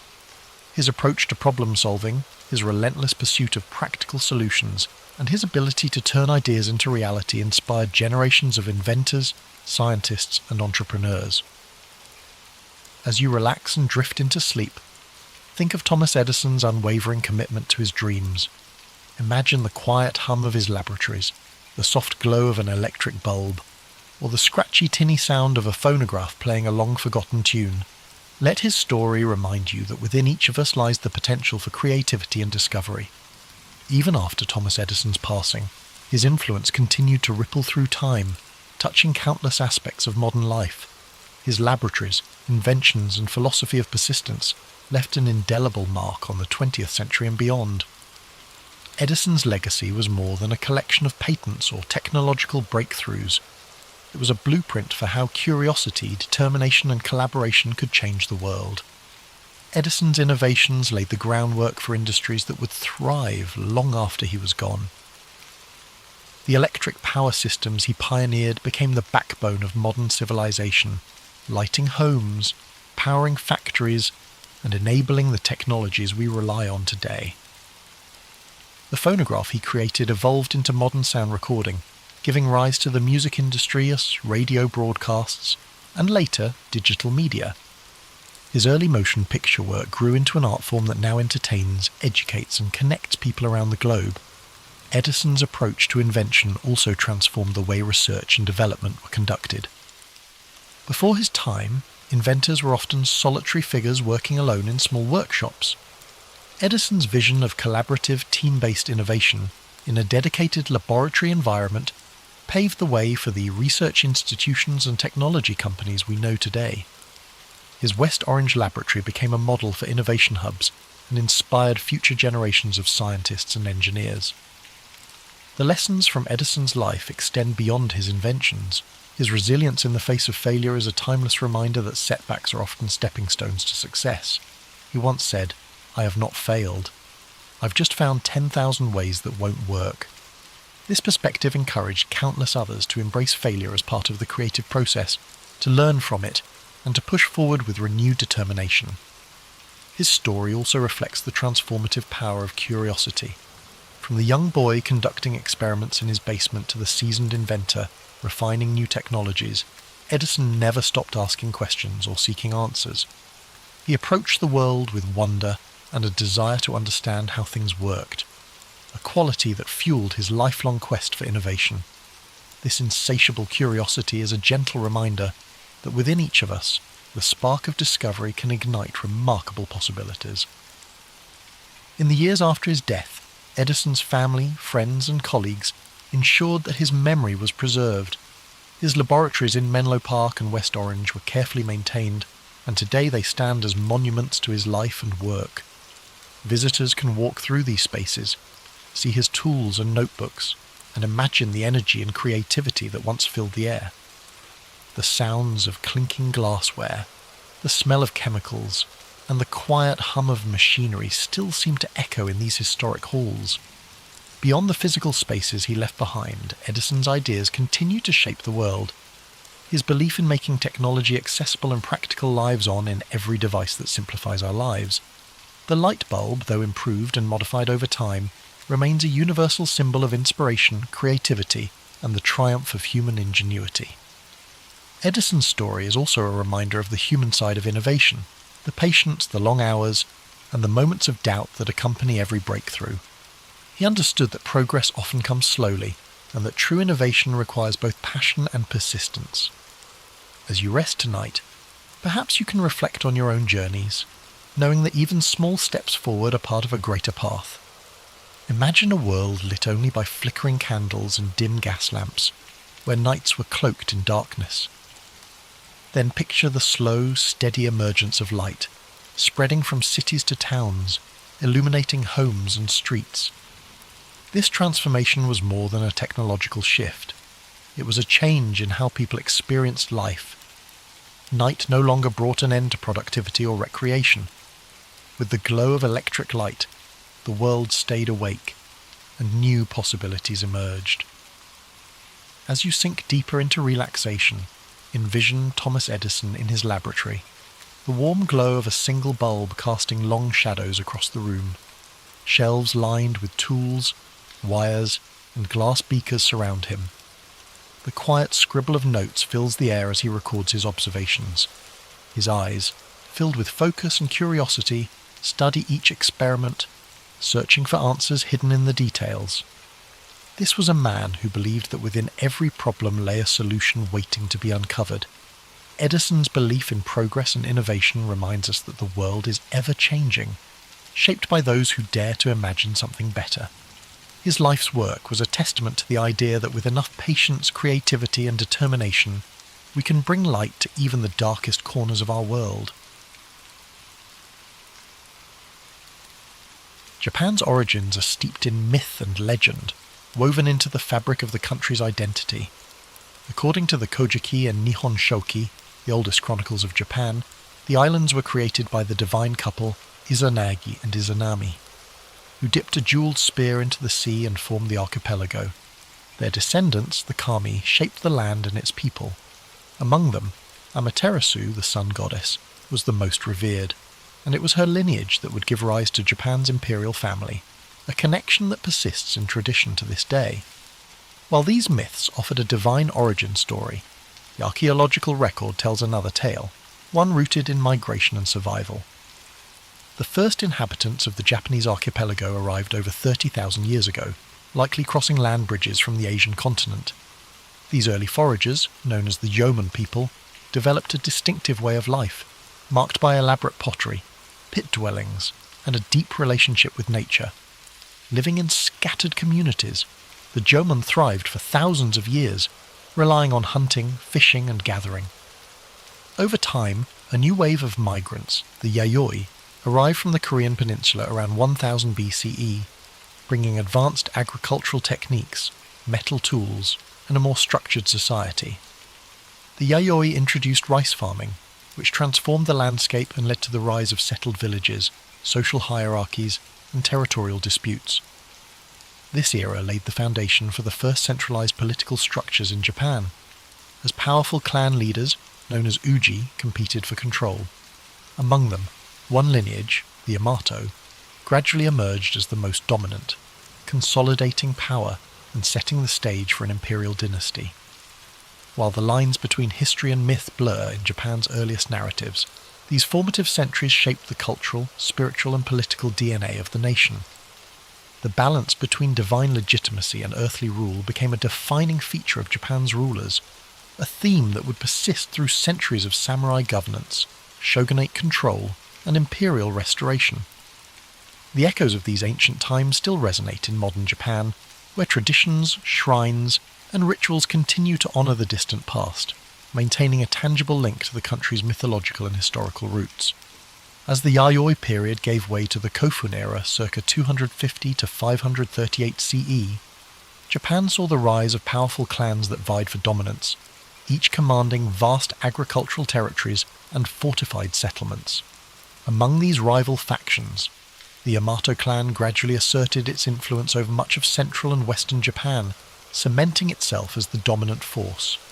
Unlike the decentralized power structures of earlier centuries, the Yamato rulers established a centralized authority, one that derived legitimacy from both military strength and divine ancestry. They claimed descent from Amaterasu, the sun goddess, an assertion that reinforced their divine right to rule and set a precedent for Japan's imperial institution. As the Yamato extended their control, they adopted new governing strategies, incorporating rival clans into their administration rather than outright destroying them. This tactic allowed them to unify a fragmented land while keeping powerful regional families invested in their rule. Large keyhole-shaped burial mounds, known as kofun, began dotting the landscape, serving as massive tombs for Yamato rulers and symbolizing their growing authority. These colossal structures, some stretching over 400 meters, contained elaborate grave goods, including bronze mirrors, iron weapons, and Chinese-style artifacts, signaling Japan's increasing interaction with the continent. Diplomacy and warfare both played critical roles in the Yamato's consolidation of power. They maintained close ties with the Korean peninsula's three kingdoms, Baekje, Silla, and Goguryeo, exchanging military assistance and cultural knowledge. This relationship introduced advanced ironworking, Buddhism, and Chinese writing, innovations that would profoundly shape Japan's social and political evolution. By the 6th century, the Yamato rulers had firmly established themselves as the sovereign power of the land, transitioning from mere chieftains to imperial monarchs. This period also saw the emergence of the term Tenno, meaning heavenly sovereign, which became the official title of the emperor, reinforcing the dynasty's divine mandate. However, true centralized rule was still in its infancy, and the emperor's power often depended on alliances with influential aristocratic families, particularly the Soga clan. Buddhism's arrival from Korea further accelerated political and ideological shifts, as different factions debated whether to embrace or resist the foreign faith. Ultimately, the Soga championed Buddhism, securing its place in Japanese society and aligning themselves with the imperial family. This decision not only strengthened the Yamato state's ties to continental Asia, but also set the stage for profound transformations in governance, religion, and cultural identity.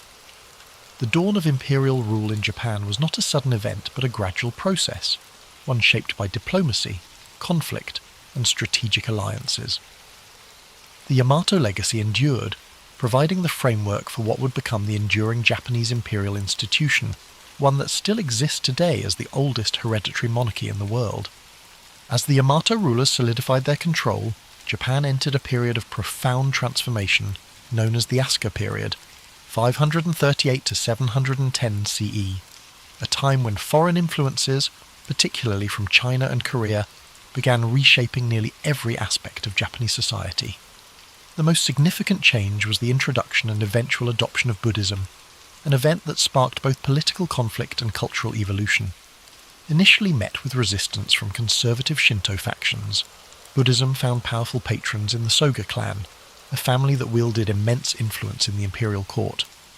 The Soga championed Buddhist teachings, not merely as a spiritual doctrine but as a tool of political legitimacy, linking Japan to the great civilizations of the Asian mainland. Their support culminated in the construction of grand temples and the promotion of Buddhist ideals, solidifying the religion's place within the emerging state.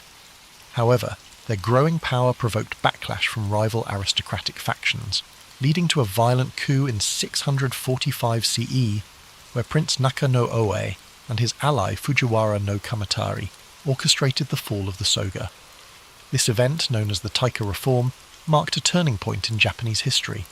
It ushered in sweeping administrative and land reforms inspired by China's Tang dynasty. The reforms sought to centralize power under the emperor, replacing the old clan-based governance system with a structured bureaucratic state. Land ownership was redefined, with all land technically belonging to the emperor and distributed to farmers in exchange for tax obligations. A new legal code, the Ritsuryo system, was established. Closely mirroring the Chinese model of governance, it introduced provincial governors, census-based taxation, and a standing military force. This process of state formation reached new heights in the Nara period, 710 to 794 CE, when Japan's rulers sought to create a true imperial capital akin to China's Chang'an. In 710, the imperial court relocated to Heizhou-kyo, modern-day Nara, a meticulously planned city laid out in a grid pattern, reflecting the influence of Tang dynasty urban design. Nara became the heart of government, culture, and religion, filled with grand Buddhist temples and administrative complexes. The most striking symbol of this era was the construction of Todaiji, a monumental temple housing the great Buddha Daibutsu, a colossal bronze statue commissioned by Emperor Shomu. This project exemplified the fusion of politics and religion, as the emperor sought to use Buddhism as a unifying force to legitimize his rule and bring stability to the realm. However, this increasing reliance on Buddhist institutions came with unintended consequences. Powerful Buddhist monasteries amassed great wealth and influence, often interfering in court politics. Monastic factions formed their own armed militias, threatening imperial authority. Additionally, the expenses of maintaining a centralized state and funding extravagant temple projects placed a heavy financial strain on the government. Despite these challenges, the Asuka and Nara periods laid the foundation for Japan's national identity. The first written histories, the Kojiki and Nihon Shoki, were compiled, blending mythology and historical accounts to establish the legitimacy of the imperial lineage. Confucian ideals shaped court etiquette and governance, while Chinese-style calligraphy, poetry, and artistic traditions took root in Japanese culture. Yet, even as Japan embraced these continental influences, it remained distinct, adapting foreign models to fit its unique social and political structure. By the late 8th century, dissatisfaction with the growing power of Buddhist institutions and concerns over court corruption led to a bold decision, to abandon Nara and establish a new capital. This move marked the end of one era and the dawn of another, as Japan prepared to enter the age of aristocratic refinement and cultural flourishing in Heian-kyo, modern-day Kyoto.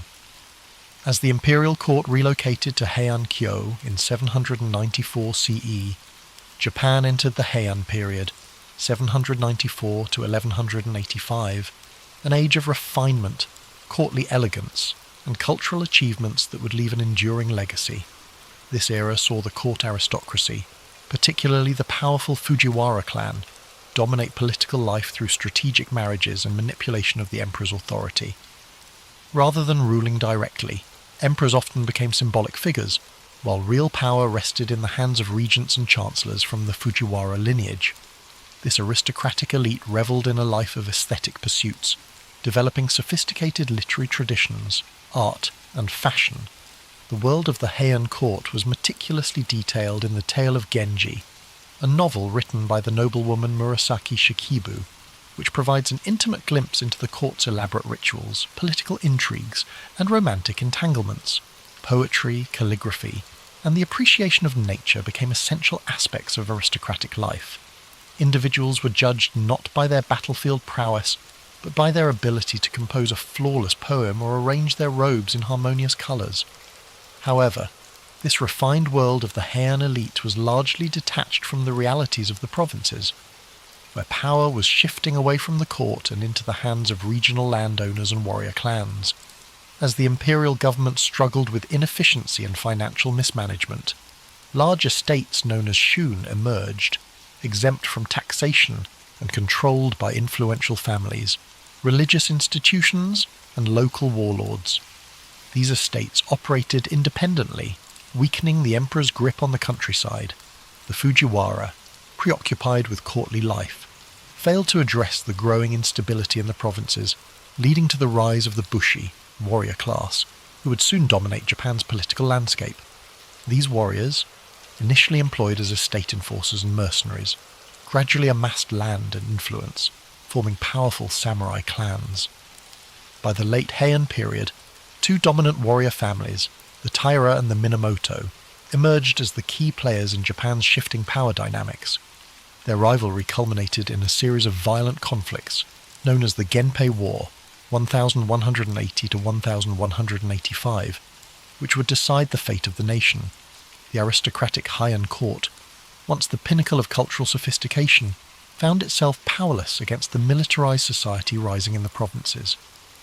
While poetry and courtly aesthetics flourished in Heian Kyo, battles raged across the countryside, heralding the end of imperial dominance and the dawn of the samurai age.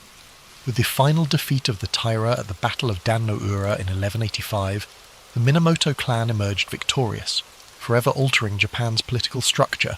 The old Heian world of refinement and aristocratic rule had given way to a new order, one dictated by warriors rather than poets, and by the sword rather than the brush. With the Minamoto victory in 1185, Japan entered a new political era, one where warriors, rather than court aristocrats, held the reins of power. In 1292, Minamoto no Yoritomo formally established the Kamakura shogunate, marking the beginning of samurai rule that would last for nearly 7 centuries. Unlike the emperors of old, who were largely ceremonial figures, Yoritomo wielded actual political and military authority as shogun, a title that would become synonymous with de facto rulership in Japan. The imperial court in Kyoto remained intact, but its influence had diminished, overshadowed by the rise of the Bakufu, the military government headquartered in Kamakura. Under Yoritomo's leadership, Japan's feudal system began to take shape, with powerful regional lords, known as daimyo, controlling vast territories in exchange for military service. The samurai class, once mere enforcers for aristocrats, became the dominant social and military force, bound by a strict code of loyalty, duty, and martial discipline. However, the Kamakura shogunate faced persistent challenges, both from within and beyond Japan's shores. In 1274 and 1281, the Mongol Empire under Kublai Khan launched 2 massive invasions, seeking to subjugate Japan as it had done with Korea and China. Despite their overwhelming numbers, the Mongols were repelled, aided in part by the legendary kamikaze, or divine winds typhoons that decimated the invading fleets. Though victorious, the strain of these wars drained the Kamakura government's resources, leading to dissatisfaction among the samurai who had expected generous rewards for their service. Without enough land or wealth to distribute, the shogunate's grip weakened, culminating in its overthrow in 1333 by Emperor Go-Daigo and his loyalist forces. Yet, imperial restoration was short-lived, as another powerful warlord, Ashikaga Takauji, betrayed the emperor and established the Muromachi shogunate in 1336. The Ashikaga rulers governed from Kyoto, closer to the imperial court than their Kamakura predecessors, but their authority was far less centralized. The daimyo grew increasingly independent, governing their domains as autonomous warlords rather than mere vassals of the shogun. While the Muromachi period, 1336 to 1573, saw a cultural renaissance, marked by the rise of no theatre, ink painting, and the tea ceremony, it was also an era of political fragmentation and rising conflict. By the 15th century, Japan had plunged into the Sengoku Jidai, the Warring States period, a time of near-constant civil war among rival clans. The Ashikaga shoguns, unable to maintain order, became mere figureheads as daimyo battled for supremacy. This period set the stage for the dramatic rise of three of Japan's most famous warlords, Oda Nobunaga, Toyotomi Hideyoshi, and Tokugawa Ieyasu, who would ultimately unify the fractured nation. The age of the samurai had reached its apex, but the chaos of civil war had proven that Japan needed a stronger, more centralized government. The centuries of warrior rule had reshaped the country's political landscape, replacing the old aristocratic order with a new hierarchy built on military might, land control, and unwavering feudal loyalty. Yet, even as samurai lords waged war, the seeds of a more unified Japan were already being sown, setting the stage for the final transformation of the feudal era. As Japan descended into chaos, during the Sengoku Jidai, the Warring States period, three formidable warlords emerged to bring an end to the long era of civil strife.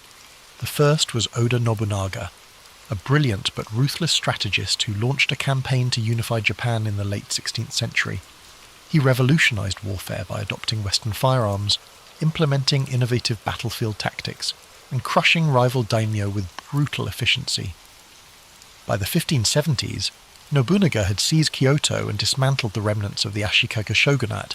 However, his rule was cut short in 1582 when he was betrayed by one of his own generals, Akechi Mitsuhide, and forced to commit seppuku.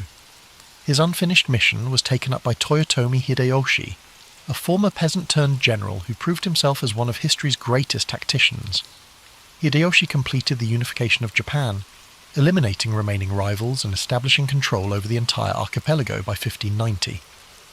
He enacted sweeping reforms, disarming the peasantry, restricting samurai to castle towns, and reorganizing the feudal hierarchy to ensure loyalty. However, his ambitions stretched beyond Japan. In 1592 and 1597, he launched massive invasions of Korea in a bid to conquer China. These campaigns ended in disaster, draining Japan's resources and costing thousands of lives. When Hideyoshi died in 1598, his generals vied for control, leading to the decisive Battle of Sekigahara in 1600. It was Tokugawa Ieyasu, a cunning and patient strategist, who emerged victorious. In 1603, he established the Tokugawa shogunate, ushering in the Edo period, 1603 to 1868, a time of unprecedented peace, stability, and isolation. Unlike his predecessors, Ieyasu prioritized long-term control over immediate conquest. He moved the seat of power to Iedo, modern-day Tokyo, where he constructed an intricate system of governance to prevent future uprisings. The Bakuhan system divided authority between the shogunate and regional daimyo, ensuring that local lords remained powerful but ultimately subservient to the Tokugawa family.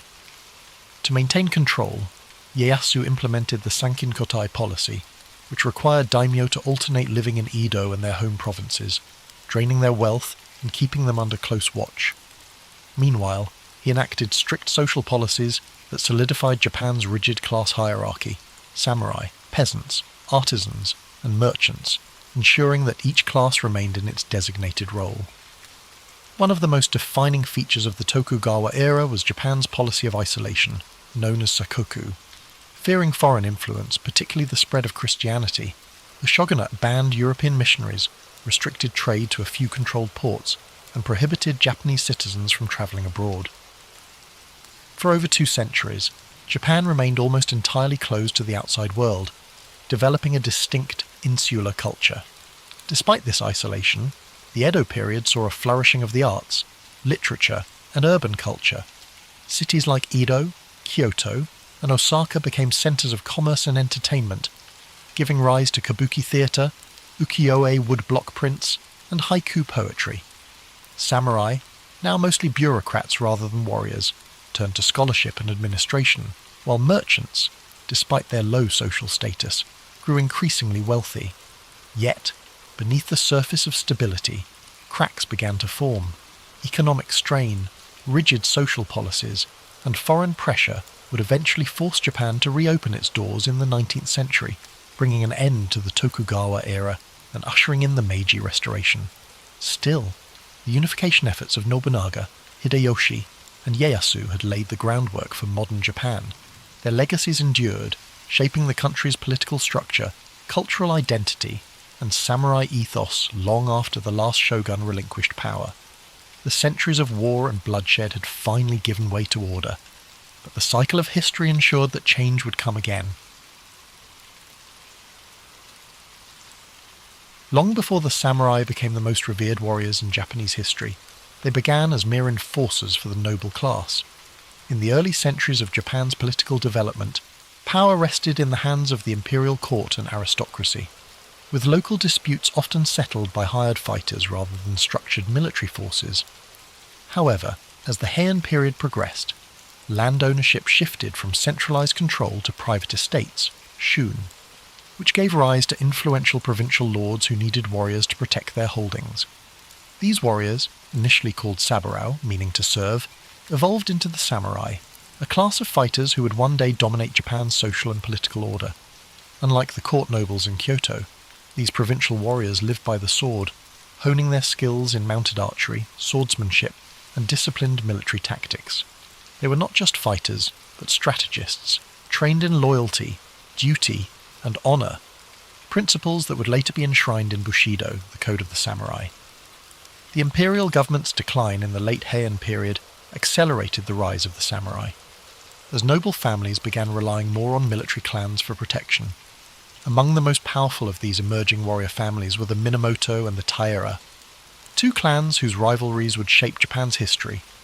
Initially, these samurai were still seen as servants of the court, their status subordinate to the aristocracy. But that perception began to change as warriors gained influence through both battlefield prowess and political maneuvering. By the 12th century, samurai were no longer just defenders of noble estates. They were power brokers in their own right, leading vast armies and commanding immense respect. The shift from noble rule to warrior rule was not sudden, but rather a gradual process driven by the failures of the imperial government to maintain order. As regional conflicts escalated and lawlessness spread across the provinces, the need for strong military leadership became undeniable. This transformation reached its climax in the Genpei War, 1180 to 1185, a brutal conflict between the Taira and Minamoto clans that determined the fate of Japan. The war was more than just a struggle for dominance. It marked the end of aristocratic rule and the beginning of samurai governance. The final battle at Dan-no-ura saw the complete destruction of the Taira, solidifying the Minamoto clan's control over Japan. In its aftermath, Minamoto no Yoritomo seized power and established the Kamakura shogunate in 1192, officially shifting Japan into a military government led by a shogun, a supreme warlord who ruled in the emperor's name. This event marked the true emergence of the samurai as the ruling class of Japan, their influence stretching beyond warfare into governance, law, and culture. No longer mere warriors in service to the court, they had become the backbone of the nation's power structure. But with power came responsibility, and the samurai soon found themselves navigating a delicate balance between loyalty, honor, and political ambition. The rise of the shogunate brought new challenges: clan rivalries, internal betrayals, and shifting allegiances that would test the samurai's resilience over the centuries. What had begun as a class of armed retainers had transformed into a military elite, shaping the destiny of Japan for generations to come. Their journey had only just begun, and the centuries ahead would see them not only rule Japan, but fight to keep their place at the top. With Minamoto no Yoritomo's rise to power in 1192, Japan entered the Kamakura period, 1185–1333, an era where the samurai became the governing class for the first time in history. Unlike the imperial court in Kyoto, which relied on bureaucracy and aristocratic privilege, the Kamakura shogunate was a military government that prioritized discipline, loyalty, and strength. Yoritomo's leadership introduced a new structure to Japan's political system, establishing a warrior-led government known as the Bakufu, where the shogun held supreme authority while the emperor remained a symbolic figure. This system formalized the samurai's dominance, granting them land in exchange for military service, creating a feudal order where loyalty between a samurai and his lord became the foundation of governance. However, maintaining control over a country filled with ambitious warlords and noble families was no easy task. To solidify his grip, Yoritomo established the Shugo and Jito, military governors and estate stewards, who ensured the shogunate's rule extended to the farthest reaches of Japan. Despite Yoritomo's careful planning, internal struggles soon threatened the stability of the Kamakura shogunate. After his death in 1199, his widow Hojo Masako manoeuvred her family into power, ensuring that real authority rested with the Hojo regents rather than the shogun himself. Under Hojo rule, the shogunate became more of an oligarchy, where the regents controlled political decisions while the puppet shoguns remained figureheads. Though this system maintained stability for a time, it created resentment among rival samurai clans who felt excluded from power. However, just as internal divisions threatened to weaken Japan's new military government, an even greater threat loomed on the horizon: the Mongol Empire. By the mid-13th century, the Mongols, under Kublai Khan, had conquered China and Korea, setting their sights on Japan. In 1274, they launched the first Mongol invasion, sending a massive fleet of warships and warriors to the shores of Kyushu. The Mongols fought unlike anything the samurai had ever encountered, using coordinated cavalry charges, massed archery, and explosives to disrupt traditional Japanese combat styles. The samurai, accustomed to one-on-one duels and honor-driven warfare, struggled against the Mongols' brutal efficiency. However, before the Mongols could achieve total victory, a typhoon struck their fleet, destroying many of their ships and forcing them to retreat.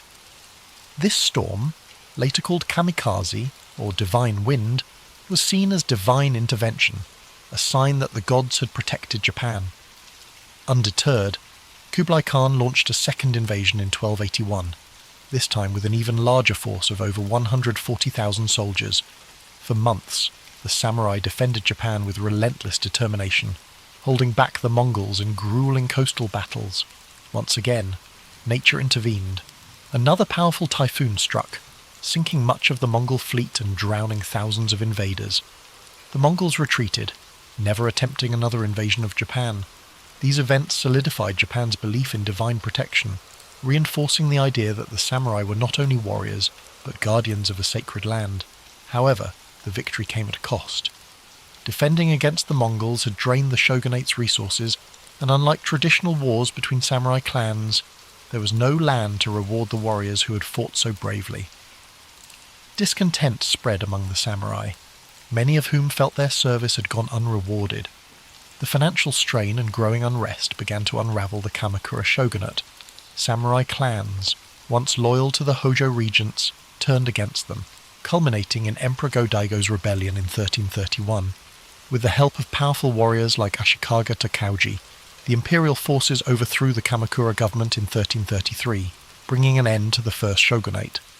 However, this was not a return to imperial rule. Instead, it paved the way for a new warrior dynasty, the Ashikaga shogunate, which would rule Japan in an even more fragmented and chaotic age. The samurai had proven they were the undisputed rulers of Japan, but the battle for supremacy among them was far from over. As the Kamakura shogunate crumbled, Japan drifted into a period of uncertainty, much like a restless night where stability fades into shadow. In 1336, Ashikaga Takauji, once a loyal general of Emperor Go-Daigo, turned against the imperial forces and seized control, establishing the Ashikaga shogunate. Unlike the Kamakura government, which had ruled with a firm military grip, the Ashikaga sought to balance power between the shogunate and the imperial court. At first, this seemed like a gentle transition, a lull before the next storm. Kyoto became the political and cultural heart of Japan once more, and the capital's refined atmosphere encouraged the flourishing of art, poetry, and Zen Buddhism. The Muromachi period, 1336 to 1573, saw the rise of No theatre, elegant ink paintings, and the tea ceremony, a practice designed to bring a sense of serenity and mindfulness to those who participated. Yet, beneath this tranquil facade, Japan remained in turmoil, much like an unsettled dream where nothing is truly at peace. The Ashikaga rulers, unlike the tightly controlled Kamakura regime, struggled to maintain unity among the daimyo, the powerful warlords who controlled vast territories across the country. The Bakufu had established its rule, but it was weaker than before, relying on fragile alliances that could crumble at any moment. The Onin War, 1467 to 1477, proved to be the breaking point. shattering the illusion of stability and plunging Japan into over a century of near-constant warfare. The once orderly world of feudal loyalty began to dissolve as samurai lords turned on one another in an unending battle for dominance. During this time of unrest, the samurai class continued to evolve, not just as warriors, but as enforcers of order in a world that had lost its balance. Their devotion to Zen Buddhism offered moments of quiet introspection amid the chaos, emphasizing meditation and mindfulness, much like the steady rhythm of breathing before sleep. Samurai sought peace within themselves even as war raged around them, practicing the art of the sword with the same precision and calmness as a monk arranging a rock garden. However, this inner tranquility could not prevent the collapse of the Ashikaga shogunate, which had become little more than a hollow shell of power. By the late 1500s, Japan had drifted into the Sengoku Jidai, the Warring States period, where no ruler held true control, and samurai warlords battled endlessly for supremacy. As the nights grew longer with uncertainty, the people of Japan awaited a leader strong enough to bring an end to the strife. The age of elegant courtly politics had faded, replaced by a time of battle, ambition, and relentless struggle. The country had become a storm-tossed sea, searching for the stillness of dawn. And soon, three remarkable figures, Oda Nobunaga, Toyotomi Hideyoshi, and Tokugawa Ieyasu, would rise from the chaos to forge a new era. But before peace could be restored, Japan would have to endure its most turbulent dreams of war. The Sengoku Jidai, 1467 to 1600, was a time when Japan existed in a state of endless night, a restless dream filled with the sounds of clashing swords and the distant echoes of battle drums. The Ashikaga shogunate had lost control, leaving the land divided among powerful daimyo, each ruling their own domain like kings of miniature kingdoms. Castles rose across the landscape, fortified strongholds where warlords plotted their next move, their sleepless ambition keeping Japan in a cycle of bloodshed. Alliances were made and broken like fleeting dreams, with battles erupting across the country in an endless struggle for supremacy. The once rigid feudal order dissolved into chaos, as samurai pledged their loyalty not to a shogun or emperor, but to those who could promise them land, power, or survival. But even in the darkest of nights, there is always the promise of dawn. From the turmoil of war, three figures emerged who would change the course of Japanese history: Oda Nobunaga, Toyotomi Hideyoshi, and Tokugawa Ieyasu. Each would play a role in bringing an end to the anarchy, shaping the future of Japan with their ambition, strategy, and sheer force of will. The first of these men, Oda Nobunaga, was unlike any warlord before him. Ruthless, innovative, and determined to unite Japan at any cost. He introduced new military tactics that shattered traditional samurai warfare. He embraced firearms, reorganized his armies for greater mobility, and crushed opposition with swift, merciless force. His victories over rival daimyo, including the powerful Takeda clan at the Battle of Nagashino in 1575, cemented his dominance. Yet, Nobunaga's dream of unification was cut short in 1582, when he was betrayed by one of his own generals and forced to take his own life. The mantle of leadership then passed to Toyotomi Hideyoshi, Nobunaga's brilliant general who had risen from humble beginnings. Hideyoshi completed what Nobunaga had started, bringing all of Japan under his control by 1590. He implemented sweeping reforms to ensure stability, disarming peasants to prevent uprisings, and restructuring the feudal system so that only samurai could bear arms. His leadership brought a brief moment of peace, a lull in the storm, yet his ambitions stretched beyond Japan. In 1592 and 1597, he launched massive invasions of Korea, hoping to conquer China as well. These campaigns ended in disaster, draining Japan's resources and weakening the fragile unity Hideyoshi had built. When he died in 1598, his generals turned on one another, plunging the nation into conflict once more. The final act of unification fell to Tokugawa Ieyasu, a patient and calculating leader who had bided his time while others fought for dominance. In 1600, at the Battle of Sekigahara, the largest and most decisive conflict in samurai history, Ieyasu crushed his enemies and seized control of Japan. 3 years later, in 1603, he established the Tokugawa shogunate, ushering in an era of stability that would last for over 250 years. The long and violent night of the Sengoku period had come to an end, and Japan could finally rest. But peace would come with a price. The Tokugawa shoguns would impose strict control over society, isolating Japan from the outside world and enforcing a rigid social order. The samurai, who had once fought for honour and ambition, would find themselves in a different world, where the battlefield was replaced by politics, and swords were more for display than war. As the country drifted into a new age of order, the samurai would have to adapt or fade into history like a forgotten dream. For now, though, the land could finally breathe, wrapped in the quiet embrace of a newfound peace. With Tokugawa Ieyasu's victory at Sekigahara in 1600 and his formal appointment as shogun in 1603, Japan entered a new era of stability, one that would last for more than 250 years. After centuries of chaos, the land could finally sleep. But this peace came at a cost. The Tokugawa shogunate established a system so controlled, so rigid, that it locked the entire country into a state of stillness, like a dream where time no longer moved forward. Ieyasu and his descendants implemented strict policies to prevent any future wars, ensuring that power remained in the hands of the Tokugawa family.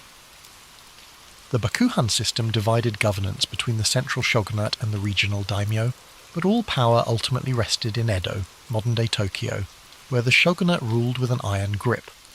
To prevent rebellions, the shogunate imposed sankinkotai, a policy that forced all daimyo to spend every other year in Edo while their families remained there as hostages. This ensured that no warlord could gather enough strength to challenge Tokugawa rule. Samurai, once fierce warriors who had lived and died by the sword, found themselves trapped in an existence of bureaucratic duty, their blades more symbols of rank than tools of war.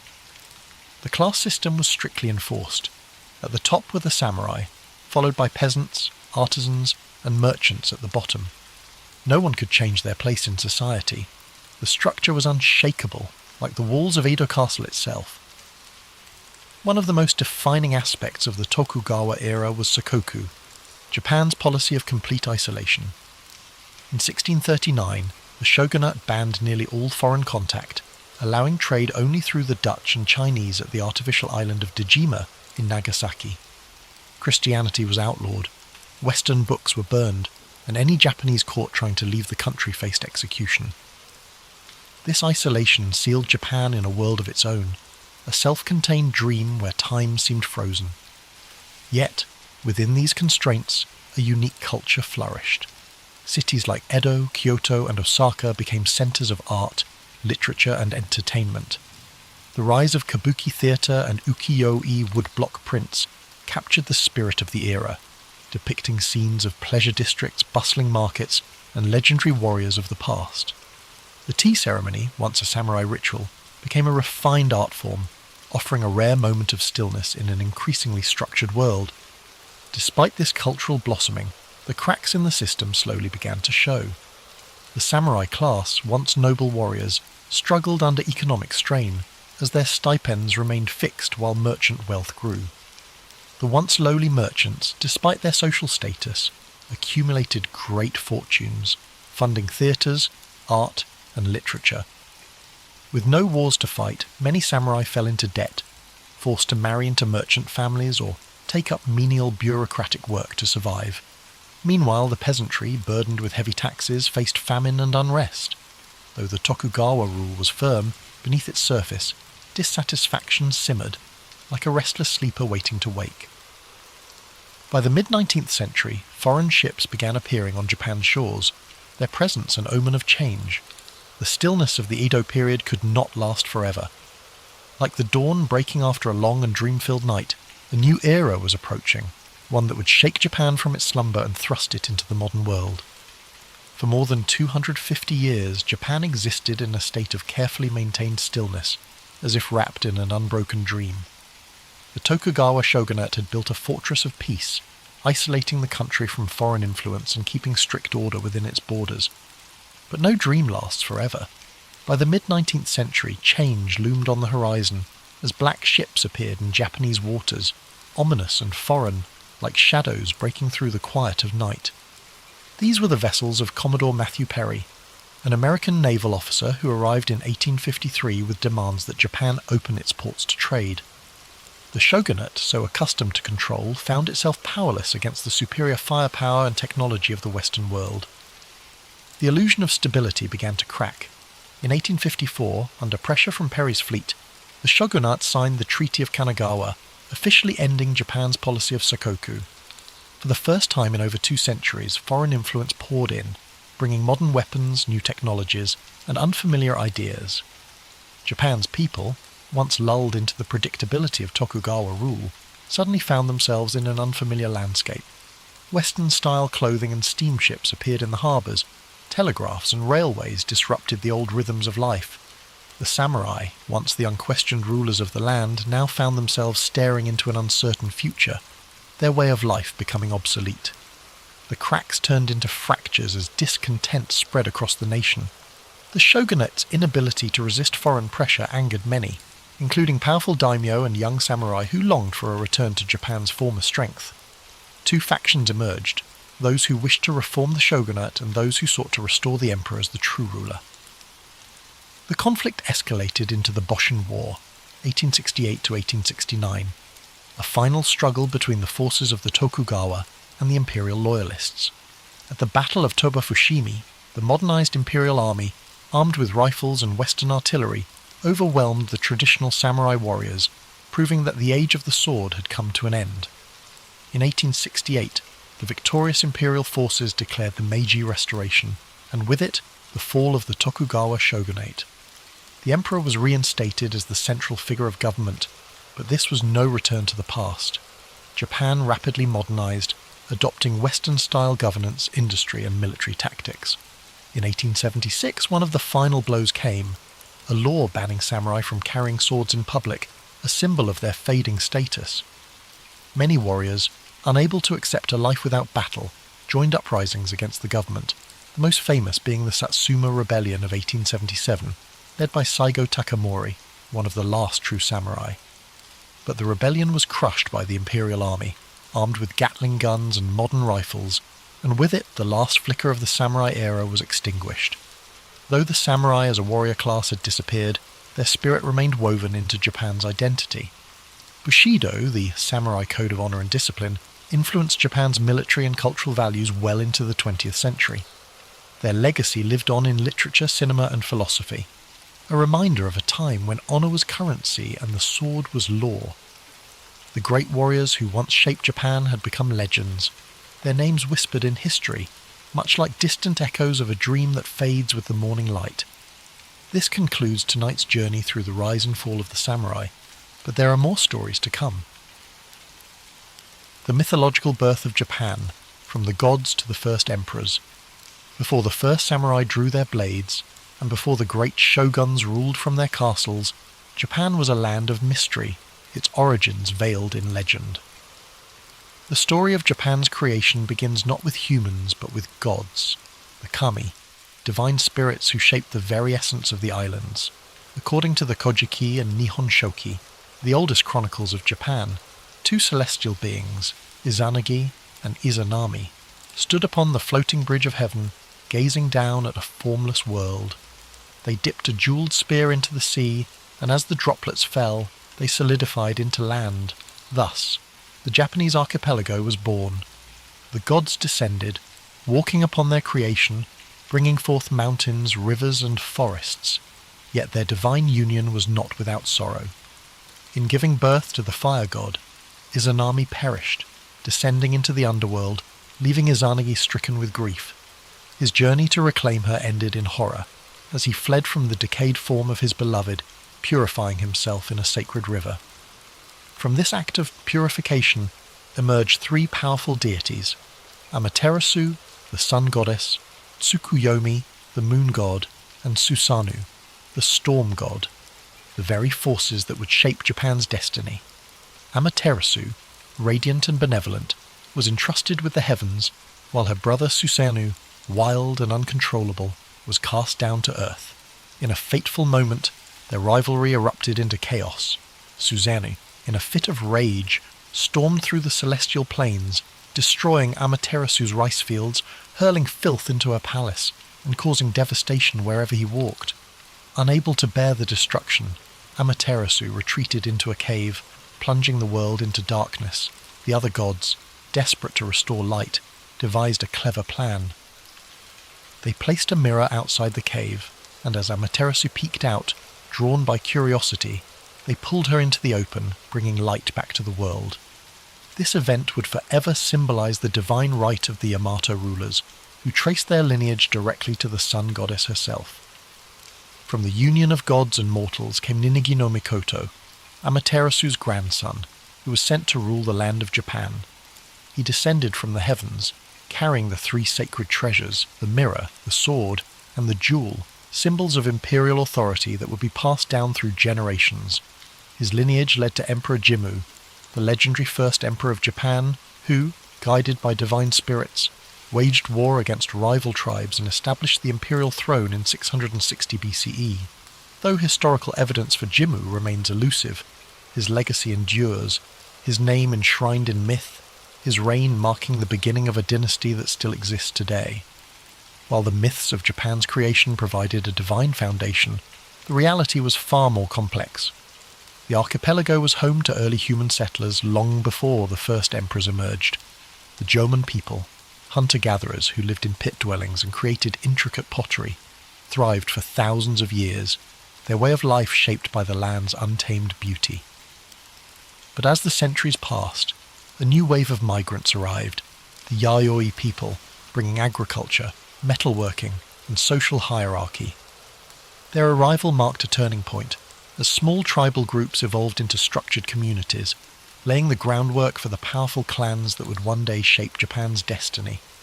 Thus, the origins of Japan exist in two worlds, the realm of gods and the realm of men. One speaks of divine will, celestial battles, and the blessings of Amaterasu. The other tells of migration, adaptation, and the forging of society.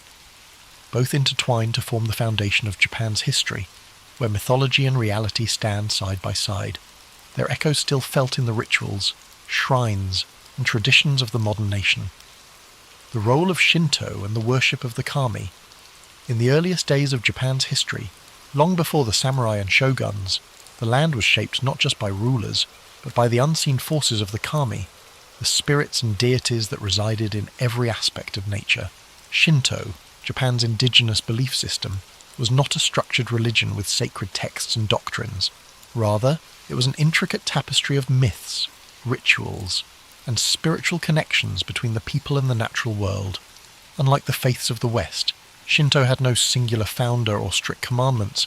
Instead, it was an evolving tradition woven into the daily lives of the Japanese people. Every mountain, river, tree, and shrine was believed to house a kami, and maintaining harmony with these spirits was essential for both individual well-being and the prosperity of the land. The imperial family, tracing its lineage to Amaterasu, used Shinto mythology to justify its divine rule, reinforcing the idea that Japan itself was a sacred land. The emperor was not merely a political leader, but a living bridge between the gods and humanity, performing rituals to maintain spiritual balance. Throughout the Yamato period and beyond, elaborate ceremonies were held at the Izgrand Shrine, the most sacred site dedicated to Amaterasu, where only the highest members of the imperial line could serve as priestesses. These rituals were believed to ensure bountiful harvests, military victories, and protection from disasters. Over time, this divine connection was institutionalized, shaping the way Japan's government functioned. Political power was not only a matter of might, but also of spiritual legitimacy. Shinto beliefs also influenced the structure of Japan's early legal and moral codes. Laws were often intertwined with religious purity, and violations of harmony, be it crimes, natural disasters, or even personal misfortunes, were seen as disturbances in the spiritual balance.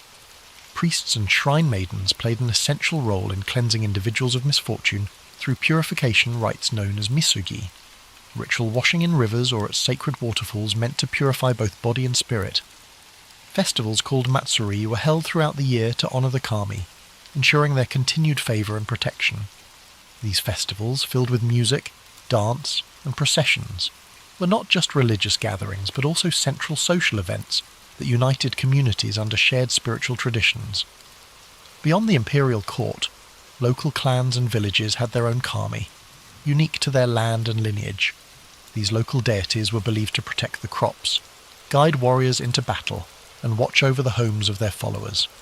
Some kami were benevolent, offering blessings of health and fortune, while others were vengeful spirits requiring offerings and careful rituals to prevent their wrath.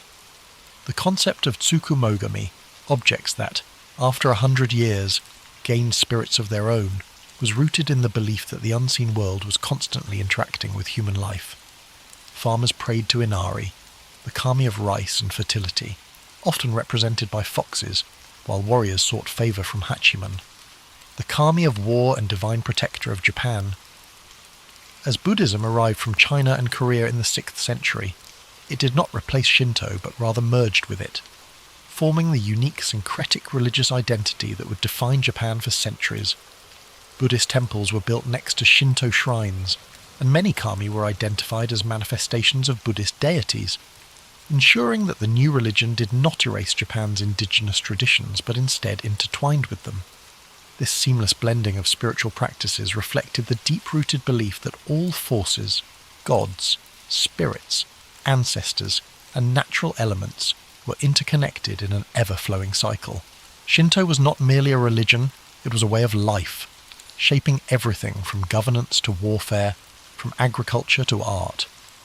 It provided the framework through which Japan's early leaders justified their rule, the means by which communities found unity, and the spiritual force that connected the people to their land. Even in modern Japan, where Shinto no longer dictates the laws of the land, its echoes remain, in the towering torii gates that stand at shrine entrances, in the festivals that still mark the changing seasons, and in the quiet reverence for nature that lingers in the heart of the nation. Sacred sites, rituals, and the power of purification. In ancient Japan, where the natural world and the spiritual world intertwined, sacred sites were more than places of worship. They were living connections between humans and the kami. The most revered among them was the Izigran Shrine, dedicated to Amaterasu, the sun goddess and divine ancestor of Japan's emperors. Nestled deep in the forests of Mie Prefecture, the shrine was rebuilt every 20 years in a centuries-old tradition, symbolizing renewal and the impermanence of all things. Only the imperial family and the highest-ranking priests were permitted to conduct rituals within its sacred grounds, ensuring that the emperor's divine link to the gods remained unbroken.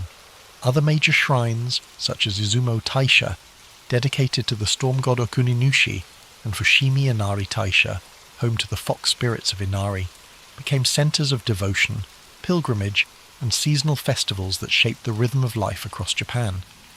At the heart of Shinto practice was the idea of purification, the belief that humans accumulated spiritual impurities through daily life and interaction with the physical world. To cleanse themselves, individuals performed misogi, ritual washing in rivers, waterfalls, or the sea. Warriors, before battle, would stand beneath rushing water, clearing their minds and bodies of impurity, believing that a cleansed spirit would ensure victory. In everyday life, purification took place through temizuya, stone basins found at the entrances of shrines, where worshippers would rinse their hands and mouths before praying. This act was not simply about physical cleanliness, but about restoring spiritual harmony, aligning oneself with the natural flow of energy that bound all things together. Beyond personal purification, entire communities participated in grand rituals to appease the kami and ensure their continued blessings. Shinto priests dressed in flowing white robes performed ceremonies filled with ancient chants, rhythmic drumming, and offerings of rice, sake, and salt. Kagura, a sacred form of dance, was performed to entertain the kami and invite their presence. During times of drought, priests led processions to summon rain. During harvest festivals, people gathered to give thanks for the rice that sustained them. These seasonal rituals became the heartbeat of Japan's agricultural society, marking the passage of time through sacred observances. Perhaps one of the most enduring traditions was the Shikinen Sengu, the complete rebuilding of major shrines like Izigran Shrine. Every 20 years, the entire complex was reconstructed using carefully chosen cypress wood, following the exact design of the previous structure. This practice, dating back over 1,300 years, reflected the Shinto belief in impermanence and renewal, the idea that nothing is permanent, yet through careful preservation, continuity can be maintained. The wood from the old shrine was repurposed in smaller shrines across Japan, ensuring that the divine essence remained within the land. Among the most feared spiritual disturbances were yokai and vengeful spirits, believed to emerge when proper rituals were not observed or when great injustices were left unresolved. The restless spirits of fallen warriors, betrayed lovers, or those who died with strong lingering emotions could transform into onryo, ghosts capable of cursing entire regions. To prevent such supernatural turmoil, elaborate exorcism rituals were conducted by priests to pacify these spirits and restore balance. Stories of these vengeful beings spread across Japan, reminding people of the importance of living in harmony with both the seen and unseen worlds. From the towering torii gates marking the entrance to sacred grounds, to the whispering forests where the kami were said to reside, the rituals and traditions of Shinto defined the spiritual landscape of Japan. Though centuries have passed, these sacred practices remain deeply embedded in Japanese culture, a quiet undercurrent in daily life, guiding festivals, ceremonies, and moments of quiet reverence. Whether through the flickering of lanterns at a shrine, the ringing of a bell before a prayer, or the flowing waters of purification, the ancient connection between humans and the divine endures, like a dream carried through time. The divine mandate. How mythology shaped Japan's rulers and warriors. In the world of ancient Japan, power was not simply taken, it was bestowed by the kami. The legitimacy of rulers was tied to their divine ancestry, their right to govern reinforced by sacred myths and Shinto traditions. Unlike in feudal Europe, where kings ruled by conquest or noble bloodlines alone, Japan's emperors claimed their authority through a spiritual mandate, a divine connection stretching back to Amaterasu, the sun goddess. This belief in divine rule set Japan apart, creating an imperial lineage that has endured for more than 2,600 years. The Yamato rulers, who emerged as Japan's dominant clan in the 4th century CE, carefully cultivated their link to the gods. By declaring themselves descendants of Amaterasu, they positioned themselves as the rightful rulers of the land, their sovereignty not just a political claim but a sacred duty. This divine lineage was reinforced through elaborate Shinto rituals at the imperial court, ensuring that each emperor was seen not only as a mortal ruler, but as a living conduit between the human world and the celestial realm. Even as military governments later seized control, the emperor remained a spiritual figurehead, his authority unbroken by time. But the imperial family was not the only class to draw strength from the divine. Samurai warriors, whose rise in the Heian and Kamakura periods reshaped Japan's social order, also found their legitimacy through mythology. Many powerful samurai clans traced their lineage to legendary gods or heroes, using these connections to justify their rule over provinces and armies. The Minamoto clan, for example, claimed descent from Emperor Seiwa, reinforcing their authority as rightful military leaders. Others, such as the Taira and Hojo, aligned themselves with powerful kami like Hachiman, the god of war, whose favour was believed to grant victory in battle. Before heading into war, samurai would visit shrines, undergo purification rituals, and offer prayers to their ancestral deities, believing that divine protection could mean the difference between life and death. This sacred connection between warriors and gods was embodied in the concept of Bushido, the way of the warrior. More than just a code of conduct, Bushido was rooted in Shinto and Buddhist philosophy, emphasizing loyalty, duty, and spiritual discipline. A samurai was expected to live with honor and purity, maintaining an unshakable spirit much like the stillness of a shrine. Ritual suicide, seppuku, was considered an act of purification, a way to cleanse one's dishonor and restore balance to the world. The spiritual nature of the samurai ethos transformed warfare into something more than a struggle for land and power. It became a test of divine will, where victory was seen as a sign of celestial favor. Shinto mythology also shaped the way warlords justified their conquests. In the Sengoku period, 1467 to 1600, when Japan was fractured by civil war, leaders like Oda Nobunaga, Toyotomi Hideyoshi, and Tokugawa Ieyasu used divine imagery to solidify their rule. Nobunaga, in particular, saw himself as a force of destiny, invoking the idea that he was chosen to bring order to a chaotic world. Hideyoshi, though born a peasant, carefully crafted an image of divine favour, associating himself with the sun and even constructing grand temples to cement his legacy. Tokugawa Ieyasu, the most patient of the three, aligned himself with the ancestral spirits of the Minamoto clan, ensuring that his shogunate was seen not just as a political institution, but as the rightful continuation of Japan's divine rule. Even as modernity swept through Japan, the belief in divine legitimacy never truly faded. During the Meiji Restoration in 1868, when Japan sought to modernize while preserving its traditions, the emperor's divine status was re-emphasized to unify the nation. The idea that Japan was a sacred land chosen by the gods remained deeply ingrained in the national identity, shaping everything from politics to the arts. Thus, mythology was not simply a collection of ancient stories, it was a foundation of power, a force that shaped Japan's rulers, warriors, and vision of itself as a nation. Whether through the sun goddess's blessings upon the imperial family or the war gods guiding samurai into battle, the echoes of these beliefs carried through the ages, weaving the past into the present like an unbroken thread in the fabric of time. The symbolism of nature, mountains, rivers, and the sacred landscape. In ancient Japan, the land itself was alive with spiritual significance. Every mountain peak, flowing river, and dense forest was believed to house the spirits of the kami, divine forces that shaped the world and guided human destiny.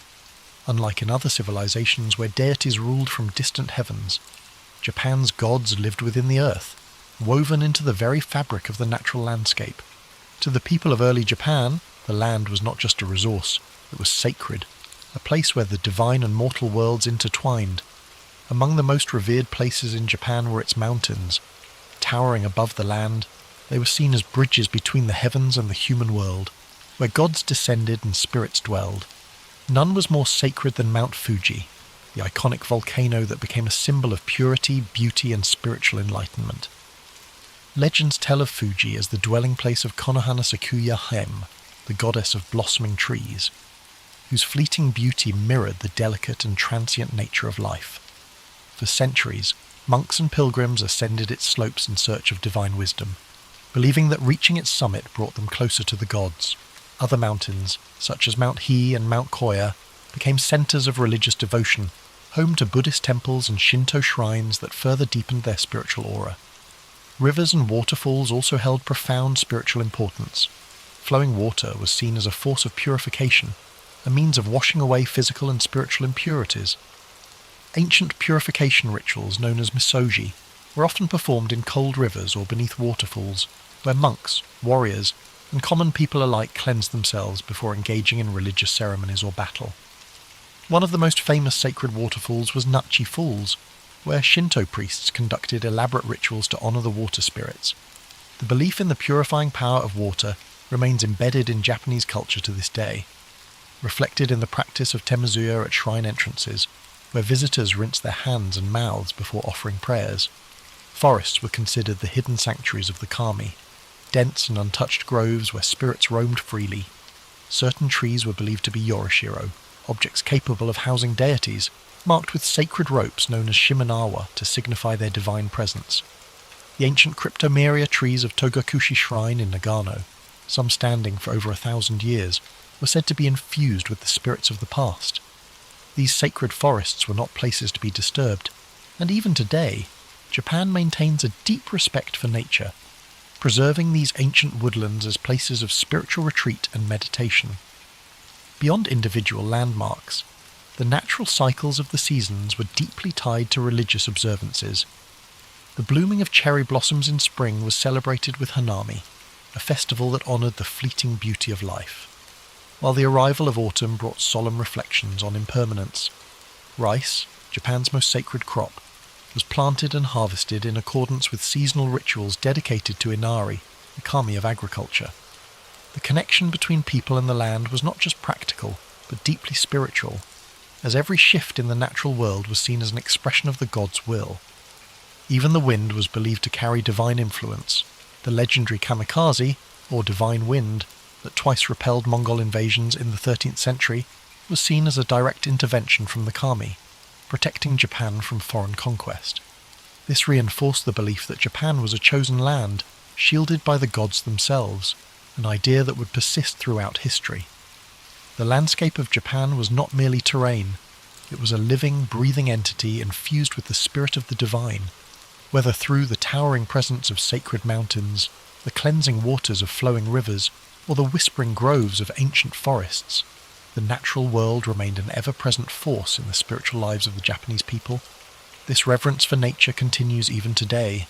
The shrines and temples remain nestled in the quiet embrace of mountains, rivers, and trees, reminders of a time when the world itself was seen as sacred. The eternal influence of mythology, how ancient beliefs shape Japan today. Though centuries have passed since the first emperors claimed divine ancestry and the first warriors sought the favour of the kami, the echoes of Japan's mythological past continue to shape its culture, traditions, and national identity. The stories of Izanagi and Izanami, Amaterasu, and Susanoo are not simply relics of ancient belief. They remain woven into the daily lives of the Japanese people, influencing everything from spiritual practices to modern governance. Even in an era of technological advancement, Shinto rituals persist. Torii gates still stand as silent guardians of the sacred, and the belief in unseen forces continues to influence Japan's cultural landscape. One of the most striking ways mythology endures is through the imperial family. Despite the fall of shogunates, military governments, and the rise of democracy, the Japanese emperor still holds a unique position as a symbol of national unity. Though his political power has faded, his role as the spiritual descendant of Amaterasu remains a fundamental aspect of Japanese identity. Even modern enthronement ceremonies involve ancient Shinto rites, where the emperor offers prayers to the kami and affirms his role as a divine mediator between the gods and the people. The continuity of the imperial line, from the legendary Emperor Jimmu to the present day, reinforces the idea that Japan itself is a sacred land chosen by the gods. Beyond the imperial family, Shinto practices remain deeply embedded in Japanese society. Festivals celebrating the kami, known as matsuri, continue to draw millions of participants each year. During New Year's celebrations, Hatsumoda, people visit Shinto shrines to pray for good fortune, tossing coins into offering boxes and purchasing protective talismans. The Obon festival, dedicated to honouring the spirits of ancestors, mirrors the ancient belief that the dead never truly leave, but instead watch over their descendants. These customs have endured for over 1,000 years, adapting to modern life while maintaining their spiritual significance. The belief in supernatural forces also thrives in Japan's folklore and popular culture. The presence of yokai, spirits and creatures of myth, remains strong in art, literature, and entertainment. From the mischievous kitsune, fox spirits, to the vengeful onryo, ghosts, these beings still inspire countless films, novels, and anime. Even technological advancements have not diminished the influence of mythology. Modern video games, films, and books frequently draw upon ancient legends, ensuring that the tales of Japan's mythic past continue to captivate new generations. Japan's deep reverence for nature and purification rituals is also a direct inheritance from its mythological roots. The custom of cleansing oneself before entering sacred spaces persists, not just in shrines, but in everyday life. Whether through bathing culture in onsen, hot springs, or the symbolic washing of hands before meals, the idea that nature is sacred continues to influence conservation efforts, reflected in carefully preserved forests around shrines and the nation's commitment to protecting natural landscapes. Even Japan's approach to urban design maintains a sense of harmony with the environment, with traditional Zen gardens and temple grounds serving as places of quiet reflection amidst modern cityscapes. Perhaps most importantly, the spirit of Japan's mythology lives on in its people, the deep-seated sense of honour, perseverance, and connection to the past. The philosophy of mono no aware, the appreciation of impermanence, stems from Shinto and Buddhist influences, reminding people to embrace the fleeting beauty of life. The respect for ancestral wisdom and the idea of duty to one's community reflect values passed down from ancient times, shaping everything from family traditions to workplace ethics. Even as the world changes, the myths of Japan remain, flowing through the nation like an unseen current, shaping its identity in ways both subtle and profound. The spirits of the past are never far, still honoured in whispered prayers at shrines, still present in the towering trees of sacred groves, still guiding the land and its people as they have for millennia. This concludes tonight's journey into Japan's divine origins.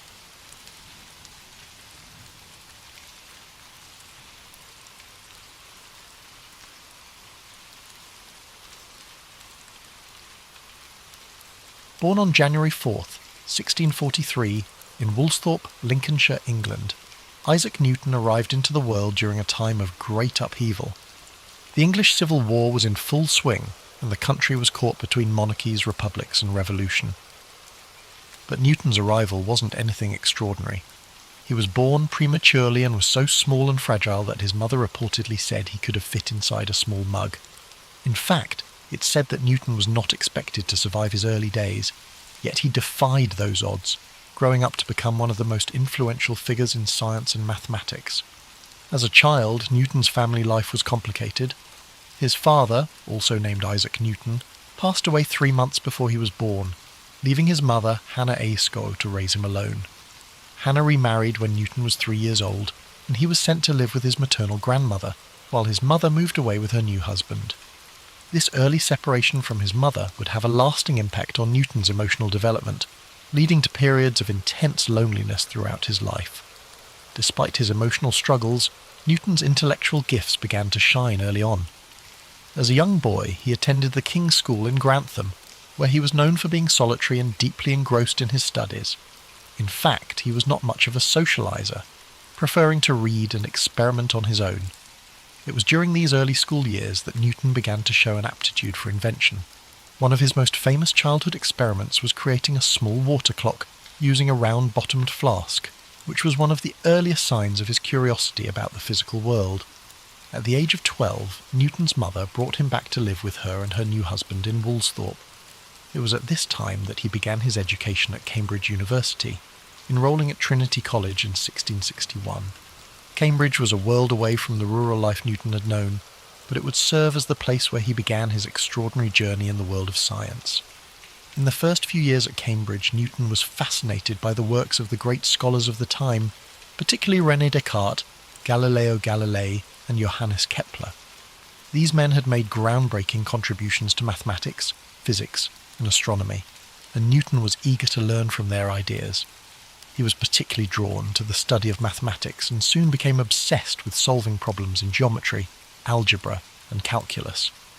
However, Newton's journey wasn't without its challenges. The world was entering a tumultuous period during Newton's years at Cambridge. The Great Plague of 1665 struck London, causing the university to close temporarily. Newton, like many others, returned home to Woolsthorpe. It was during this time away from Cambridge, in the isolation of the countryside, that Newton's mind truly began to flourish. This period, known as his Annus Mirabilis, or Year of Wonders, was when Newton made some of his most groundbreaking discoveries. He began to develop his theories on calculus, an entirely new field of mathematics that would allow him to understand the behaviour of motion and change. The concepts that would later shape his laws of motion and universal gravitation were born during these isolated months. He also worked on optics, conducting experiments with light and prisms, leading to his discovery that white light could be split into the colours of the rainbow. But perhaps the most famous story from this period is the one about the falling apple. According to legend, Newton was sitting in his garden in Woolsthorpe when he saw an apple fall from a tree. This simple observation sparked a profound question in his mind. Why did the apple fall straight down, rather than sideways or in some other direction? This moment of curiosity would lead him to formulate his law of universal gravitation, which states that every mass attracts every other mass in the universe with a force proportional to the product of their masses and inversely proportional to the square of the distance between them. Returning to Cambridge in 1667, Newton's reputation as a mathematician and physicist began to grow. He soon became a fellow at Trinity College, and over the next several years he began to refine his ideas. In 1687, he published his groundbreaking work, Philosophia Naturalis Principia Mathematica, or simply the Principia. In this book, Newton introduced his 3 laws of motion and the law of universal gravitation. These laws laid the foundation for classical mechanics and transformed the understanding of how the universe works. Newton's first law, often referred to as the law of inertia, states that an object at rest will stay at rest, and an object in motion will stay in motion unless acted upon by an external force. His second law relates the force applied to an object to its mass and acceleration, essentially stating that force equals mass times acceleration, F equals ma. Finally, his third law states that for every action there is an equal and opposite reaction, a principle that underpins everything from rocket launches to the way we walk. But Newton's work wasn't limited to physics. He was also a brilliant astronomer, and his discoveries in this field changed the way humanity understood the cosmos. Newton's work on gravity not only explained why apples fall, but also explained the motions of celestial bodies. He demonstrated that the same force of gravity that caused an apple to fall to the ground also governed the movements of the planets, moons, and even comets in the sky. This insight would influence the work of astronomers for centuries, most notably Albert Einstein, who built upon Newton's theories with his own theory of relativity. Despite his successes, Newton's personality and life were marked by intense rivalry, particularly with fellow scientist Robert Hooke. The two men clashed over several issues, including the nature of light and the development of calculus.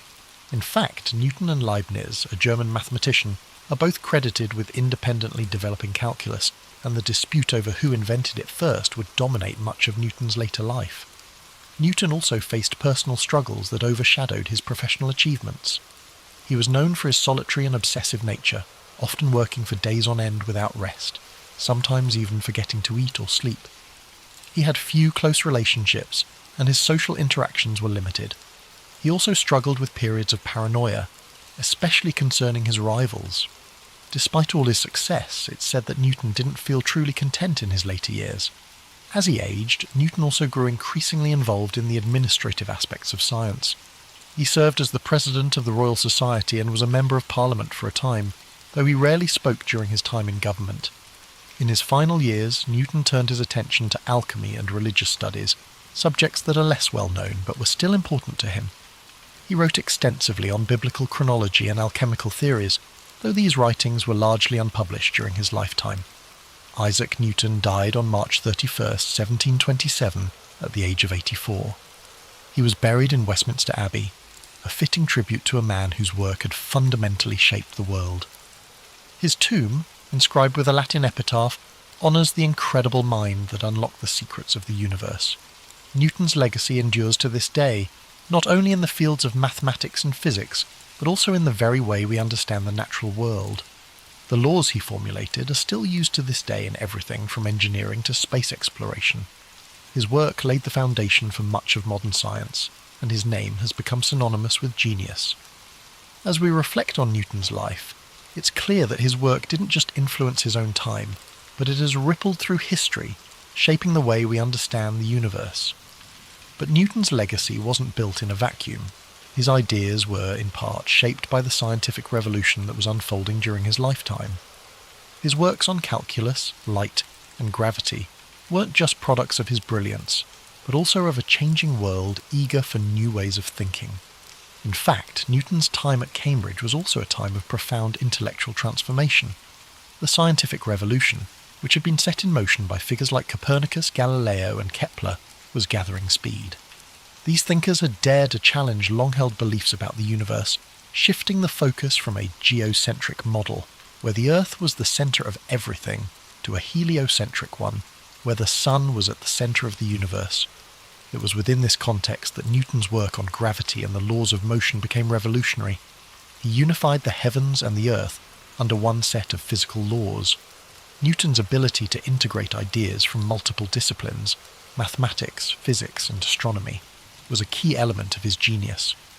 But beyond his academic work, Newton's intense focus on his studies meant that he led a life of relative isolation.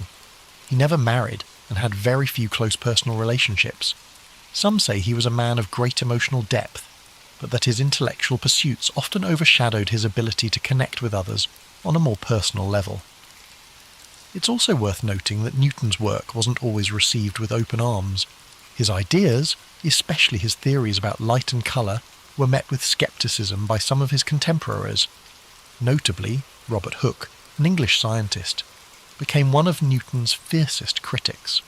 Hooke's contributions to the understanding of light and elasticity were significant, But Newton's more developed ideas on optics put him in direct conflict with Hooke, creating a rivalry that would last for many years. Newton's battle for intellectual supremacy didn't end there. His dispute with Gottfried Wilhelm Leibniz over the invention of calculus was one of the most bitter and drawn-out academic feuds in history. Both men independently developed the theory of calculus, and the ensuing conflict over who deserved credit for it led to years of acrimony.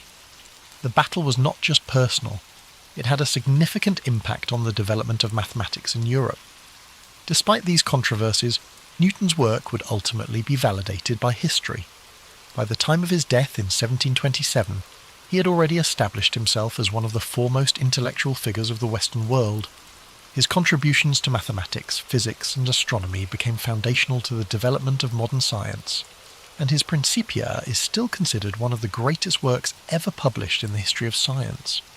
Now, when we think about Newton's lasting legacy, we cannot overlook the sheer scale of his influence on the way we live today. His laws of motion and the law of universal gravitation are still applied in everything from engineering to space exploration. The space missions that carry astronauts and satellites into orbit rely heavily on Newton's work. The trajectory calculations used to send spacecraft to distant planets, such as the Mars rovers, are based on his principles. His equations have been the bedrock upon which countless scientific advancements have been built. And even though Newton's theories on gravity have been refined and expanded upon by later scientists, such as Albert Einstein with his theory of general relativity, the core ideas about the forces that govern motion and the behaviour of celestial bodies are still grounded in Newtonian mechanics. In a sense, Newton's work provides the framework within which later theories are tested and developed.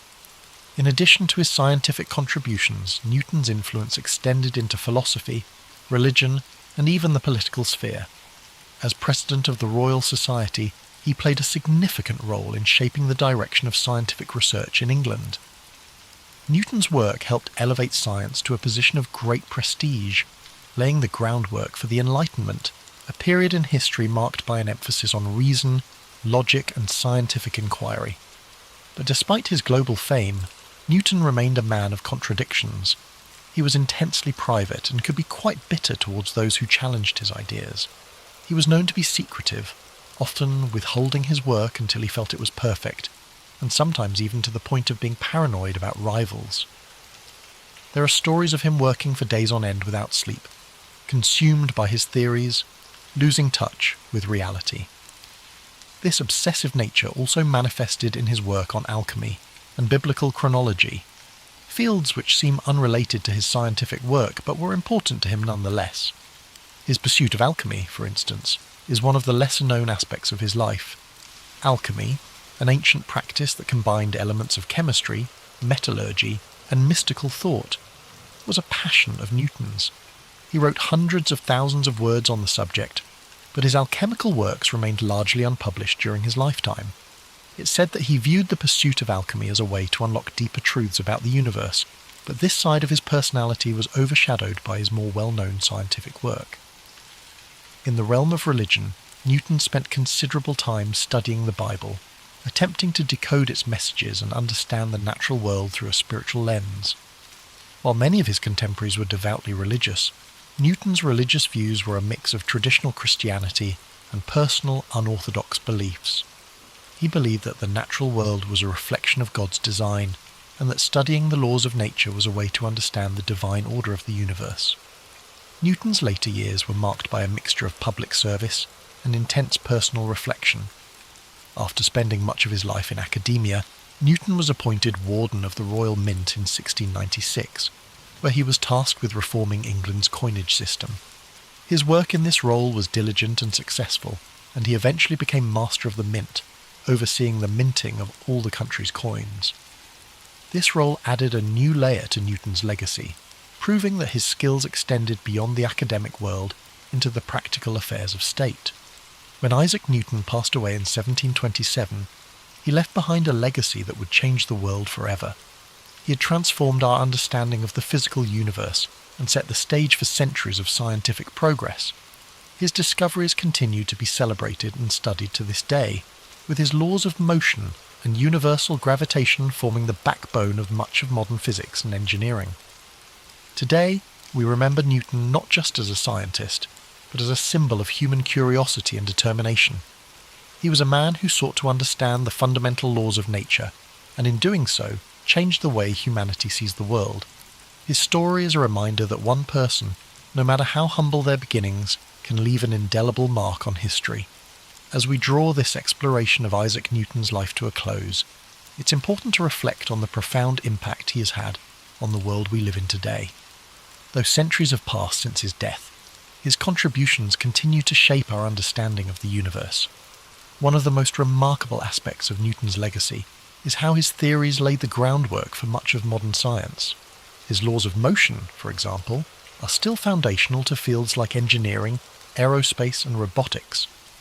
Every time a rocket is launched into space, scientists and engineers rely on Newton's understanding of forces and motion to chart its course. His ideas allow us to send satellites to orbit, predict the trajectory of asteroids, and calculate the velocity of objects moving at incredible speeds. Without his work, our modern technological advancements, especially in fields like space exploration, would not have been possible.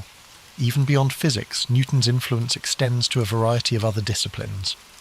His work in mathematics led to the development of calculus, a tool that's now used in everything from economics to medicine. Calculus is indispensable in understanding rates of change, making it essential in fields like biology, chemistry, and even social sciences. It's amazing to think that these equations, developed over 3 centuries ago, are still used by scientists, mathematicians, and economists to solve real-world problems. Newton's discoveries about light and optics, too, paved the way for our modern understanding of vision, colour, and even the development of technologies like telescopes and microscopes. His experiments with prisms demonstrated that light is made up of different colours, fundamentally changing our approach to the study of light waves. His theories on optics played a key role in the development of modern physics, and they still inform cutting-edge research in areas like quantum mechanics and wave theory. But Newton's influence isn't confined to the realm of science and mathematics. His work in establishing a more rigorous, methodical approach to inquiry laid the foundations for the scientific method we rely on today. The idea that the universe operates according to predictable, natural laws that can be understood through observation, experimentation, and reasoning is something we take for granted now, but it was revolutionary in Newton's time. We can also see Newton's impact in the way we approach intellectual problems. His relentless drive to solve complex questions, his commitment to challenging the status quo, and his deep curiosity about the world around him have inspired countless individuals throughout history. Newton's life serves as a reminder that sometimes the pursuit of knowledge requires patience, perseverance, and an unshakable belief that there are answers to be found. Yet, for all of his groundbreaking discoveries, Newton's life was far from perfect. He lived in an era that was often hostile to new ideas, and his own struggles with isolation and personal conflict are a testament to the challenges that even the greatest minds face. Newton was deeply introspective, sometimes to the point of obsession. He had a tendency to push people away, focusing all his energy on his work, which left him with few close relationships. Even in his personal life, Newton found that achieving greatness often came at the cost of emotional fulfillment. In many ways, though, Newton's journey can offer us comfort. His story reminds us that greatness is not always defined by ease or popularity. Sometimes, it's the quiet, solitary pursuit of understanding that leads to the most profound discoveries. Newton's legacy teaches us that the road to success is often winding and full of obstacles, but those who stay dedicated to their vision can leave a mark on history. As you reflect on Newton's life tonight, consider how his story connects to your own. We all have our own struggles, and sometimes the world may not understand us right away. But like Newton, we can find solace in our curiosity and passion. We may not discover the laws of motion or unlock the secrets of the cosmos, but we all have something to contribute to the world in our own unique way. And just like Newton, we must embrace the process of discovery, whether it's scientific, personal, or emotional. Every question we ask, every challenge we face, is part of a larger journey, one that connects us to the great minds who have shaped history and the ones who will come after us. Aristotle's story begins over 2,000 years ago, in 384 BCE, in the ancient city of Stagira, located in northern Greece. Born to a physician named Nicomachus and his wife Phaestis, Aristotle came into the world surrounded by a mix of science, medicine, and tradition. His father's role as the physician to the royal court of Macedon meant that Aristotle grew up in an environment deeply rooted in observation, inquiry, and the natural sciences. Even as a child, he showed a curious and inquisitive nature, traits that would come to define his life and work.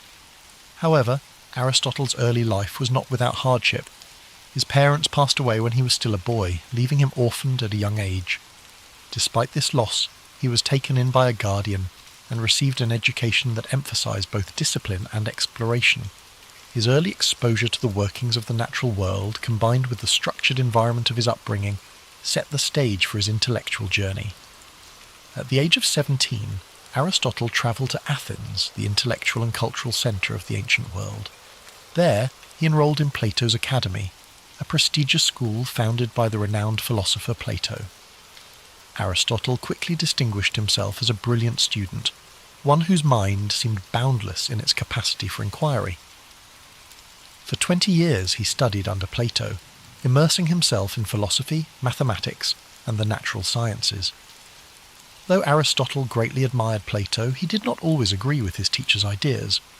While Plato focused on the realm of ideal forms, Aristotle's mind was drawn to the tangible, the observable, and the concrete. He believed that understanding the world required examining it directly, through observation and experience. This difference in approach would later define Aristotle's own philosophy, setting it apart from that of his mentor. After Plato's death, Aristotle left Athens and began a period of travel and teaching. He journeyed across the Greek world, sharing his knowledge and expanding his understanding of different cultures and environments. During this time, he also married a woman named Pythias, with whom he would have a daughter. His travels brought him to the court of King Philip II of Macedon, where he was tasked with an extraordinary responsibility, tutoring the young prince, Alexander, who would later become known as Alexander the Great. Aristotle's influence on Alexander was profound. While the prince was destined for military conquest and political leadership, Aristotle introduced him to the worlds of philosophy, science, and ethics. He encouraged Alexander to think critically and to approach his rule with wisdom and fairness. Though their paths would eventually diverge, the relationship between teacher and student left a lasting impact on both. In 335 BCE, Aristotle returned to Athens and established his own school, the Lyceum.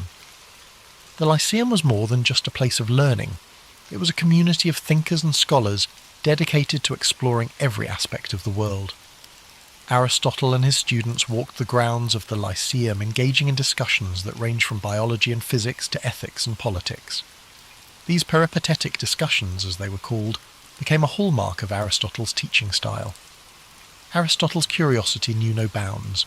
He sought to understand the world in its entirety, cataloguing plants and animals, studying the stars, and analysing human behaviour. His work was both broad and detailed, reflecting his belief that knowledge was interconnected.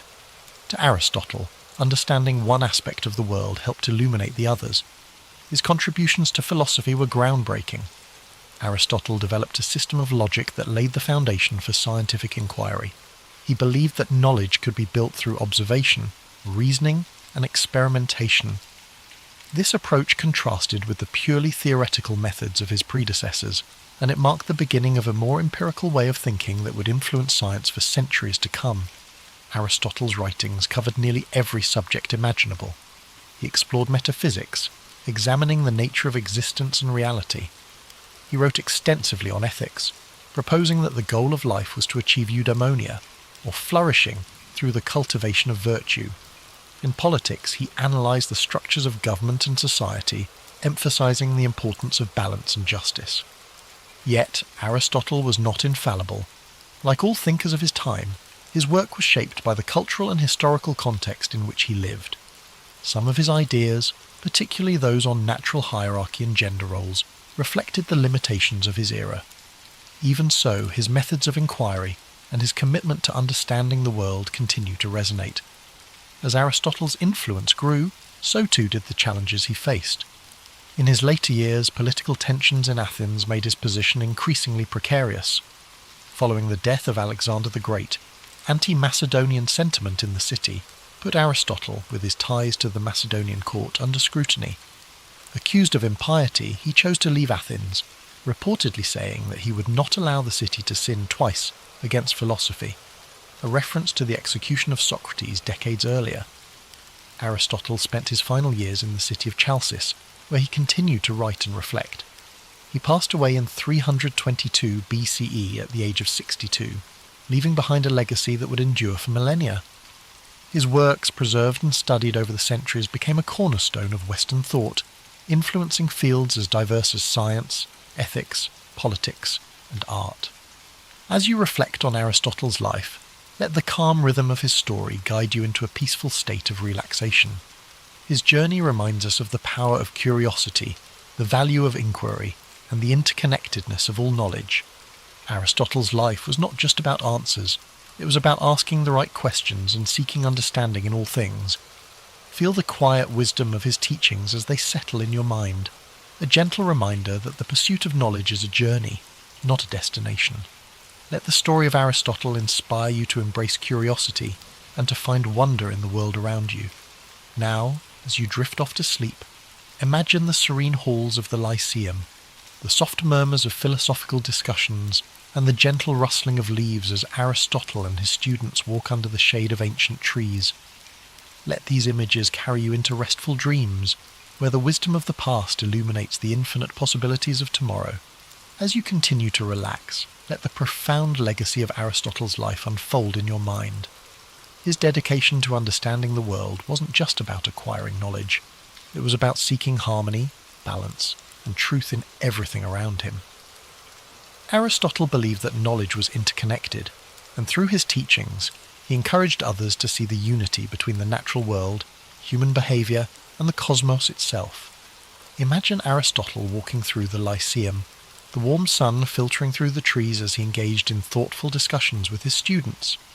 His words carried a sense of purpose, guiding those who followed him to think critically and observe the world with care.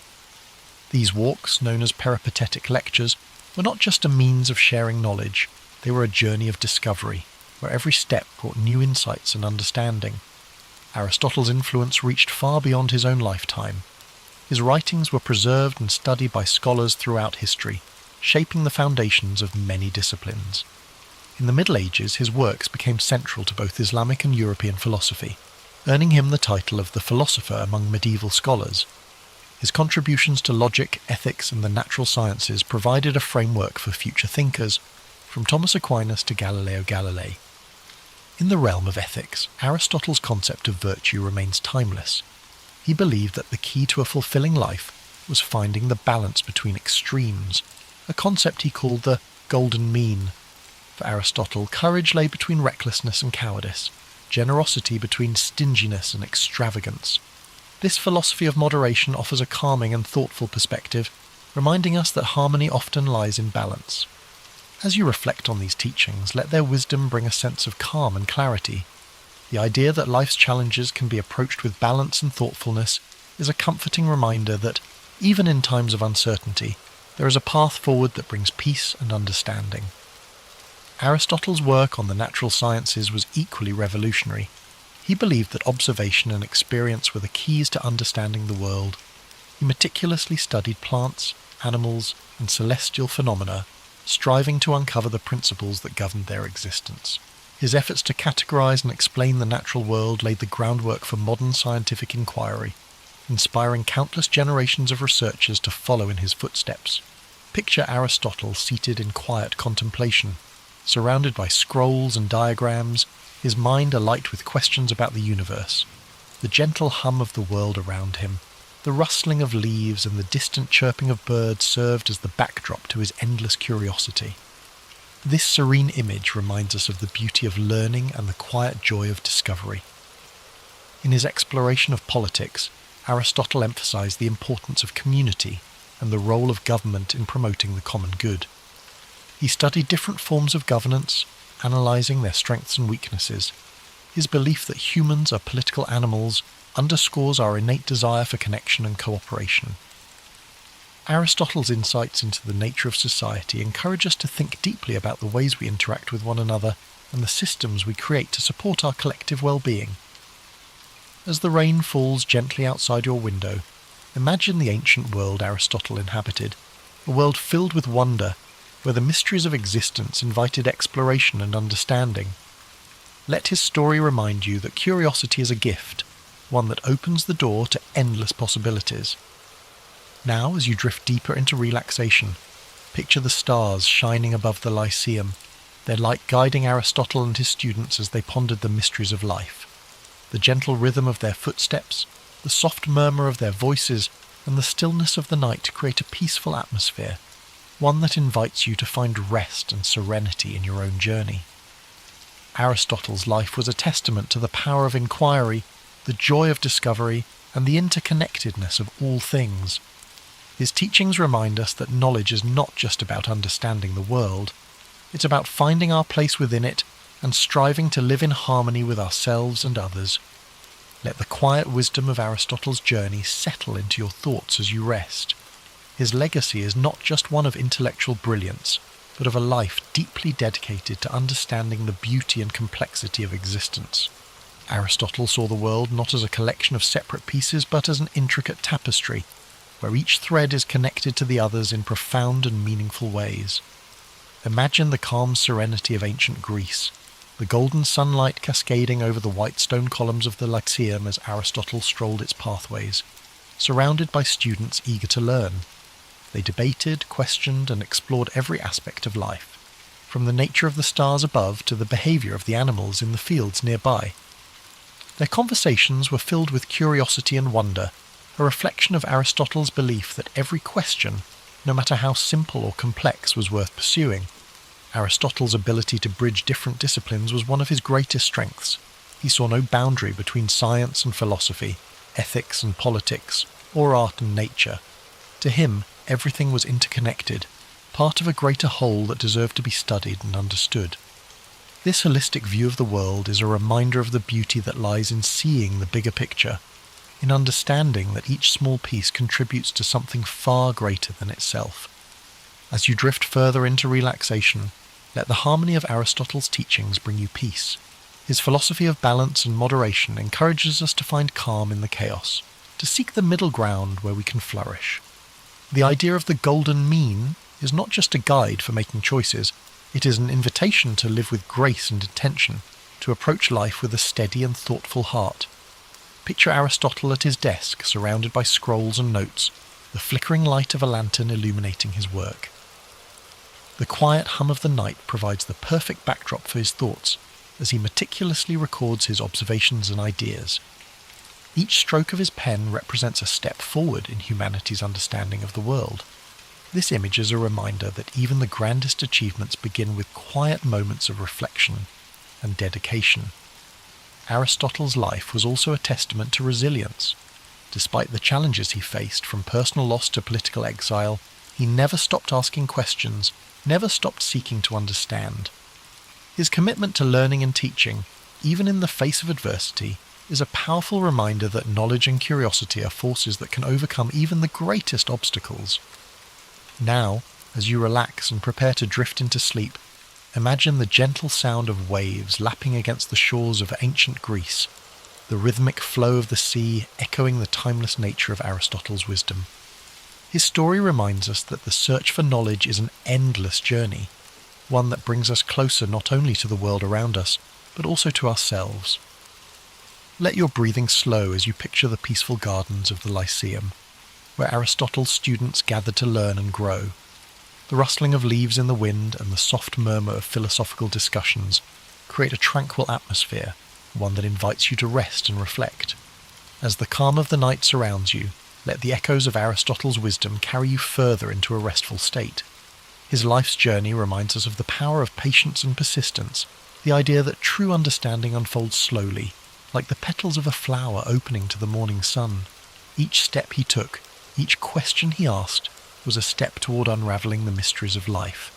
Imagine the gentle rhythm of Aristotle's daily routines at the Lyceum, the sun casting soft shadows over the gardens, where he and his students would walk and talk.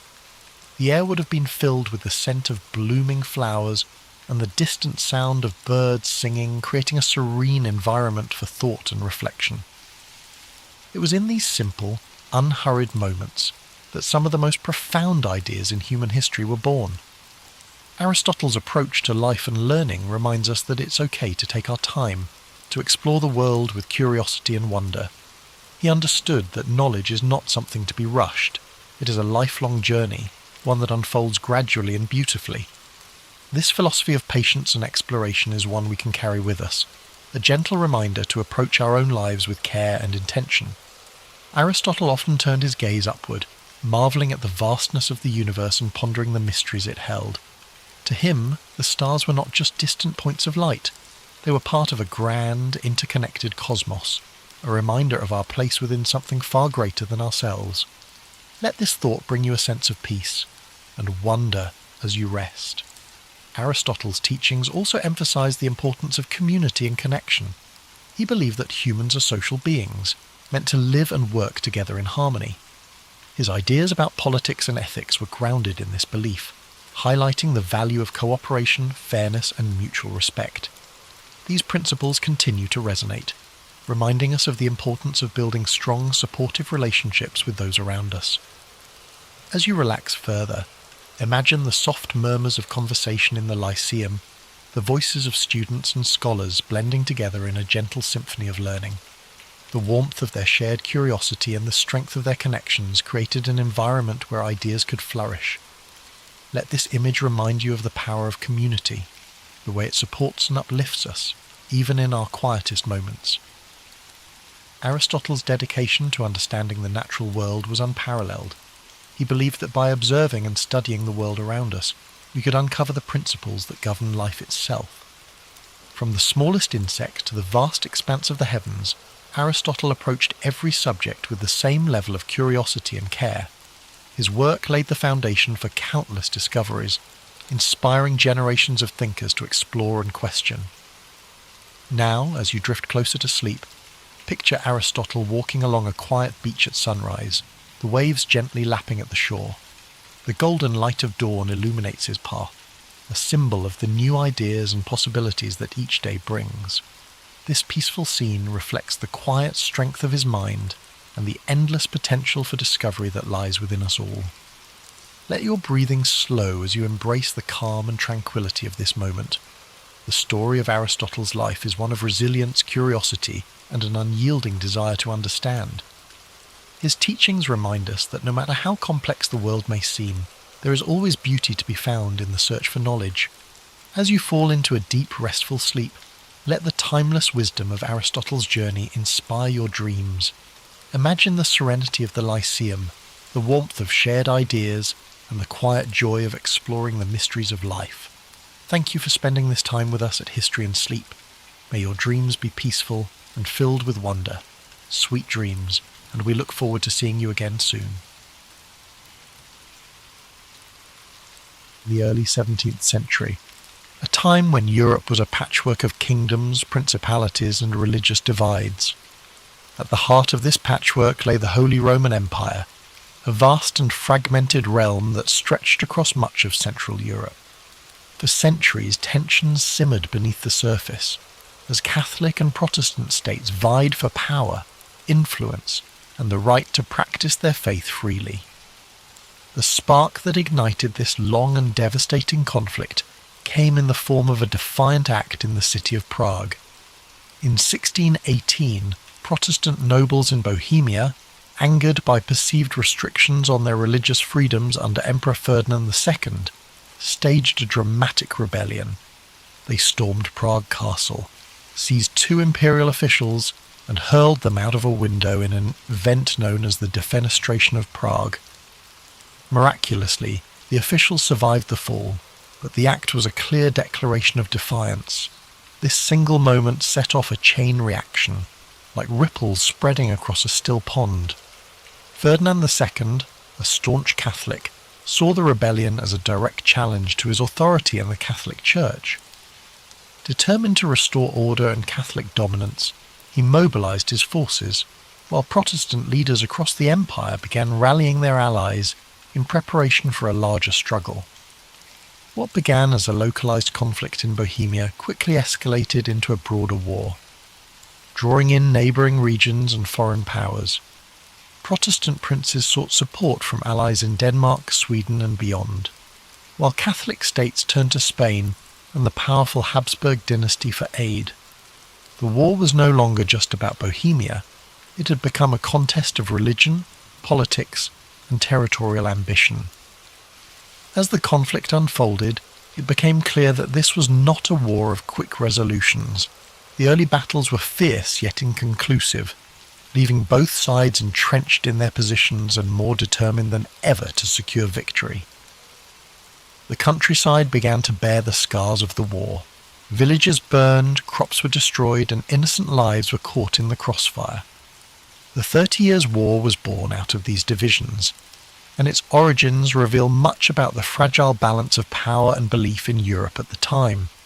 It was a conflict rooted in faith, but also fueled by ambition and fear, a perfect storm that would rage for decades.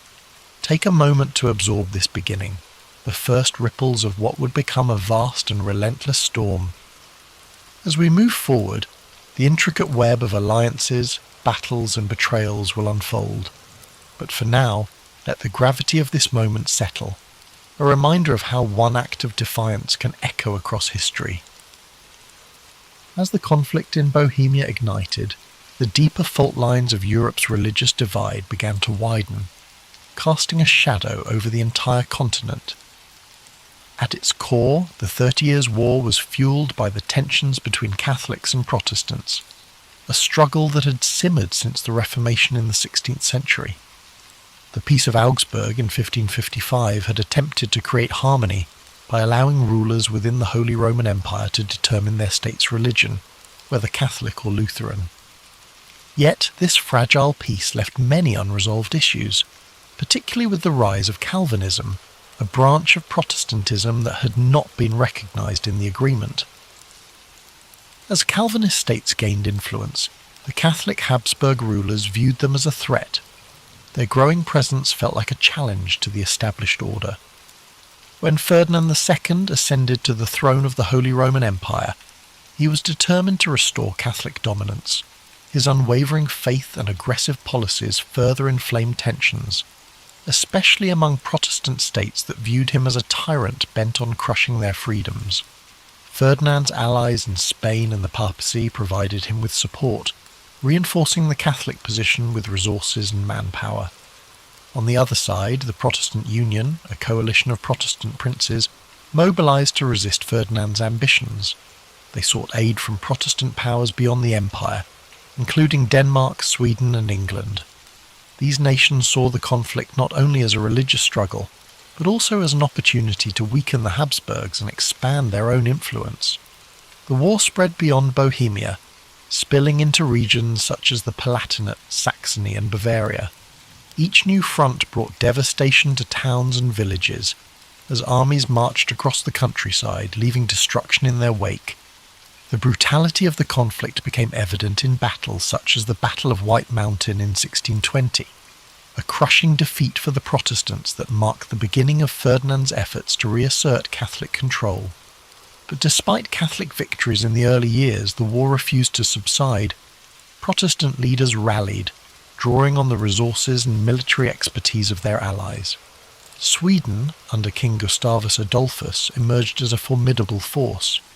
His disciplined armies breathed new life into the Protestant cause. The balance of power began to shift and the war escalated further. This was no longer a simple struggle between Catholics and Protestants. It became a war of ambition and survival. Smaller states and mercenary armies joined the fray, drawn by promises of plunder and pay. The war became a theatre of chaos, where alliances shifted and even traditional enemies found themselves fighting side by side in pursuit of their goals. As the conflict deepened, it transformed the very nature of warfare.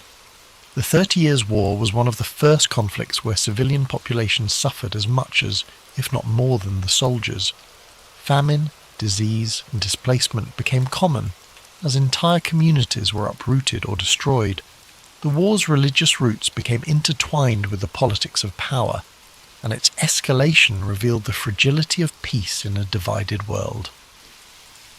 As we move to the next chapter, consider the human cost of these divisions, the lives touched by a conflict that seemed endless, yet always teetered on the edge of resolution. By the late 1620s, the Protestant cause seemed to falter, their forces weakened by defeats and dwindling alliances. But the entry of Sweden into the war, under the leadership of King Gustavus Adolphus, marked a turning point that would reshape the conflict. Gustavus Adolphus was not just a ruler, he was a visionary military leader whose innovations in strategy and tactics would leave a lasting legacy on warfare.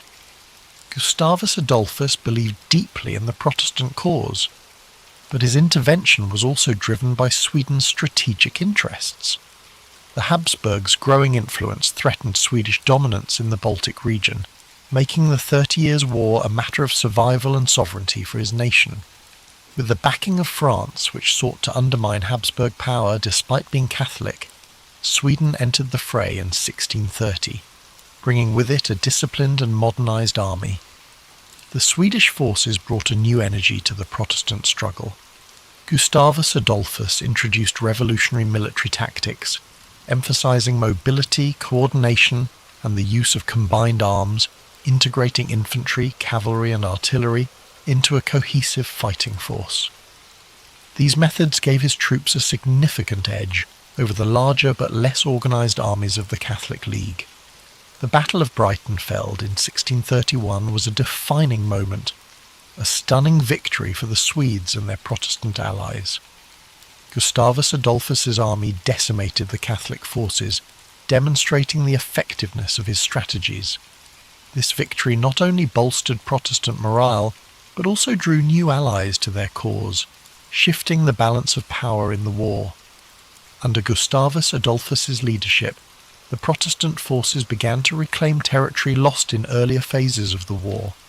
They advanced deep into the heart of the Holy Roman Empire, challenging Ferdinand II's dominance and threatening the stability of the Habsburg realms.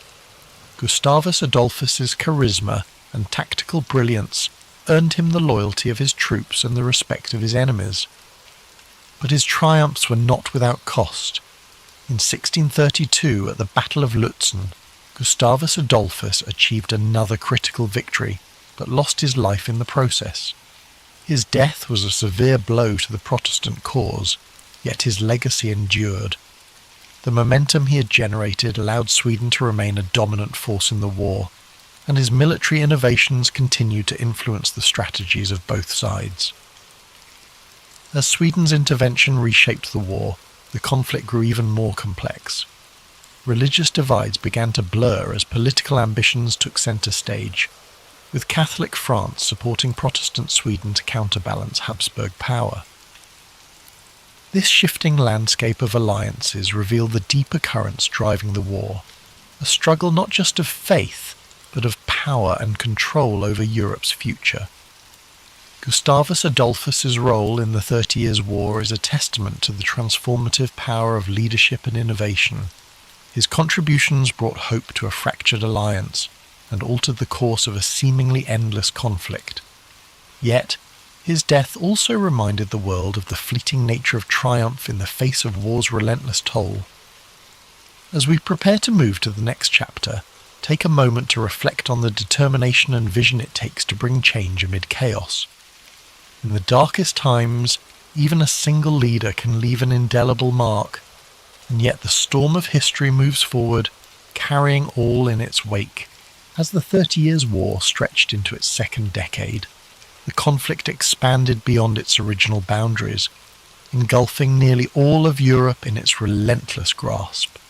Nations that had once remained on the sidelines found themselves drawn into the fray, whether by alliances, ambitions, or the sheer inevitability of the war's momentum. The entry of France in 1635 marked a dramatic shift. Though a Catholic nation, France allied with Protestant powers like Sweden to counterbalance the Habsburgs' influence. This decision underscored how the war had evolved from a religious conflict into a broader struggle for political dominance in Europe.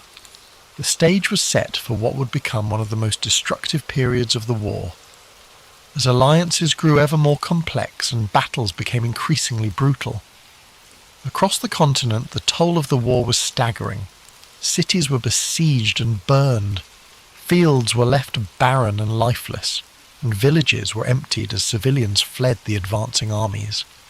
Mercenary forces, often poorly paid and motivated by survival, resorted to pillaging and looting, leaving devastation in their wake. Famine and disease swept through war-torn regions, taking more lives than the battles themselves. As you listen to this story, let the gravity of these events drift gently through your thoughts, but not linger. Imagine the chaos of the time slowly fading into the background, replaced by a sense of quiet reflection. Feel the weight of the war's hardship giving way to an understanding of resilience, a reminder of humanity's enduring strength even in its darkest hours. The conflict's scope seemed endless, with battles erupting in regions as far-reaching as the Rhineland, the Netherlands, and northern Italy. Yet amid the turmoil, moments of diplomacy and negotiation emerged, offering brief glimpses of hope. Peace talks began to take shape, though they were slow and fraught with challenges, reflecting the deep divisions and mistrust among the warring parties. Let these moments of negotiation remind you that even in the midst of chaos, there are always efforts toward resolution. Allow yourself to relax further, your breath steady and calm, as if tracing the contours of history's slow march toward peace. As we move deeper into the story, the resilience of the people and the shifting tides of war remind us of the impermanence of struggle. Take this moment to let your mind ease. Let the complexity of the 30 Years' War unravel gently, leaving you with a sense of quiet perspective and peace. After nearly 3 decades of relentless conflict, Europe began to seek an end to the devastation. The 30 Years' War had taken a toll unlike any before it. Economies were ruined, lands were ravaged, and millions of lives had been lost. By the early 1640s, the warring nations realized that no decisive victory was in sight. The war had devolved into a stalemate of exhaustion. Thus began the long and complex journey toward peace, through the negotiations that would culminate in the Peace of Westphalia. The Westphalian negotiations were unprecedented in their scope and ambition. For the first time in European history, nearly all major powers gathered to discuss terms of peace. Delegates from Catholic and Protestant states, as well as representatives from France, Sweden, Spain, and the Holy Roman Empire, met in the towns of Münster and Osnabrück. These talks would last for years, reflecting the complexity of the issues at hand and the deep mistrust between the parties. As the negotiations unfolded, the participants wrestled with questions of religion, sovereignty, and the balance of power. The Peace of Westphalia sought to establish a new order in Europe, one that would recognize the religious and political realities that had emerged from the war. Protestant and Catholic states agreed to a form of mutual tolerance, reaffirming the principle that rulers could determine their state's religion, while also granting greater freedoms to minority faiths. The treaty also redefined the concept of sovereignty. It marked the beginning of the modern state system, where nations recognized each other's territorial boundaries and agreed not to interfere in one another's internal affairs. This idea of state sovereignty would become a cornerstone of international relations for centuries to come. While the Peace of Westphalia brought an end to the 30 Years' War, its provisions were not without compromise. No side emerged as a clear victor, and many of the underlying tensions remained unresolved. Yet, the treaty succeeded in ending the immediate bloodshed and creating a framework for coexistence in a fractured Europe. As you listen to the conclusion of this chapter, let the idea of resolution fill your thoughts. Picture the weary negotiators, coming together after years of strife, finding common ground in the hope of a better future. Let this image remind you that even in the most challenging times, peace is always within reach. The road to peace was long and arduous, yet it proved that dialogue and compromise can overcome even the deepest divisions. Allow this lesson to settle within you as you relax further, your mind at ease, as the echoes of war fade into the calm promise of resolution. As the Peace of Westphalia brought an end to the 30 Years' War, Europe began to rebuild from the ashes of its most devastating conflict. The war left an indelible mark on the continent, shaping the course of history in profound ways. Nations that had been battered and broken emerged with new identities, while the concept of sovereignty laid the foundation for the modern nation-state system. The war's legacy extended beyond politics and borders.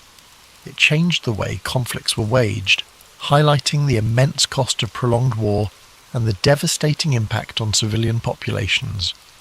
The lessons of the 30 Years' War echoed across generations, reminding humanity of the importance of diplomacy, tolerance, and restraint. This story of destruction and eventual reconciliation carries a timeless message. Even in the darkest of times, there is always a path forward, a path forged through perseverance, negotiation, and the willingness to find common ground. The 30 Years' War may have scarred Europe, but it also served as a turning point, proving that peace, though hard won, is always worth striving for. As we close this chapter of history, take a moment to reflect on the resilience of the human spirit. Let the story of the 30 Years' War remind you of the strength found in unity and the power of resolution. Think of the nations and individuals who rebuilt after so much loss, their journey, though difficult, leading to a more stable and interconnected future. Now let the soothing sounds of rain guide you to a place of peace and relaxation. Imagine gentle raindrops falling softly on leaves, washing away the echoes of history's struggles. Feel the rhythm of the rain bringing calm to your mind and a sense of quiet to your soul. The American Civil War didn't happen overnight. It was the result of tensions that had been building for decades, tensions rooted in profound differences between the North and South. At the heart of it all was the issue of slavery. In the South, slavery wasn't just an institution, it was their economy. Cotton fields stretched as far as the eye could see, and the labor of enslaved people made the South incredibly wealthy. But it came at an unbearable cost, the humanity of millions denied, their voices silenced. In the North, things were changing.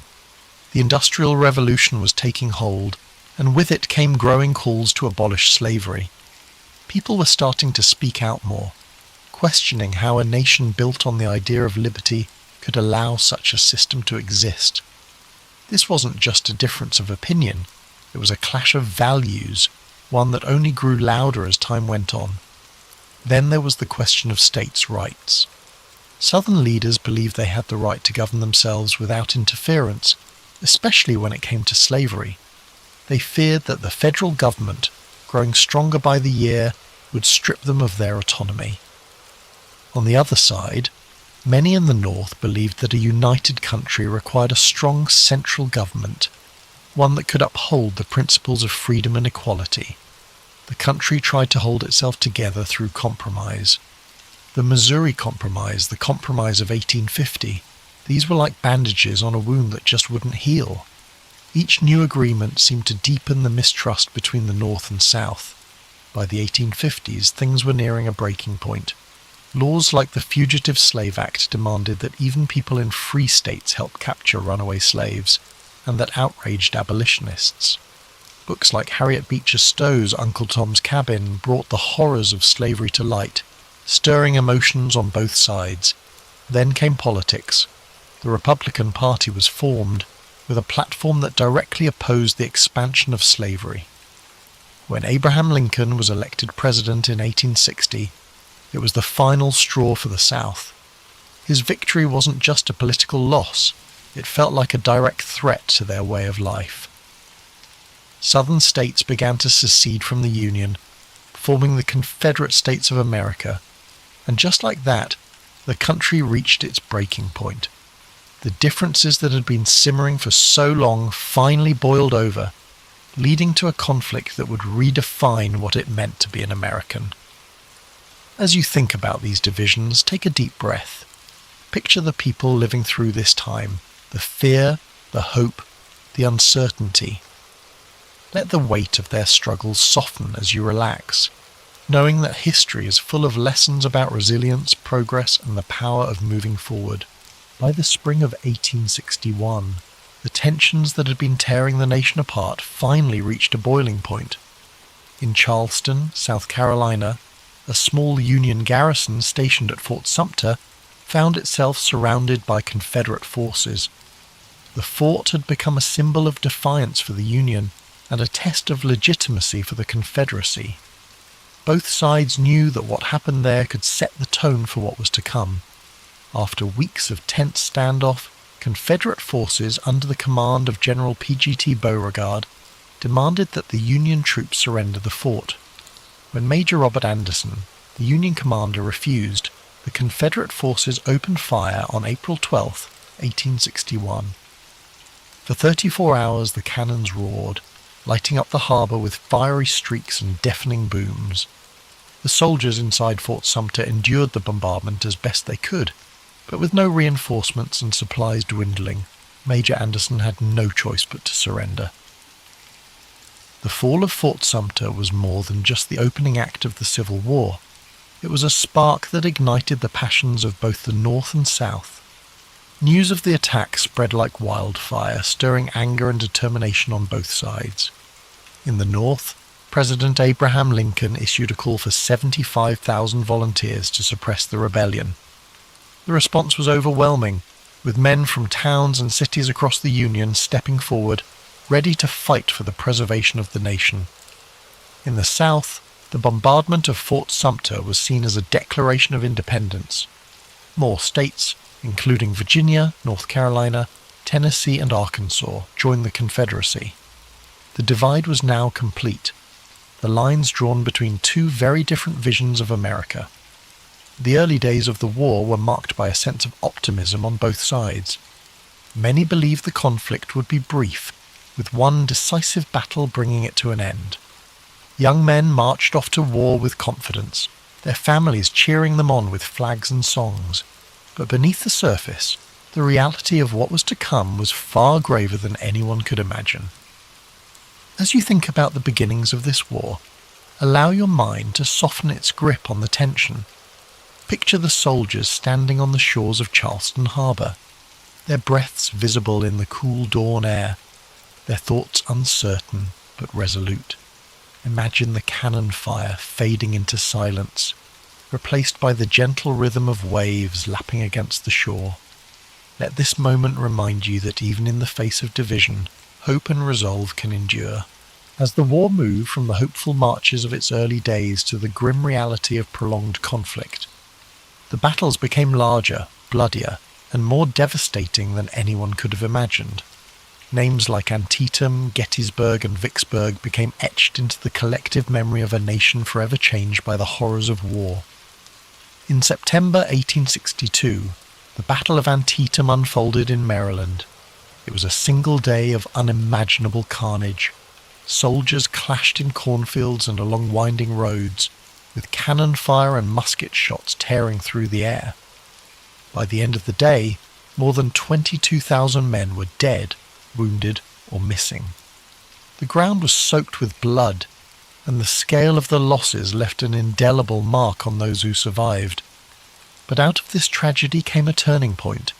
President Lincoln used the Union's strategic victory at Antietam to announce the Emancipation Proclamation, redefining the war as a fight not just to preserve the Union but to end slavery. Then came Gettysburg, the battle often seen as the turning point of the war.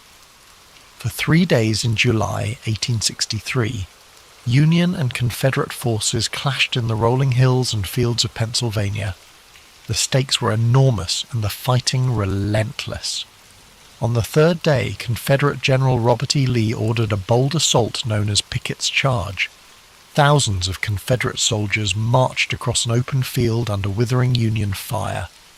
The charge failed, leaving the Confederate army battered and retreating. Gettysburg marked the beginning of the end for the Confederacy, but the cost was staggering. More than 50,000 casualties in just 3 days. Further south, the Union Army achieved another critical victory at Vicksburg, Mississippi, securing control of the Mississippi River. The campaign was grueling, with soldiers enduring sweltering heat, constant skirmishes, and the hardships of siege warfare. When Vicksburg fell on July 4th, 1863, the Confederacy was effectively split in two, a devastating blow to their cause. These battles revealed the full weight of the Civil War, not just in numbers but in the profound human cost. Families mourned the loss of fathers, brothers and sons. Soldiers bore the scars of battle, both physical and emotional.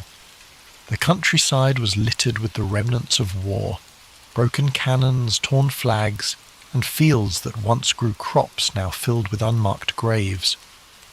As you reflect on these moments, let your thoughts rest lightly on the courage of those who lived through these battles. Picture the quiet after the storm, the fields growing still, the sun setting over the hills, and the long shadows stretching across the land. Let this image of stillness and resilience bring a sense of calm to your own thoughts, reminding you that even in the darkest times, there is always a path to healing.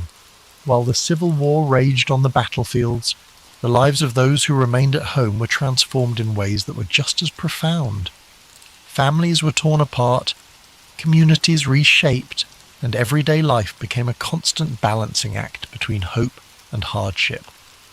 In the North, industry boomed as factories shifted their focus to produce weapons, uniforms, and supplies for the Union Army.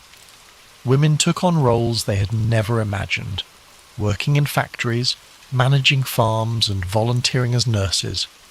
Clara Barton, who would later found the American Red Cross, became a symbol of this era, tirelessly caring for wounded soldiers and earning the nickname the Angel of the Battlefield.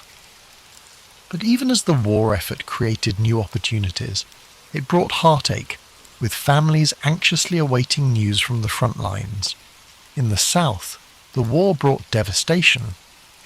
Cities like Atlanta and Richmond were transformed into hubs of Confederate military activity, but as Union forces advanced, they left a trail of destruction in their wake. Fields that once grew cotton and tobacco now stood fallow or burned. With so many men away fighting, women and children were left to manage farms, often without the resources they needed. Food shortages became common, and Confederate currency quickly lost its value, plunging families into poverty. Both sides experienced the emotional toll of war. Letters became lifelines, offering glimpses of love, worry, and resilience. Soldiers wrote about the hardships they faced, while their families wrote back with words of encouragement and longing. These letters carried the weight of entire relationships, connecting lives separated by hundreds of miles. In addition to the physical and emotional struggles, the war also brought questions of identity and purpose. Enslaved people in the South began to seize opportunities for freedom as Union forces advanced. Some escaped to the North, while others joined the Union Army, fighting for their own liberation and the promise of a new life. The Emancipation Proclamation, announced in 1862, gave their efforts a powerful voice, transforming the war into a fight not just for unity but for justice. Amid all this upheaval, communities found moments of solace. Churches became places of gathering and prayer, offering comfort to those who had lost so much.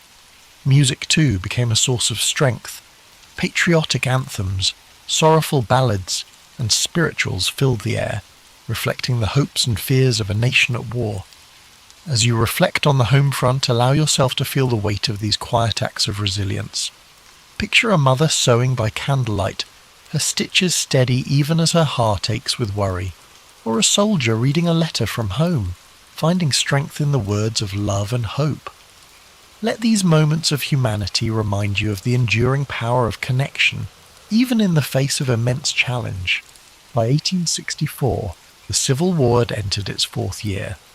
The hope for a quick resolution had long faded, replaced by the grim reality of a war that seemed to have no end. But momentum was beginning to shift. The Union, under new and determined leadership, launched a series of campaigns that would bring the war to a close, though not without immense sacrifice. General Ulysses S. Grant had risen to command the Union forces, bringing with him a relentless strategy of total war. Unlike his predecessors, Grant was willing to engage the Confederate armies directly, knowing that the Union's superior numbers and resources could eventually wear them down.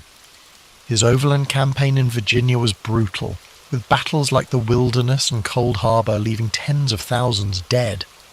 Yet Grant pressed on, earning the nickname Unconditional Surrender for his unwavering resolve. In the Deep South, General William Tecumseh Sherman carried out his infamous March to the Sea, cutting a path of destruction from Atlanta to Savannah. Sherman's goal was to break the South's will to fight by targeting not just its armies, but its infrastructure and resources. Railroads were torn up, factories dismantled, and crops burned.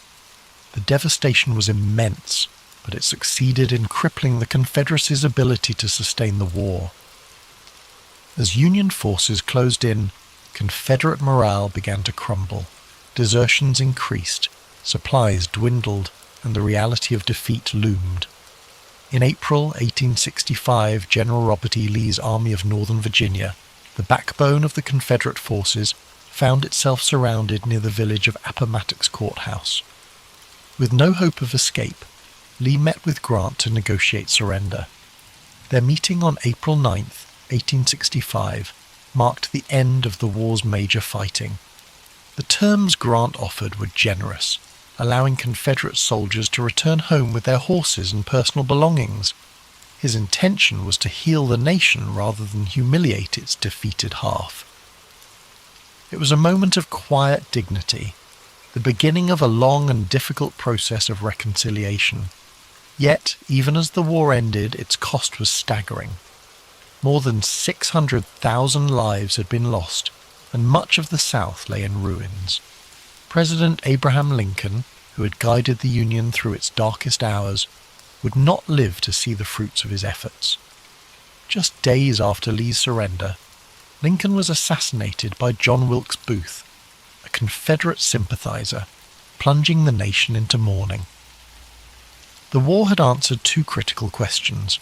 The Union would endure and slavery would not, but it left behind deep scars, both physical and emotional, that would take generations to heal.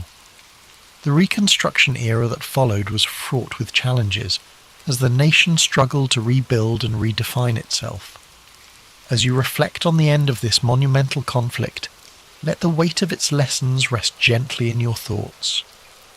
Imagine the quiet after the surrender, the weary soldiers returning home, the fields gradually returning to life, and the first rays of hope shining through the darkness.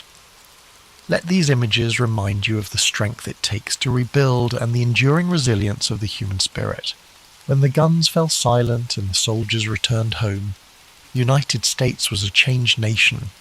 The Civil War had been a crucible, testing the very foundation of the country and reshaping its identity forever. Though the fighting was over, the legacy of this monumental conflict continued to echo through the generations, shaping the path forward for a fractured but hopeful nation. One of the most profound outcomes of the war was the abolition of slavery. The Emancipation Proclamation had begun this process, but it was the 13th Amendment, ratified in December 1865, that formally ended the institution that had defined so much of the nation's conflict. Millions of formerly enslaved people began new lives, but the road ahead was steep. The promises of freedom were met with resistance, and the Reconstruction era revealed just how deep the division still ran. The war also redefined the relationship between the states and the federal government. No longer would the question of secession hang over the Union. The victory of the North solidified the idea that the United States was not just a collection of states, but a single, indivisible nation. It was a hard-fought truth, one that cost countless lives but ultimately preserved the Union. Yet the scars of war were everywhere. The South faced immense physical and economic devastation. Cities had been reduced to rubble, and entire communities were struggling to rebuild. The loss of so many men left families broken and towns forever changed. Even in the North, where victory was celebrated, the weight of the sacrifices made was impossible to ignore. For the soldiers who fought, the war left an indelible mark. Some returned home to rebuild their lives, carrying memories of camaraderie and courage. Others bore wounds, both seen and unseen, that would shape the rest of their days. Memorials began to rise in towns across the country, honouring the fallen and reminding future generations of the cost of conflict. The Civil War also left a legacy of storytelling. Veterans shared their experiences, songs from the era became part of the cultural fabric, and writers like Walt Whitman and Ambrose Bierce captured the emotional depth of the war in poetry and prose. These stories served not only to remember, but to help a nation heal, to bridge the gaps between North and South, and to offer lessons for the future. As you reflect on the legacy of the Civil War, let the enormity of its lessons settle softly in your thoughts. Imagine the strength of a people rebuilding from such a devastating chapter, the resilience to start anew, the courage to face an uncertain future, and the hope that guided them toward a brighter horizon. Let these reflections fill you with a quiet sense of gratitude and peace. Paris in the 1920s was alive, champagne corks popping, jazz clubs buzzing, and fashionable Art Deco lights twinkling. To astute visitors, Paris offered endless possibilities. Travellers flocked to the Seine at night, British tourists with their pastel-coloured suits, American expatriates, and European industrialists with fat wallets. It was perfect for a resourceful con man with a convincing story to sell. For Victor Le Renard Le Maire, the city vibrated with cigarette smoke and colourful posters. He was not always Le Renard or in Paris. Born in a small village on the Austrian border, he was captivated by the world beyond the mountains. While other boys herded sheep, Victor watched travellers in their streamlined car. He saw that the most persuasive could sell peasants anything, from worthless medicines to bewildering life insurance. Young Victor discovered that a good tale was worth more than gold. That's when locals dubbed him Le Renard, the fox, after he exchanged worthless trinkets for a prized hunting rifle. In a village of rumours, that tale spread quickly. As a boy, he learned to shape people's perceptions to see what he wanted. By adulthood, his skill was sharp. He mastered languages, studied psychology, and honed his sophisticated demeanour. He'd earned a tidy fortune from his swindles across Europe, letter forgery, impersonating nobility at social events, and selling near-new antiques. Each time he was being investigated by the authorities, he'd vanish, reappearing in Vienna, Milan, or Berlin, a step ahead. Victor arrived in Paris following the Great War with a suitcase and a shy smile. He had settled in within a month after reading an article about the cost of keeping the Eiffel Tower standing. It was built for the World's Fair in 1889. It was costly to maintain, and some people did not appreciate its appearance. There were strong protests against its demolition, despite the fact that it was popular among visitors. Victor learned of this news. He spent days in Champs-Élysées cafes hearing conversations on city projects. He learned that bureaucratic decisions were bogged down by red tape and that the city lacked money. He considered if he persuaded someone that the government of Paris was planning to dismantle the Eiffel Tower to sell it as scrap, he could become rich. It was a wild scheme. Failure would turn him into a laughingstock. But a success was possible. Victor considered it for a night. He figured the more ridiculous the scam, the more people might be made to believe it. Who would fake the sale of France's most iconic landmark? He thought it needed high bureaucratic flair, like forged papers and stamps. Rumour and secrecy would be at his side. If he succeeded, he'd vanish, rich and legendary. He spent the next few days poring over the engineering wonder, absorbing facts such as its metal mass, elevator upkeep, and the way the tower accommodated activities ranging from tourism to radio reception. With these details, he was able to address prospective buyers with authority. He took a lavish suite at the Hôtel de Crillon, pretending to be a high-ranking official. To add authenticity to his deception, he engaged an engraver for stationery of his imaginary Ministry of Post and Telegraph, since the Eiffel Tower was also a radio centre. The last touch put him in official mode. Paris, for all its beauty, also had its share of opportunistic entrepreneurs. There were whispers that a government minister was looking discreetly for a private investor in a secret project. The city did not want to face the public outcry of cancelling the tower, so this transaction had to be kept quiet. Everything was ready by the time Victor was prepared. It was such a warm spring afternoon that Victor was at a sidewalk cafe facing the Madeleine, scanning a list of buyers, ambitious, greedy-eyed men in the metal industry. His informant had told him they would stop at nothing to gain inside information on a city contract, no matter how sleazy. Breathing deeply of the scent of warm croissants and enjoying the hush as upscale Parisians walked past, Victor was filled with confidence. He could practically feel his win. He was more than a criminal in his own eyes. He was a performer with a bigger act than ordinary morals. He finished his coffee, concealed his notes, and rose to his feet. The greatest scam of his life was ready to start. Victor began by sending elegantly handwritten invitations on forged ministry stationery to half a dozen influential scrap metal merchants. He requested their presence at the prestigious Hôtel de Crillon for a most confidential discussion of national importance.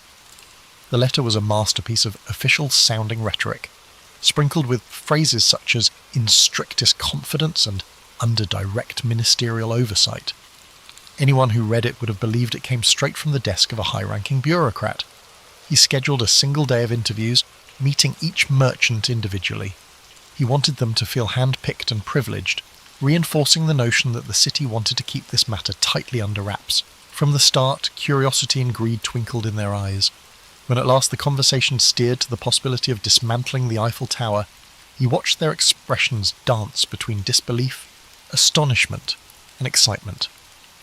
Victor's calmly stated reasoning was that the maintenance fees had become prohibitive, and certain parties in government felt the tower no longer served its original purpose. To all of them, he leaked the same inside track. The city would soon finalise a discreet agreement for the tower's metal, but public backlash was a real concern. The city planned to avoid any uproar by finalising the deal quickly, so confidentiality was paramount. By the time the meeting ended, each merchant was fully enthralled. Victor had left them with the impression that they were among the few chosen to bid on the opportunity. Their own imaginations did much of the work from there, conjuring up fantasies of staggering profit. However, Victor soon identified a prime mark, André Dubois, a mid-level scrap metal businessman whose ambition often overshadowed his common sense. Dubois was known to be insecure about his place among the big players in the industry. If he could land a deal that secured him exclusive rights to the Eiffel Tower's metal, he believed he'd rise overnight into an elite echelon. Victor noticed how Dubois always asked breathlessly about the possibility of special consideration, a subtle hint that he might pay extra for preferential treatment. That was precisely the attitude Victor needed. After a few days of tantalising phone calls and cryptic notes, Victor invited Dubois to tour the Eiffel Tower with him in person. For added realism, Victor booked a chauffeur-driven car to pick up Dubois. Both men sat in the back seat, forging an atmosphere of clandestine camaraderie. As they approached the landmark, Victor gestured toward it as if it were an aging beast about to be put down.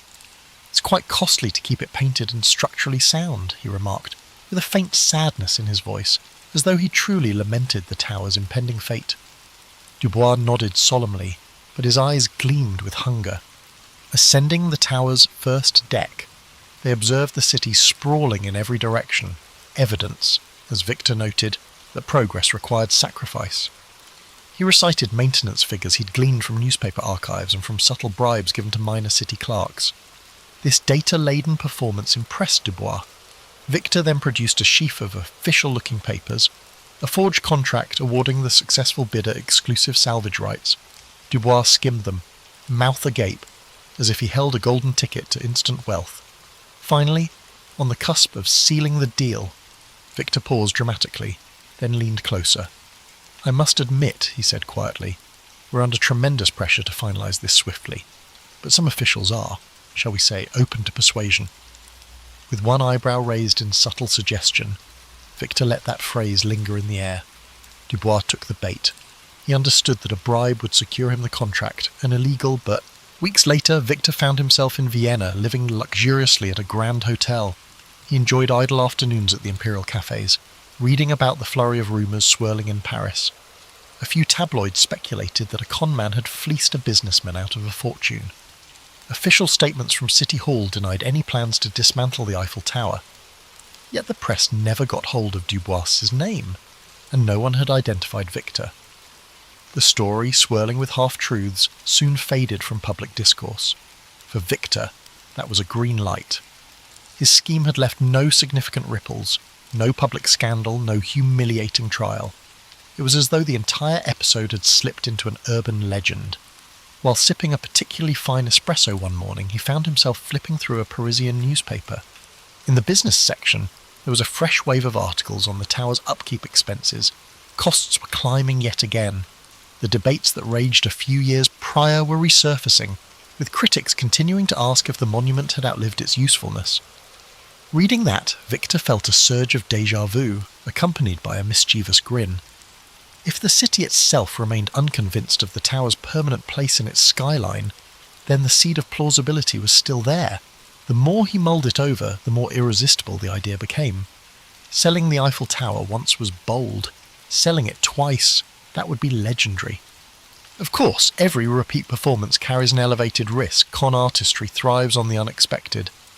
Victor was no stranger to the concept that lightning rarely strikes the same place twice. And yet, as he weighed his options, he recognised one key advantage. The first victim, Dubois, never went public. The scheme was still cloaked in rumour. Furthermore, the ephemeral nature of public memory in a bustling city like Paris worked in his favour. People had moved on to the next scandal. Victor decided that with a few adjustments, the plan could work again. He returned to Paris incognito, adopting the persona of a minor diplomat from a small Eastern European country. He took a suite at a different upscale hotel near the Opéra Garnier, careful not to retrace his steps exactly. He updated his forged documents, upgrading his fictitious role to an intergovernmental liaison dealing with municipal real estate transitions. This time, his approach would be more polished, more exclusive. He planned to target even wealthier players, men with deeper pockets and even greater appetites for risk. The second attempt began with the same formula. Elegantly worded letters on official-looking stationery, discreet appointments scheduled in lavish hotel lounges, and hushed talk of a sensitive government project. Yet the potential buyers this time were fewer, and Victor was more selective. At one meeting in a private parlour, he addressed 3 men together, an unusual choice for him.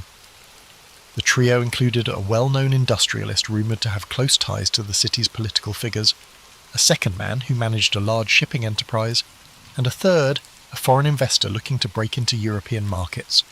Victor carefully balanced the discussion, letting just enough details slip to convince them that the city's patience with the Eiffel Tower was running thin. But if the first sale had gone astonishingly smooth, the second was fraught with unexpected snags. One of the potential buyers was far more astute than Victor anticipated. This man, Claude Fournier, had a reputation for sniffing out underhanded deals. At the meeting, Fournier didn't flinch when Victor presented the rationale for dismantling the tower. Instead, he politely asked for references and official documentation. There was a certain sharpness in his eyes that made Victor uneasy. Still, Victor handed over his forged credentials without hesitation, offering carefully rehearsed explanations. Fournier accepted them with a practiced smile that revealed nothing. A day later, however, Victor discovered that Fournier had asked around about him, discreetly inquiring among local bureaucrats to confirm the authenticity of the liaison role. None of them, of course, recognized the name. A city clerk, already suspicious about a foreigner asking pointed questions, apparently alerted a friend in the police. Victor learned of this through his network of informants, petty forgers, streetwise doormen, and an occasional mistress or two. The rumour suggested that the police had begun quietly investigating a man posing as a city official peddling a contract tied to the Eiffel Tower. For the first time in his career, Victor felt the heat close in.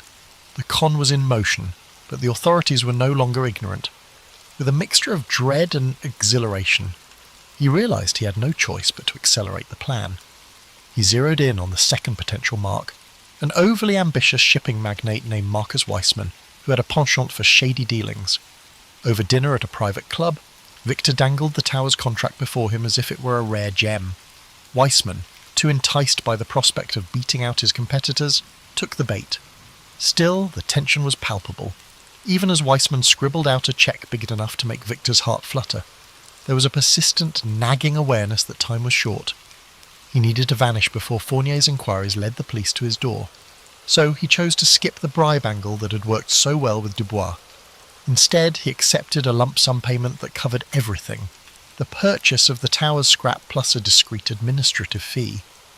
Weissman assumed that the simpler the transaction, the less likely it would be detected. Late that night, under the cover of darkness, Victor slipped out of his hotel.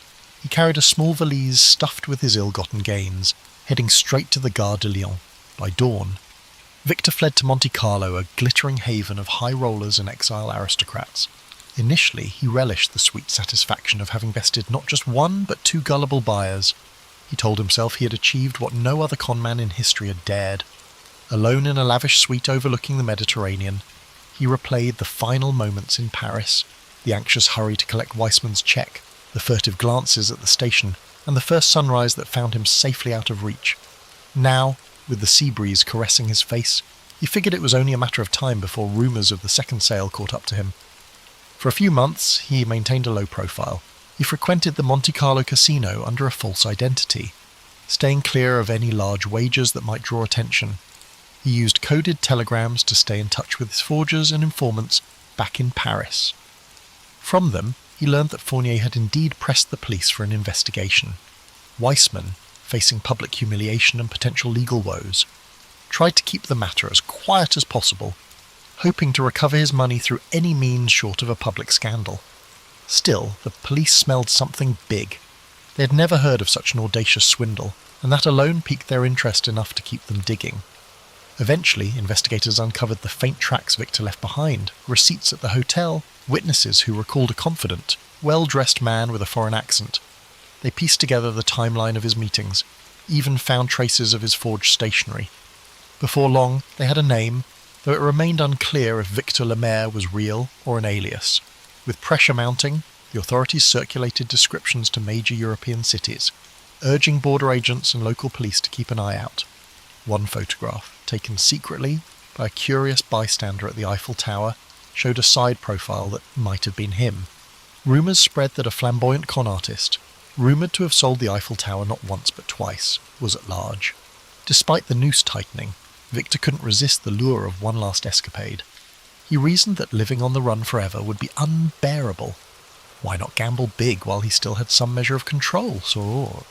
One evening at the casino, dressed in a crisp dinner jacket, swirling a glass of fine cognac, he sat at a roulette table. In a dramatic flourish, he placed a small fortune on a single bet. It was uncharacteristic of him to risk real money on chance. He usually preferred to rig the odds through manipulation. But something inside him craved the adrenaline rush. The wheel spun, heart pounding. He watched the tiny ball bounce from slot to slot. When it finally settled, it landed on red, a loss for Victor's black bet. Though it was only a fraction of his earnings, the defeat seemed like an omen. For a moment, he stared at the chipped green felt of the table, the croupier's polite nod indicating the end of the bet. In that instant, a seed of doubt sprouted in Victor's mind. Was his luck running out?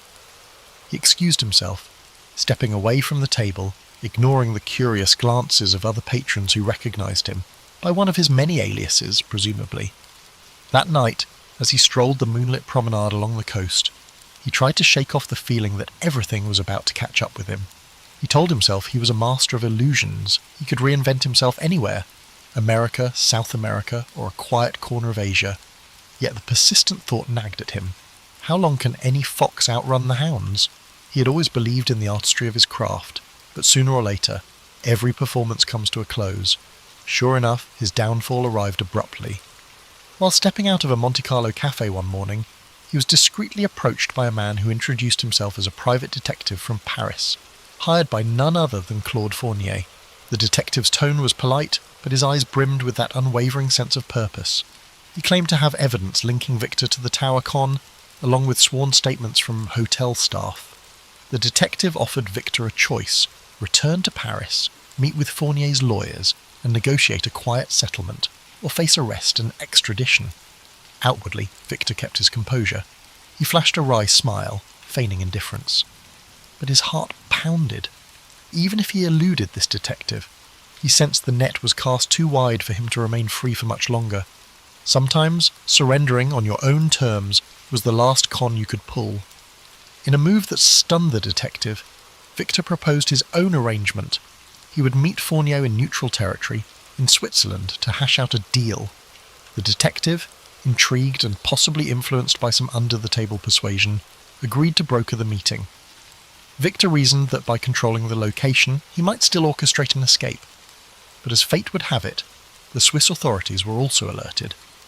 When Victor arrived, plainclothes officers appeared from the shadows, swiftly taking him into custody. His arrest was a quiet affair, overshadowed by bigger global events. Still, word spread among the underworld. The man who sold the Eiffel Tower twice had finally met his match. There was no dramatic public trial in France. Instead, in backroom negotiations to avoid an international scandal, a deal was reached. Some said Fournier and Weissman recouped a fraction of their losses, and the French government, stung by embarrassment, preferred to hush up the matter. Victor was quietly sentenced for fraud under an assumed name, but the legend endured in hushed whispers for decades. Rarely did anyone speak of his fate. Some claimed he escaped from prison using forged documents, vanishing into the night. Others insisted he served his time, only to emerge a changed man. Either way, in the smoky corners of certain Parisian cafes, old-timers still tell the tale with a gleam in their eyes. The man who dared to sell the Eiffel Tower, not once, but twice. It remains a testament to the power of audacity, the allure of ambition, and the strange truth that the bigger the lie, the more people want to believe it. And so the story endures, a monument to the enduring thrill of a great impossible scam. The Battle of Gettysburg began on the morning of July 1st, 1863. It was a warm summer day, the kind where the golden light of dawn touched the fields and forests with a serene glow. But the tranquility of the Pennsylvania countryside would soon be shattered by the thunder of battle. This clash was not merely another skirmish in the long and bloody conflict of the Civil War. It was a turning point, a moment where the fate of the Union and the Confederacy hung precariously in the balance. General Robert E. Lee, commanding the Confederate Army of Northern Virginia, had set his sights on a bold invasion of the North. His army, emboldened by a string of victories, marched into Pennsylvania with the hope of striking a decisive blow that would force the Union to sue for peace. Lee's strategy was not just about military conquest. It was about shaking the Northern resolve, bringing the war to Union soil, and perhaps swaying foreign powers to recognize the Confederacy. On the Union side, General George G. Meade had recently taken command of the Army of the Potomac. His task was daunting, to stop Lee's advance and protect the Union's heartland. The soldiers under his command were weary from years of conflict, but their resolve to defend their homeland and preserve the Union burned brightly. The two armies converged near the small town of Gettysburg, a place of rolling hills, fertile farmland, and winding roads. It was an unlikely setting for one of the most significant battles in American history. On the first day, the fighting began west of the town, as Confederate forces encountered Union cavalry.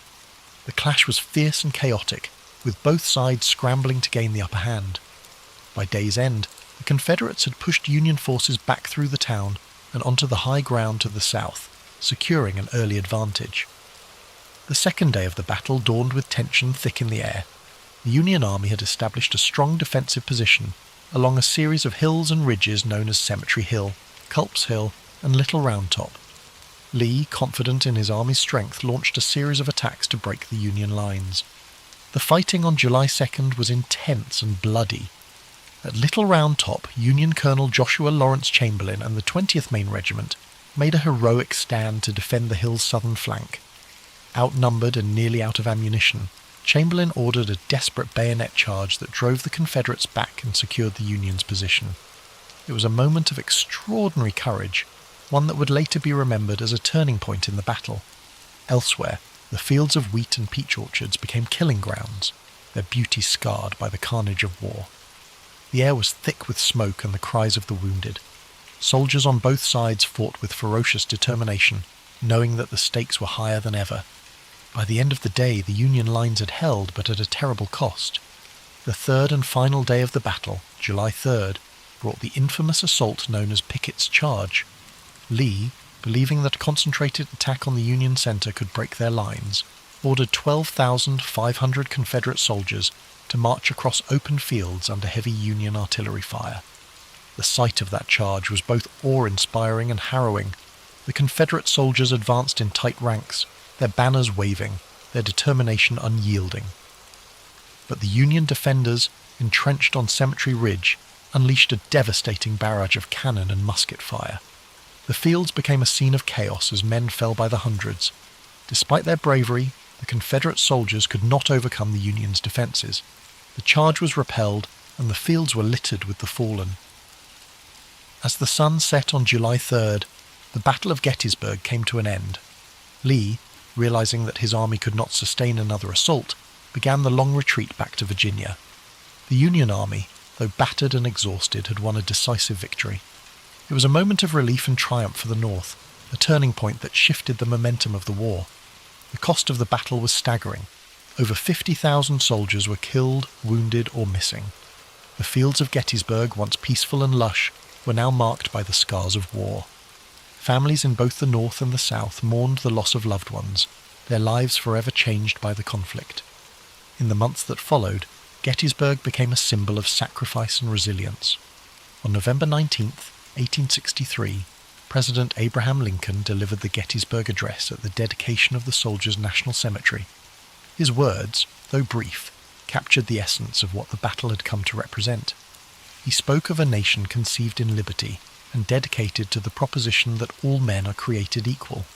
He reminded the audience that the soldiers who had fought and died at Gettysburg had done so to ensure that freedom and democracy would endure. The Battle of Gettysburg remains one of the most studied and remembered events in American history. It was a moment of profound struggle and sacrifice, a reminder of the costs of war and the resilience of the human spirit. The bravery of the soldiers on both sides, their dedication to their causes, and the impact of their actions continue to echo through time. As you drift into sleep, let the story of Gettysburg fill your mind with a sense of reverence and reflection. Imagine the stillness of the fields after the battle, the quiet wind carrying the memory of those who fought and fell. Feel the weight of their sacrifice, but also the hope that their struggle helped to shape a better future. The aftermath of the Battle of Gettysburg left an indelible mark, not only on the landscape of Pennsylvania, but also on the hearts and minds of the American people. The quiet town that had seen a horrific convergence of armies now bore the weight of countless graves, hastily dug for the fallen soldiers. The once lush fields, orchards, and rolling hills were now etched with scars of war, trenches, shattered fences, and abandoned artillery. In the days immediately following the battle, the townspeople of Gettysburg rose to meet the grim reality of what had unfolded. Civilians who had sought shelter during the 3 days of fighting now ventured out to help the wounded and dying. Homes, barns, and churches were transformed into makeshift hospitals. Women, men, and even children worked tirelessly to bring comfort to soldiers, regardless of the uniforms they wore. The lines of battle blurred in the face of shared humanity. Doctors and nurses were overwhelmed by the sheer number of wounded. Medical supplies were scarce, and the knowledge of sanitation was rudimentary at best. Despite the primitive conditions, countless acts of compassion unfolded as townspeople did what they could to save lives or bring solace to those whose time was short. As the Confederate army retreated southward, General Lee bore the burden of his army's defeat. The invasion of the North had failed, and the high hopes of a quick victory and a potential peace agreement were dashed.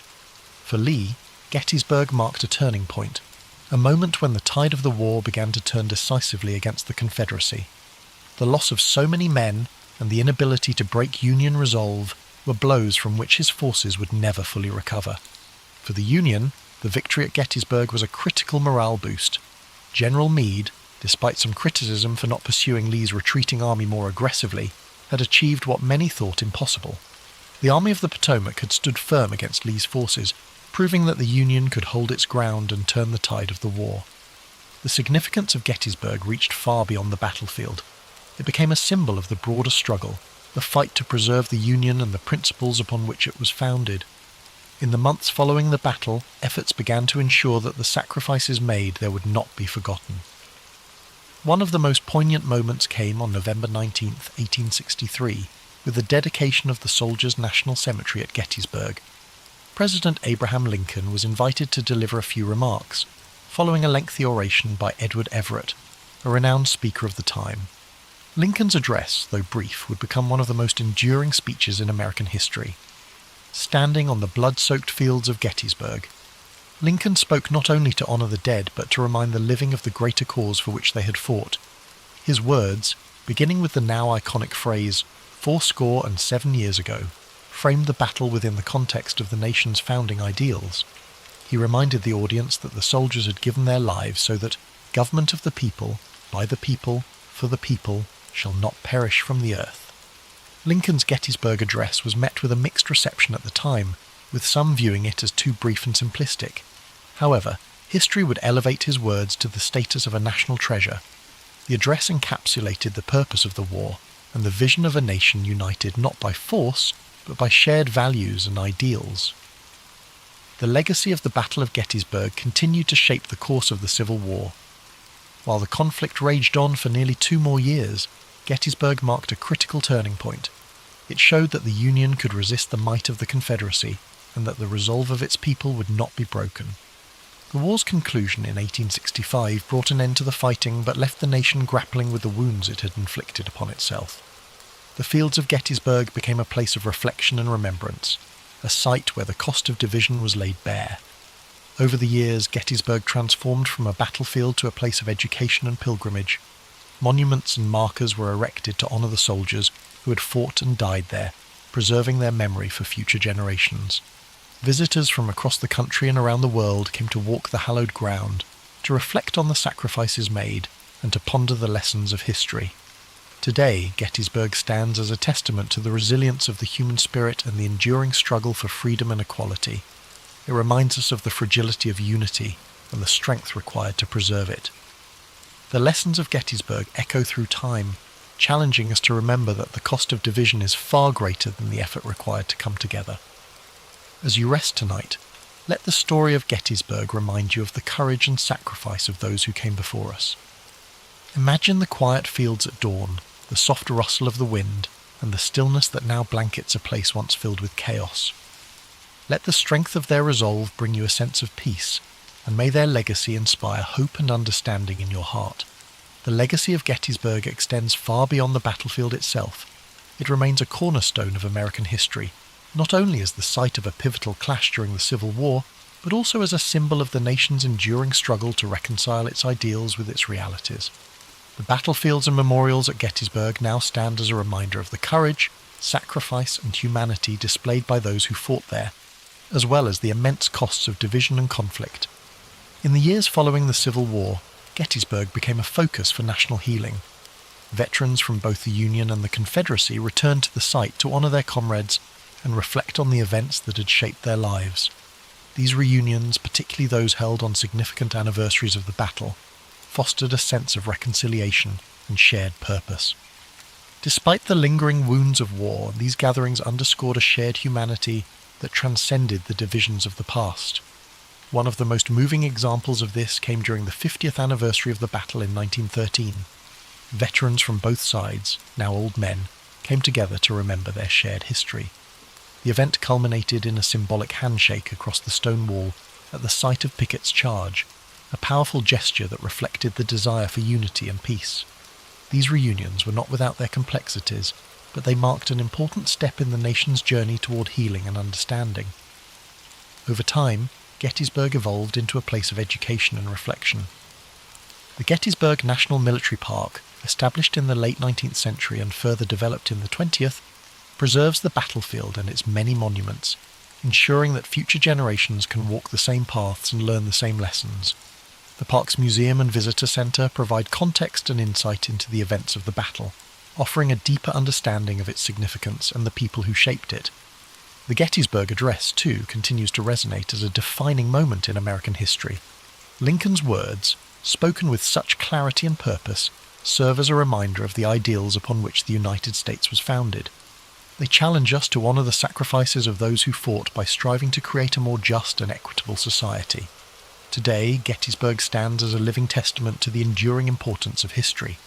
It draws visitors from across the globe who come to honour the past, reflect on the present, and consider the future. The battlefield, with its rolling hills, stone walls, and quiet woods, invites contemplation. Walking its paths, one cannot help but feel a connection to the stories of those who stood there, to the bravery and determination that defined them, and to the lessons they left behind. The Battle of Gettysburg teaches us that even in the darkest times, there is hope for redemption, for reconciliation, and for a brighter tomorrow. It reminds us of the costs of division and the strength required to build unity. It challenges us to live up to the ideals of liberty and equality, to honour the sacrifices of those who came before us by working to create a better world. As you settle into rest tonight, let the story of Gettysburg fill your heart with a sense of reflection and gratitude. Picture the fields bathed in the soft light of the setting sun, the gentle rustle of leaves in the breeze, and the quiet peace that now blankets the land. Let the echoes of courage and sacrifice guide your thoughts, and may their legacy inspire hope and understanding in your dreams. The story of Gettysburg is not only about the battle itself, but also about the enduring lessons it offers. It is a story of courage under fire, of ordinary people facing extraordinary challenges, and of a nation striving to find its way through the darkness of conflict. Gettysburg reminds us that history is not just a series of dates and events, but a tapestry of human experience, woven with threads of sacrifice, resilience, and hope. As we reflect on Gettysburg, we are reminded of the power of unity and the dangers of division. The Civil War, of which Gettysburg was a turning point, was born out of deep-seated disagreements and unresolved tensions. The soldiers who fought at Gettysburg came from different walks of life, different regions and different perspectives, but they shared a common humanity. Their bravery and sacrifice speak to the strength of the human spirit, even in the face of unimaginable hardship. In the years following the battle, the memory of Gettysburg became a source of inspiration for those working to rebuild and reconcile a fractured nation. The scars of war ran deep, but so too did the determination to heal. Gettysburg became a symbol of what could be achieved when people came together to confront their shared challenges and embrace their common humanity. The stories of the individuals who fought at Gettysburg add depth and texture to the history of the battle. From generals like Robert E. Lee and George Meade, whose decisions shaped the course of the conflict, to the rank-and-file soldiers who carried out those orders with bravery and resolve, each story adds a layer of understanding to the larger narrative. These men, from both the Union and Confederate armies, faced unimaginable adversity with courage and dignity. One of the most enduring legacies of Gettysburg is its role in shaping the collective memory of the Civil War. The battlefield, now a serene and solemn place, serves as a reminder of the costs of war and the value of peace. Monuments and markers dot the landscape, each telling a story of the men who fought and the sacrifices they made. Visitors to Gettysburg are often struck by the quiet beauty of the place, a stark contrast to the violence that once engulfed it. The Gettysburg Address, delivered by President Lincoln just months after the battle, continues to resonate as a call to action and a statement of purpose. Lincoln's words remind us of the importance of dedication, of recommitting ourselves to the principles of freedom and equality. His speech, though brief, captures the essence of what Gettysburg represents, not just a battle, but a turning point in the ongoing struggle to create a more perfect union. Today, Gettysburg remains a place of pilgrimage for those seeking to understand the complexities of the past and draw inspiration for the future. The stories of those who fought there, the lessons of unity and perseverance, and the enduring call to honour their sacrifices continue to guide us. Gettysburg is not just a place on a map, it is a symbol of resilience, a reminder of what we can achieve when we come together to face our challenges. As you drift off to sleep tonight, let the story of Gettysburg wrap around you like a warm blanket of reflection and peace. Imagine the stillness of the battlefield at dawn, the quiet hum of nature reclaiming a place once filled with chaos. Let the courage and sacrifice of those who stood there inspire you, reminding you that even in the darkest times there is light to be found. Thank you for spending this time with us on History and Sleep. May the story of Gettysburg bring you a sense of calm, perspective and hope. Sleep well, and may your dreams be filled with peace, understanding, and the enduring strength of the human spirit. Sweet dreams. For over a millennium, Constantinople stood as a marvel of human ingenuity and resilience. Perched strategically at the crossroads of Europe and Asia, its location made it a hub for trade, culture, and power. The city's imposing walls, originally constructed by Emperor Theodosius II in the 5th century, were considered nearly impregnable. These triple-layered fortifications, stretching for miles, were the pride of the Byzantine Empire and the bane of invaders. By the mid-15th century, however, the Byzantine Empire was a shadow of its former self, reduced to the city of Constantinople and a few scattered territories. The once mighty empire that had ruled vast regions now found itself encircled by the rising power of the Ottoman Empire. To the east, Sultan Mehmed II, an ambitious and brilliant leader, had set his sights on conquering the city, seeing it as the key to solidifying his rule and expanding his domain. Inside the walls of Constantinople, Emperor Constantine XI Palaiologos faced an uncertain future. With only a few thousand defenders, comprised of weary Byzantine soldiers, and a handful of foreign allies, the city was woefully underprepared for the onslaught that loomed. Supplies were dwindling, and the population, though fiercely loyal, lived under the constant shadow of impending doom. Yet, despite the odds, the emperor refused to surrender. He was determined to fight to the end. As the Ottomans prepared for their siege, they brought with them an arsenal unlike anything the world had seen before. Among their weapons was a massive cannon, constructed by a Hungarian engineer named Orban. This cannon, capable of hurling enormous stone projectiles, was designed to breach even the strongest walls. The Ottomans also amassed a fleet to blockade the city by sea, ensuring that no reinforcements or supplies could reach the defenders.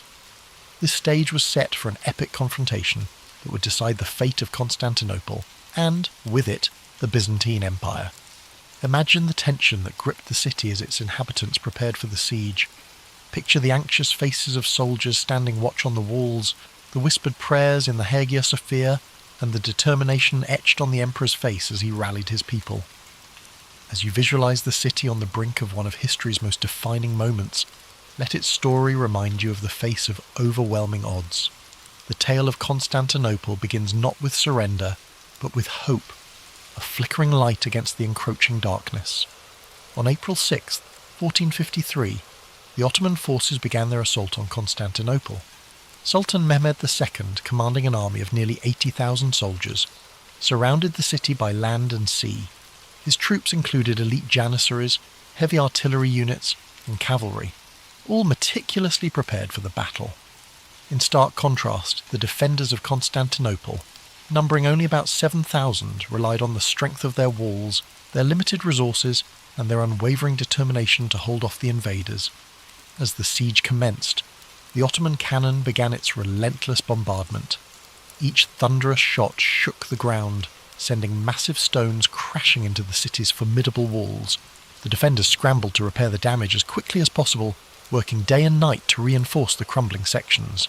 Yet, despite the damage, the walls of Constantinople held firm, frustrating the attackers and delaying their advance.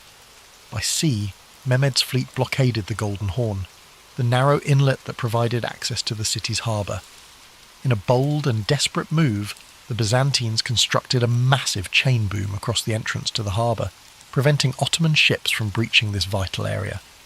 For weeks, the two sides engaged in fierce skirmishes on the water, with neither gaining a decisive advantage.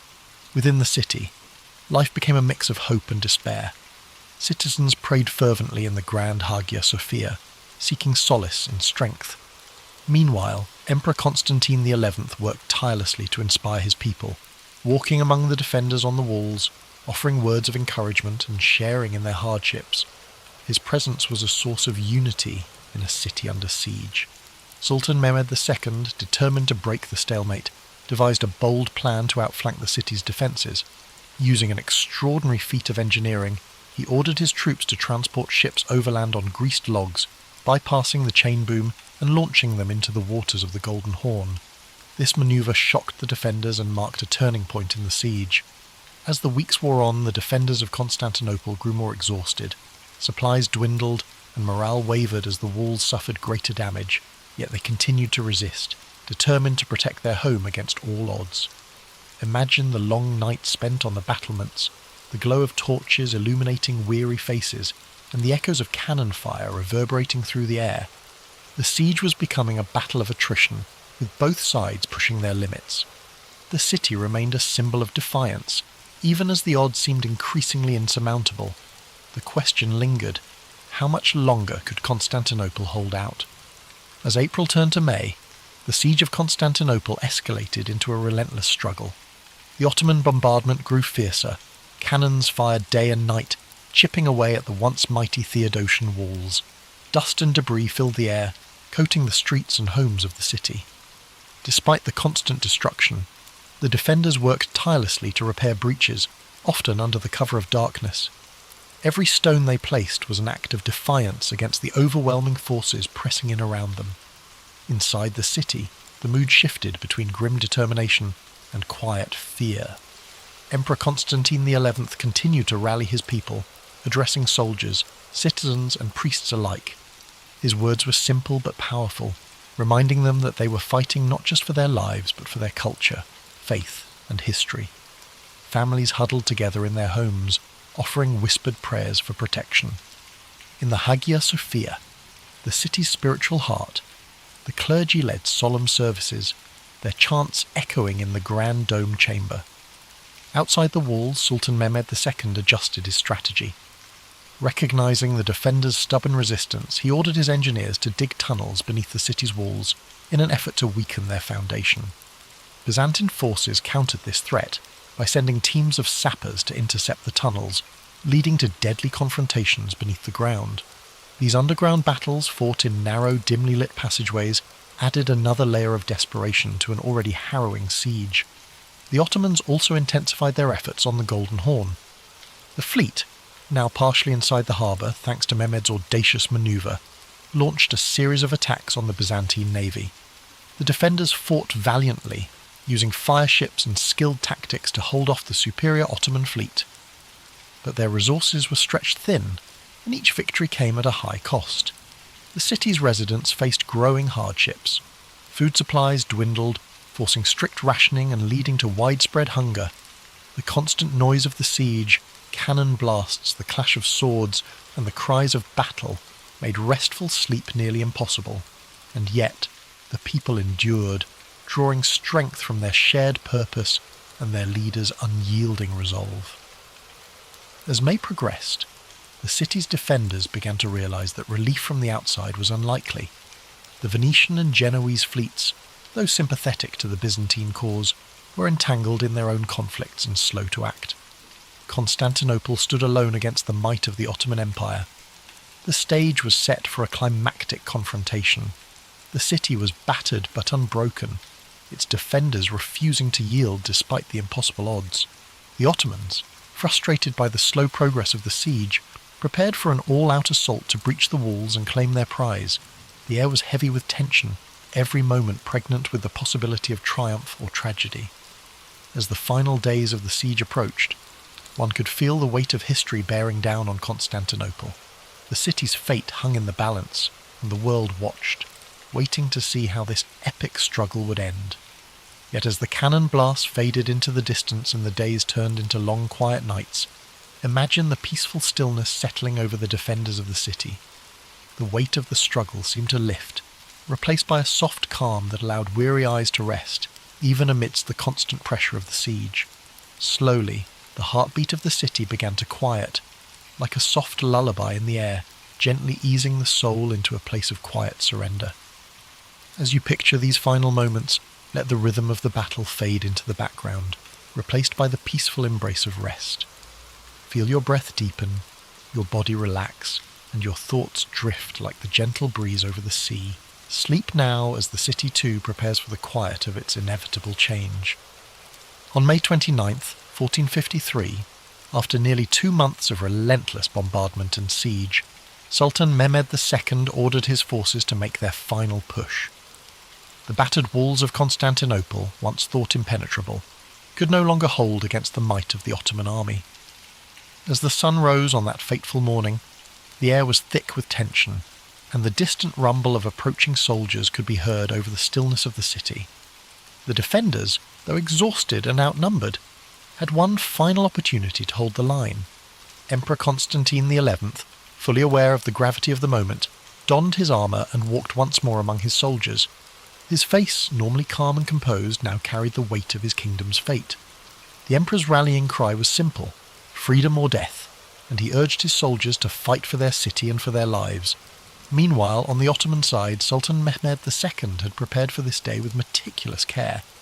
His engineers worked tirelessly to breach the walls using battering rams, and his elite Janissary troops positioned themselves to take the city by force.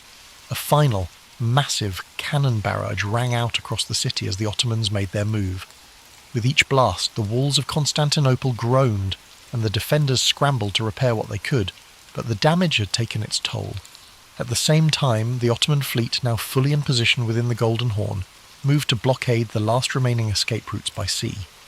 Constantinople, once a beacon of power and culture, was now a city trapped. Its streets, filled with the sounds of combat, became narrow avenues of despair and defiance. As the battle raged in the city, the defenders fought valiantly, but it was clear that the odds were stacked against them. The walls were crumbling. The artillery had breached a gap large enough for the Ottoman forces to swarm in. The fighting grew fiercer, house by house, street by street, as the city's residents and soldiers tried to push back the invaders, but there were too many Ottomans, and their determination to conquer the city was overwhelming. As the day wore on, the fate of Constantinople was sealed. By afternoon, the Ottomans had broken through the walls, and the city began to fall. Emperor Constantine XI, realizing that the end was near, fought bravely until the very last. But when the Ottoman forces entered the city, they found no mercy. The city was overrun, and its defenders, exhausted and outnumbered, were either captured or slain. The fall of Constantinople was not just the fall of a city, it was the end of an era. The Byzantine Empire, which had once been a powerful force in Europe and Asia, was no more. The city, now in Ottoman hands, would be renamed Istanbul and become the new capital of the Ottoman Empire. As you reflect on the fall of this great city, imagine the silence that followed the chaos of battle. The cries of the defeated soldiers faded into quiet, and the city, now under new rule, began its transformation. The once grand buildings, the churches, and the bustling marketplaces were left to be reborn into something new. Let the stillness of this moment wash over you, as the world that once was fades away, and a new world takes its place. As you feel the weight of this chapter settle into the quiet of the night, let the sounds of the world outside fade into a soft background hum. Close your eyes and feel the peace of history unfolding, letting the past gently drift away. Sleep now, as time itself slows, and the city's story becomes a part of your dreams. The fall of Constantinople marked the end of one era and the beginning of another, reverberating far beyond the walls of the ancient city. As the Ottomans took control, they reshaped not only the city's physical appearance, but also its cultural, political, and religious landscape. The Byzantine Empire, which had once been the protector of Christian Orthodox traditions, was gone. The city of Constantinople, now Istanbul, would become the heart of a new empire, the Ottoman Empire, bringing with it a wave of change that would echo through history for centuries. The fall of Constantinople was a pivotal moment for Europe, signalling the end of the medieval period and the start of the Renaissance. With the loss of one of the most important Christian cities, scholars, artisans, and intellectuals fled to the west, carrying with them priceless knowledge and manuscripts. The Greeks, who had lived under Byzantine rule for generations, brought their learning to places like Florence, Venice, and Rome. The rediscovery of classical texts and ancient Greek philosophy fueled the Renaissance, sparking a new era of intellectual and artistic flourishing. But the impact of the city's fall was not just felt in the West. For the Ottomans, capturing Constantinople was a moment of immense pride and significance. Sultan Mehmed II, now known as the Conqueror, solidified his legacy and the Ottoman Empire's power. He established a new capital that would rival all other cities in the world, renaming it Istanbul, and began transforming it into a thriving metropolis. The Hagia Sophia, once a Christian cathedral and a symbol of Byzantine glory, was converted into a mosque, and the city's skyline would be dominated by the grand minarets of Ottoman mosques. The Ottomans also began to expand their empire, pushing further into Europe, Asia, and Africa. Constantinople's fall opened up new trade routes and positioned the Ottomans as the dominant force in the eastern Mediterranean. The city's strategic location between Europe and Asia gave the Ottomans control of crucial land and sea trade routes, further strengthening their empire. In the centuries that followed, the legacy of Constantinople would continue to shape the world. For the East, it became a symbol of Ottoman strength and prosperity.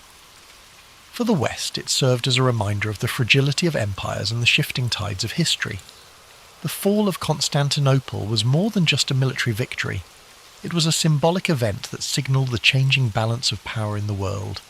As you reflect on the long-reaching consequences of this moment in history, imagine how the passing of centuries can transform a city, how the echoes of one era can reverberate into the next. Feel the calmness of time moving forward, each breath slower as you let the weight of these changes settle into your thoughts. The past is a river, constantly flowing, and Constantinople's fall was but one ripple in the vast current of history. Let this ripple guide you into a peaceful place of reflection, where the weight of time and change lifts, and you feel the peace of quiet understanding. Though the city of Constantinople fell to the Ottomans in 1453, the spirit of its ancient civilization would never be fully extinguished. The echoes of its grandeur, its wisdom, and its role as the crossroads of empires resonated through time. The Byzantines, though defeated, had left an indelible mark on the world. The artifacts, the knowledge, and the stories of their culture continued to influence not only the Ottomans, but the entire world for generations. Even the name Constantinople itself would live on in the hearts of those who revered its history. For the Ottomans, the transformation of the city into Istanbul was more than a conquest. It was a blending of two worlds. The Greek Orthodox and Christian heritage of Constantinople mixed with the Islamic Ottoman culture, creating a rich and diverse society that would flourish for centuries. The city's iconic Hagia Sophia, once a Christian church, stood as a testament to this blending, a symbol of the city's enduring beauty and the confluence of different faiths, traditions and ideas. Over time, Istanbul would become a global hub for art, science and trade, fostering an environment where diverse cultures and ideas could meet. Scholars, artists and merchants from all corners of the world passed through the city, contributing to its ongoing legacy as a place of knowledge and exchange. As you reflect on the lasting impact of Constantinople, imagine how the quiet passage of time can allow a city's legacy to endure long after its walls have crumbled. The stories of Constantinople's rise, its cultural riches, and its eventual fall are woven into the fabric of history. And just as the city evolved, so did the stories of the people who lived there, stories that still inspire awe and contemplation today. Now, as the quiet night settles in, let yourself be carried away by the soft waves of time. The distant sounds of the past are now mere whispers in the night, fading into a calm silence. The story of Constantinople, its rise and fall, and its everlasting influence now rests softly in the back of your mind. Allow this story to guide you into a deep and peaceful rest, where the weight of history lifts and only the soothing silence remains. It is the 3rd century BCE in the ancient city of Syracuse, a bustling Greek settlement on the island of Sicily. The air is filled with the scent of the sea carried by the breeze from the nearby Mediterranean coast. The streets are alive with merchants, artisans and scholars, their voices blending into a harmonious hum. Among these people walks a young boy, his eyes bright with curiosity, his mind constantly searching for answers to questions most people do not think to ask. This boy is Archimedes. Born to a family of intellect and privilege, Archimedes' father, Phidias, is an astronomer who nurtures his son's love for learning. From a young age, Archimedes is fascinated by the world around him. The way the stars move across the night sky, the precise mechanics of gears and levers, the simple yet profound mysteries of numbers, all of these captivate his developing mind. He spends his days asking questions, pondering problems and seeking answers in the natural world. As Archimedes grows, his thirst for knowledge takes him beyond the borders of Syracuse. He travels to Alexandria in Egypt, a renowned centre of learning, home to the great library of Alexandria. Here he studies alongside the brightest minds of his time, absorbing knowledge like a sponge. He dives deep into the works of great thinkers, geometry, physics, astronomy. Each new concept fuels his passion for discovery, and his mind sharpens with each lesson learned. Upon returning to Syracuse, Archimedes dedicates himself to a life of study and invention. He spends his days in quiet contemplation, often retreating to his study or wandering the shores of the sea. His mind dances with ideas, equations, and theories. He is not concerned with wealth or fame, but with understanding the fundamental principles that govern the universe. One of his most famous discoveries begins in a moment of quiet observation. The story goes that King Hero II, ruler of Syracuse, asks Archimedes to determine whether a crown made for him is pure gold or if the goldsmith has mixed in lesser metals. Pondering this problem, Archimedes relaxes into a warm bath, the water rippling around him. As he lowers his body into the tub, he notices how the water rises, displaced by his form. In that instant, a revelation strikes him, the principle of buoyancy. He realizes that by measuring how much water an object displaces, he can determine its density and thus its purity. Overcome with excitement, he leaps from the bath and runs through the streets shouting, "Eureka! Eureka!" Greek for "I have found it." This moment, though simple, is a breakthrough in science and engineering, demonstrating Archimedes' brilliance and his ability to find solutions in the most ordinary of experiences. This principle, now known as Archimedes' principle, lays the foundation for understanding buoyancy and density, concepts that will influence science for centuries to come. Archimedes' work continues to expand. He is fascinated by the power of simple machines and begins to develop tools and mechanisms that demonstrate the incredible potential of levers, pulleys, and screws. He famously declares, "Give me a place to stand, and I will move the earth." These words reflect his deep understanding of the mechanical advantage provided by levers. He designs ingenious contraptions such as the Archimedean screw, a device used to raise water for irrigation and drainage. This invention, with its elegant spiral structure, helps farmers move water efficiently and will continue to be used for centuries in different parts of the world. Archimedes' mind does not rest. He explores the mysteries of geometry, calculating areas, volumes and surfaces with astonishing precision. He develops formulas for the areas of circles, the volumes of spheres, and the properties of parabolas. His work on the mathematics of shapes lays the groundwork for calculus, a field that will not fully develop until many centuries later. In addition to his theoretical work, Archimedes applies his knowledge to practical problems. Syracuse faces threats from rival powers, and Archimedes' inventions become tools of defense. He designs war machines, catapults, cranes, and even rumored death rays that use mirrors to focus sunlight and set enemy ships ablaze. These devices, products of his genius, help protect his city from invaders. Yet for all his achievements, Archimedes remains humble, his mind always focused on the pursuit of truth. His days are spent drawing diagrams in the sand, solving equations and pondering the mysteries of the universe. His joy lies not in the recognition of others, but in the quiet satisfaction of discovery. As you breathe deeply and slowly, imagine Archimedes in his study, the soft glow of an oil lamp illuminating the scrolls and diagrams spread before him. The gentle sound of waves drifts through an open window, a soothing rhythm that accompanies his thoughts. The air is filled with the faint scent of parchment and seawater. In this moment of stillness, there is a profound sense of peace, a quiet celebration of the mind's limitless potential. Archimedes' life, though dedicated to discovery, ends in a moment of tragic misunderstanding. During the siege of Syracuse by the Roman army, the city falls despite its defences. As the soldiers enter, Archimedes is engrossed in his work, drawing a mathematical diagram in the sand. A Roman soldier approaches him, but Archimedes, absorbed in his thoughts, asks the soldier not to disturb his circles. In a tragic instant, the soldier strikes him down, unaware of the brilliance of the man before him. But though his life is cut short, Archimedes' legacy endures. His discoveries, his inventions, and his insights into the world of mathematics and physics continue to inspire generations. His work becomes the foundation for future scientists, engineers, and thinkers, a testament to the enduring power of curiosity and intellect. As you drift further into sleep, let the story of Archimedes remind you of the beauty of exploration, the joy of discovery, and the quiet power of the mind. His life teaches us that the pursuit of knowledge, no matter how simple or complex, is a journey worth taking. Each question we ask, each problem we solve, brings us closer to understanding the wonders of the world. As you sink deeper into the gentle embrace of sleep, let the wisdom and wonder of Archimedes' life continue to guide your thoughts. His journey was one of relentless curiosity, an unquenchable thirst for understanding the mysteries of the universe. Even now, centuries later, his discoveries ripple through time, touching the modern world in ways both seen and unseen.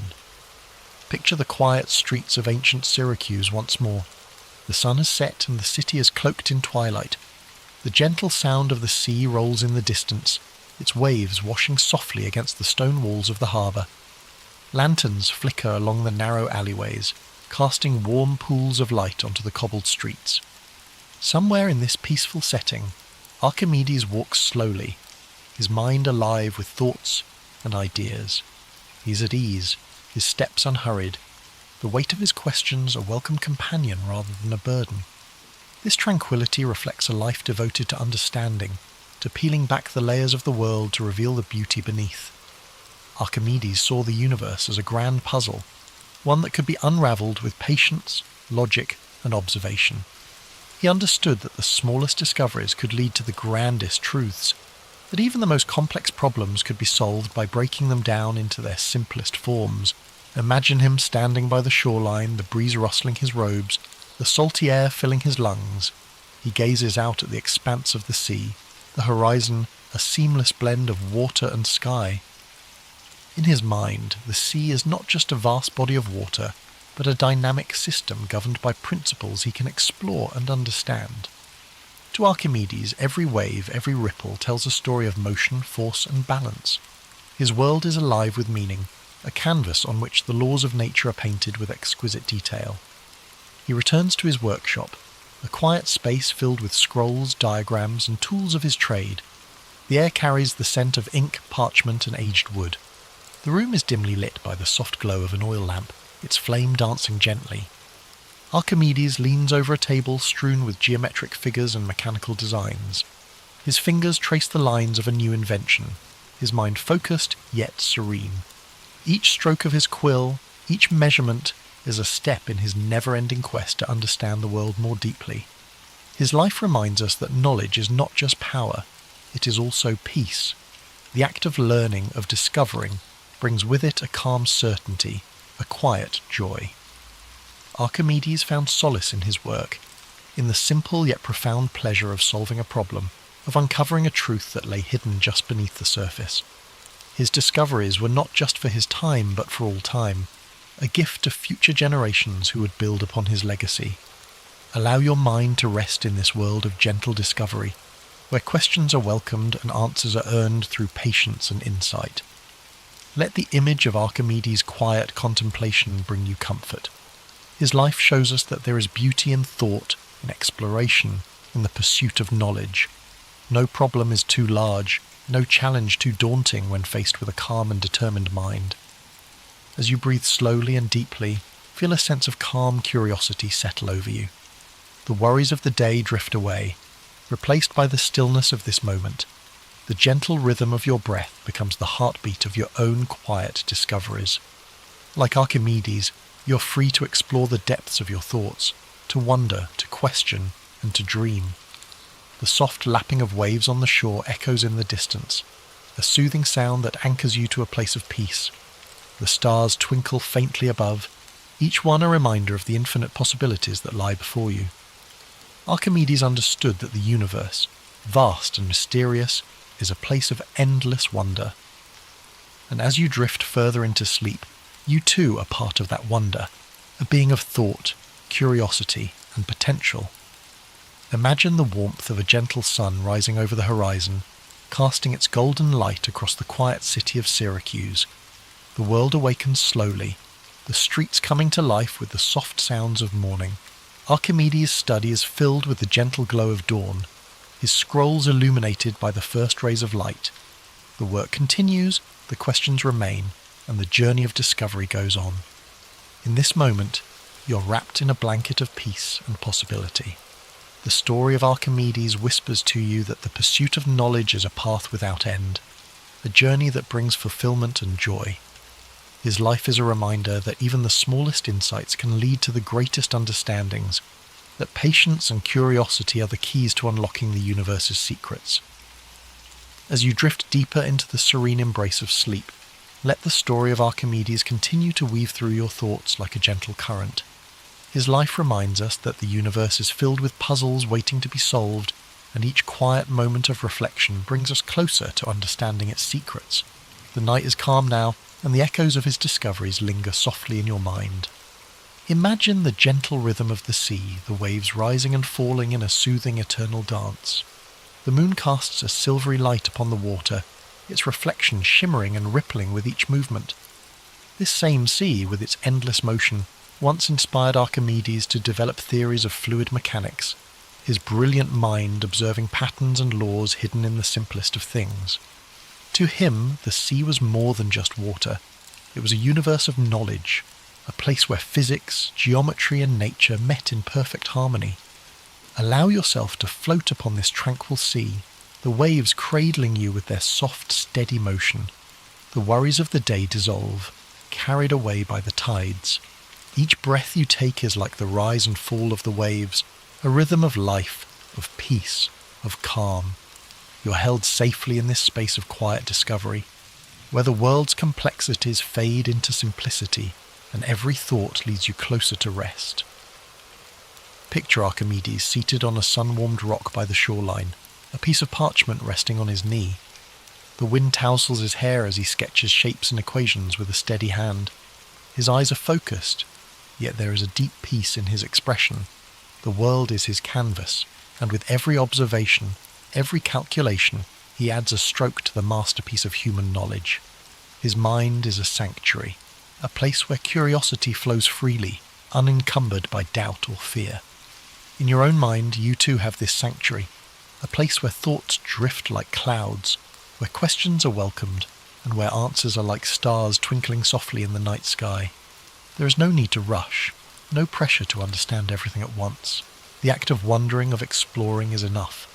This quiet space within you is a reflection of Archimedes' own calm, thoughtful mind, a place where peace and discovery coexist. As the night deepens, the sounds of Syracuse fade into stillness. The bustling markets, the clink of hammers in workshops, the calls of merchants, all grow quieter, like the world itself is gently falling asleep. The only sounds that remain are the whispering of the sea and the soft sigh of the breeze.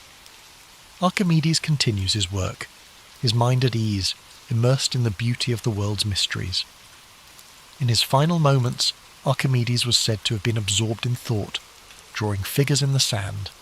Even as chaos swirled around him, his focus remained unbroken, his mind lost in contemplation.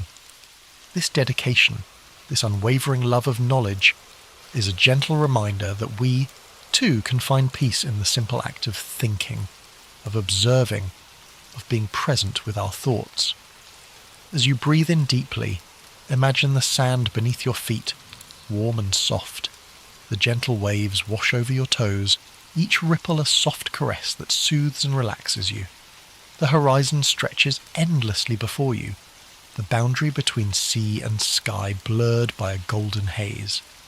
This endless horizon is like the realm of knowledge, a place where there is always more to explore, more to understand, more to discover.